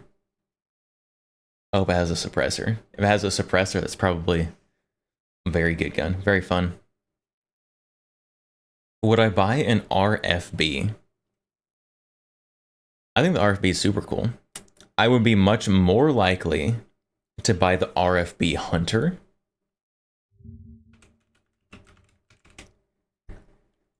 Because I'm a little extra.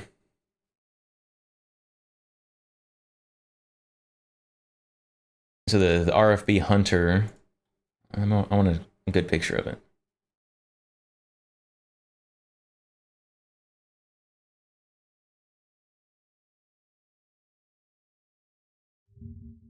There you go. So the RFB Hunter.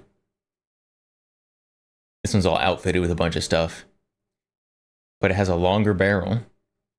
And it has this just like awkwardly placed just quad rail up here. Because it can.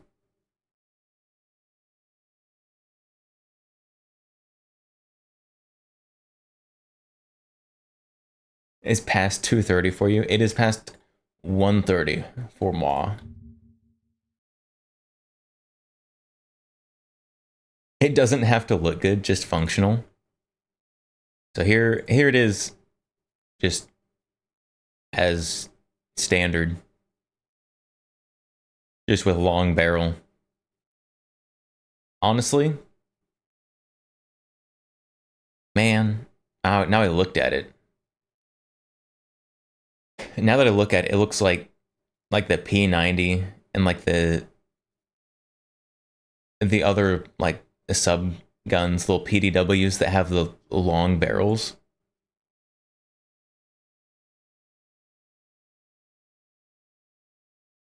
Never mind, you don't care if it's functional.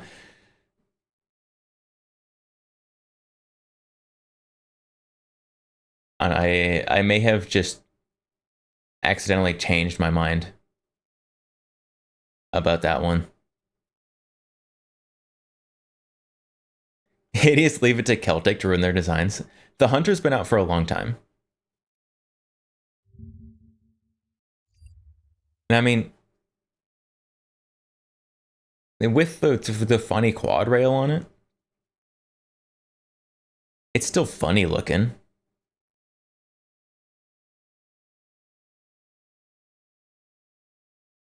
The Desert was 1,000 times better. The two-tone was better.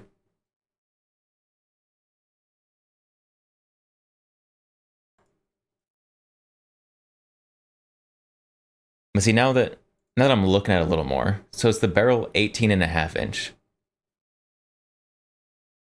And now that I'm looking at it, I think this would be more ideal if this was a 16-inch barrel. So it's 18.5.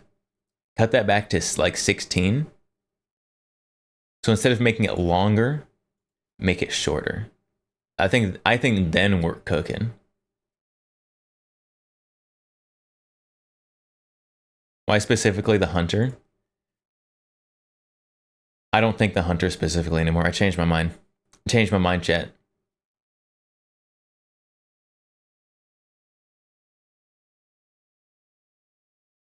At some point, I saw a Hunter that was like kitted out and looked cool.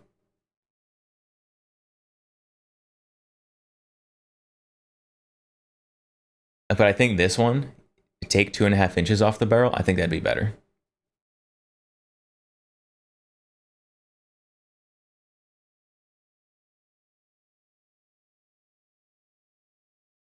MSRP 1845. Market value is not that much.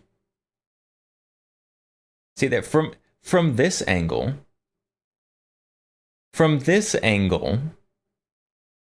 the Hunter doesn't look too bad. It still looks a little awkward. He still has his bipod back there. I guess if it's up here, it is kind of mounted on the barrel.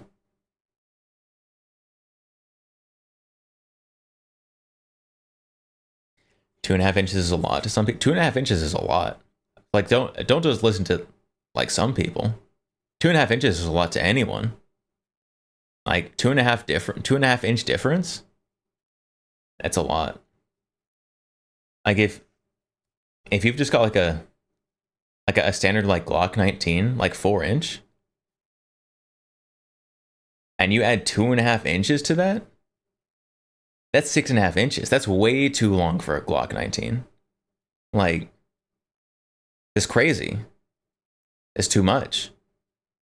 2.5 inches is a lot.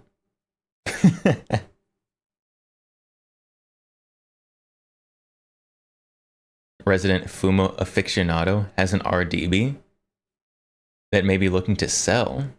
An RDB? I already have an RDB. I don't have an RFB though.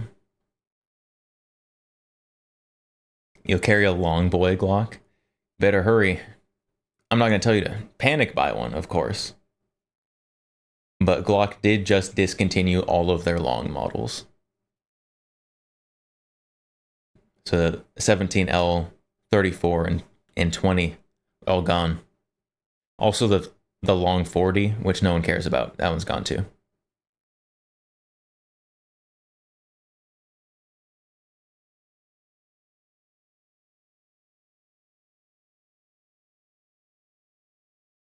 You don't understand why Keltec doesn't tweak RFB to use SR25 instead of FAL? Because that would take R&D budget, in which they're clearly using to just chamber the sub 2000 and other strange calibers.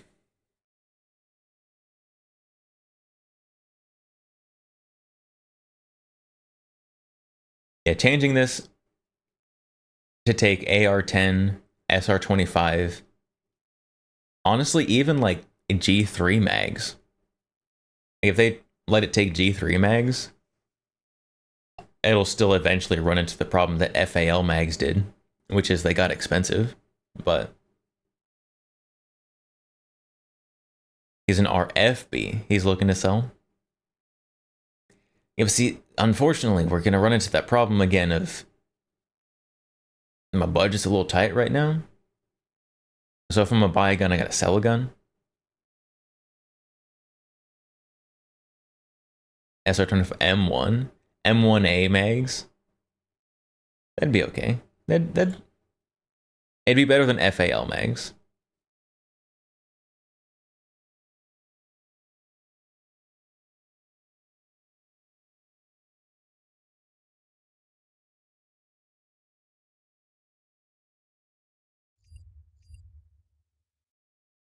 The RFB definitely.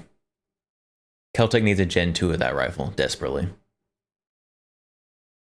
I can sell the Phalo. I'm not selling the Phalo. The Phalo is stuck. It has a loving home. I don't want it to leave. It doesn't want to leave. The Phalo is here for the long haul.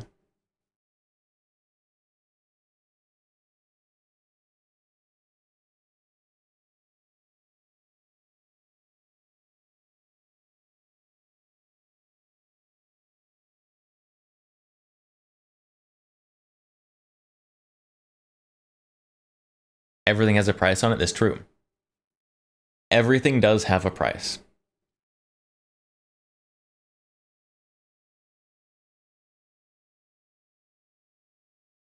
So let's start hearing offers, chat. Let's roll in the offers.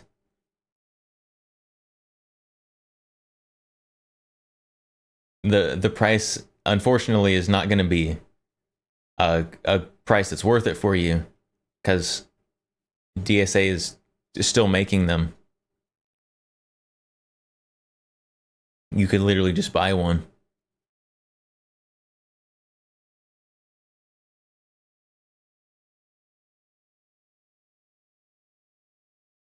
You know, but ammo sounds more attractive right now than buying guns. I believe it. Buying ammo right now does sound very attractive. So either buying ammo or buying imported guns. Either of those sound very attractive.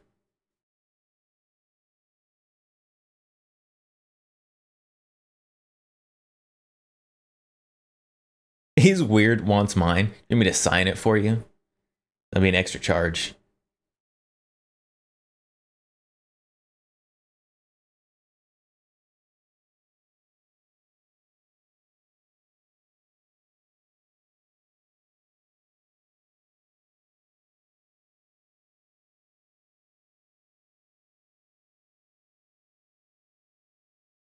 I have shot the Phalo, I will say.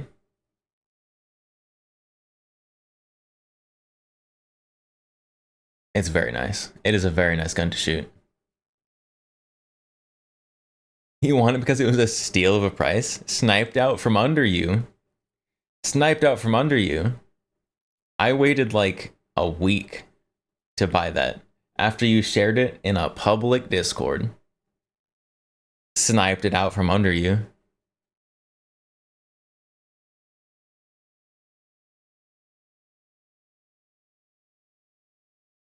That wasn't sniped. There was plenty of opportunity. Plenty of opportunity for anyone else to buy it. FAL 308. The FAL is 308. The vast majority of FALs are 308. Every now and then you can find them in other weird calibers, but 308 definitely the main one. It was like, I think there were FALs in like 280 British or something. There were a few oddballs out there, but he was waiting for Black Friday after I said I weren't buying it. What, I bought it on Black Friday. That's when I bought it. If you're waiting for Black Friday, you were too slow.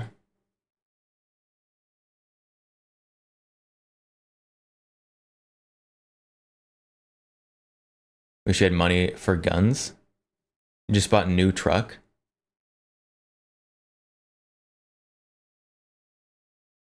Trucks are expensive. That's reasonable. Also, the Phalo got lost in the mail when they were shipping it.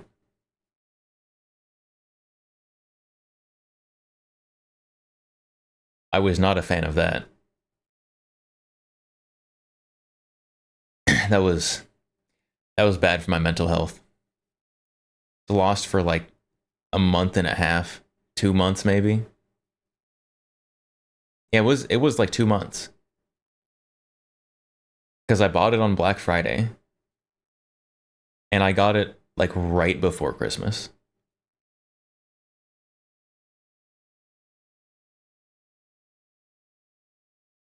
Sounds bad. Did it arrive new? Yeah, it arrived fine. Like in fine condition. Like forever later.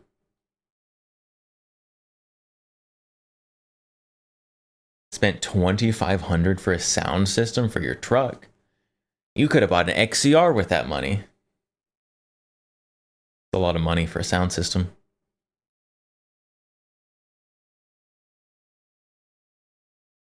I do appreciate. I appreciate a good sound system.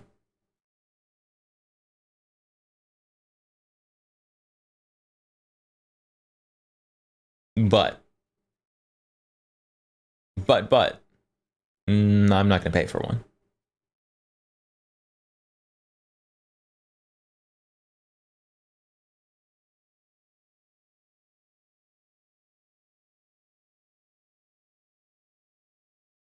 It's 1 month, not 2. I don't know when Black Friday is or Christmas.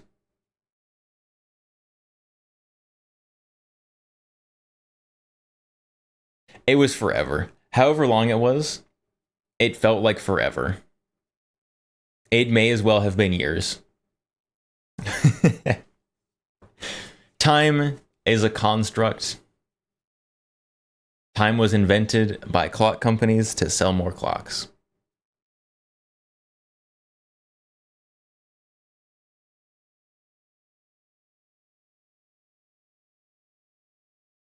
Shakes your whole body while driving down the road. Rest in peace, your hearing in 20 years.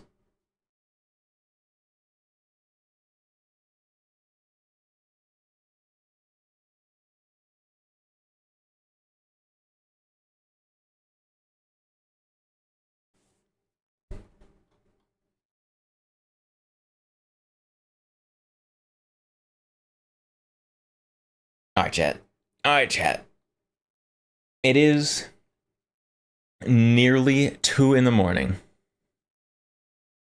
You're already half deaf in your left ear. Not ideal. My hearing is still doing pretty well. I somehow do a pretty good job protecting my hearing.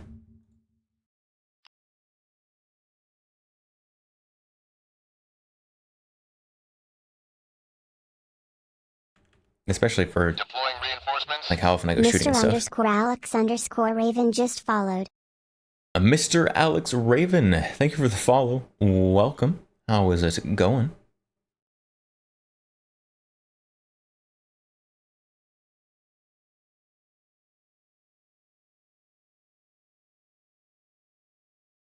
Those 7 and 5.56 go wild.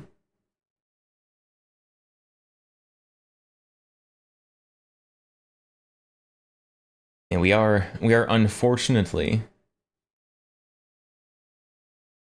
getting ready to wrap it up for today. Listening to a video featuring a pepper box, like the multi-barrel revolver kind of thing. Very cool. Or pepperbox.tv, the GunTuber streaming service. Probably not that one. I'm a fan of the pepperbox revolvers. Very fun, very vibey. Good at nothing in a modern sense. But if you use a pepper box in self-defense,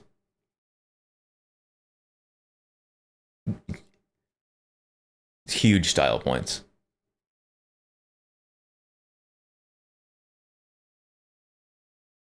Multi-barrel, implying it has a barrel, is a strong statement. Six nice smooth bore barrels.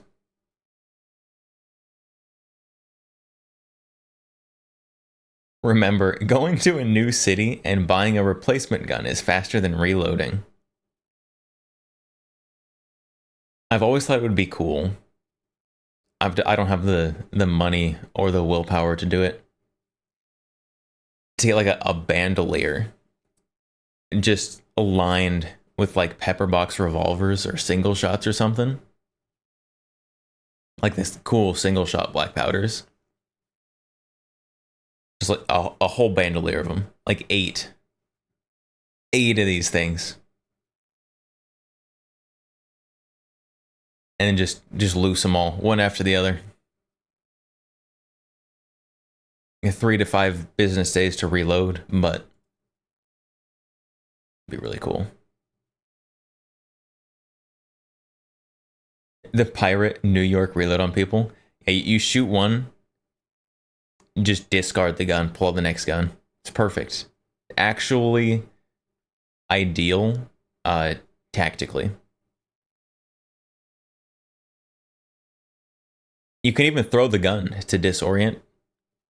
Like, it's like you fire your first shot, but like, you know, it's a smooth bore, like pistol length barrel from the 1700s. So clearly you miss as you just huck it at him and disorient them so you can have more time to line up your next shot. It's perfect. Use it as a hammer.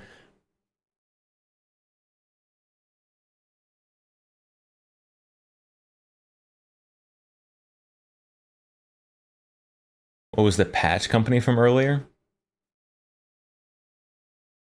That's a good question. I think they had an X in their name. History. I've looked at a lot of things today.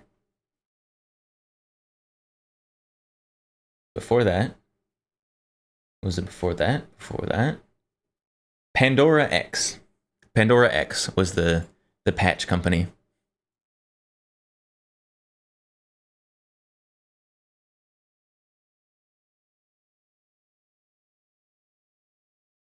Resorts to yeeting 1911, then knife fights dude with flamethrower.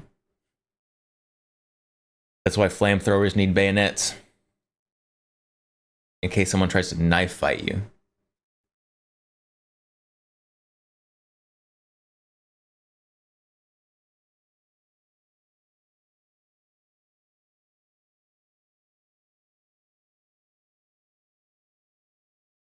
Alright, chat. We are, unfortunately,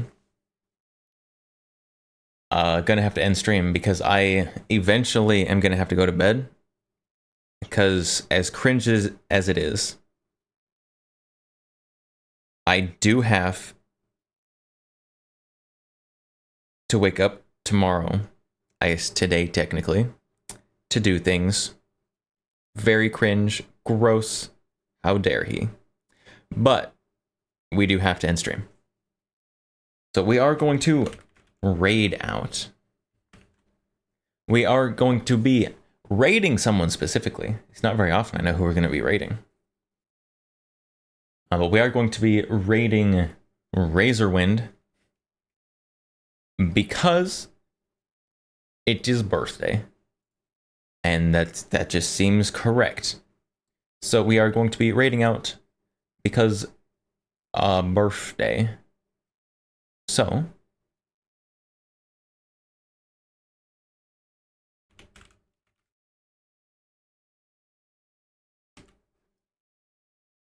let's see. Let's get a birthday raid message.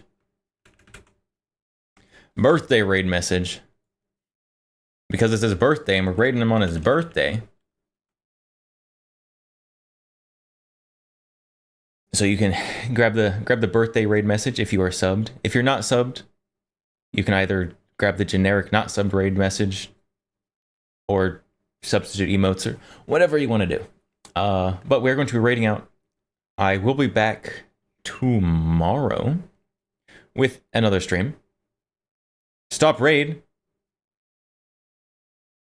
Why are we stopping raid? Stop raid all caps.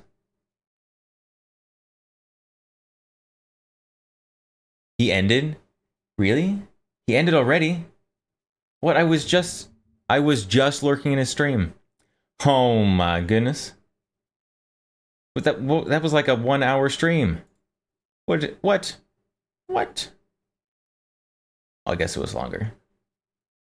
It was he just started after I did. So I was like, oh, he's still gonna be going. Okay. Dang it. Well, now who do we raid?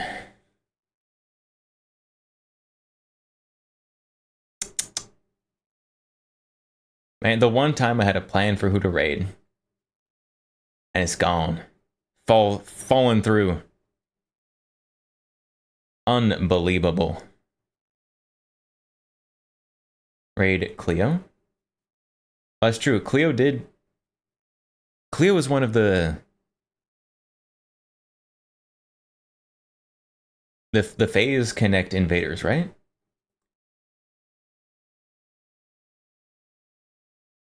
We can definitely raid Cleo.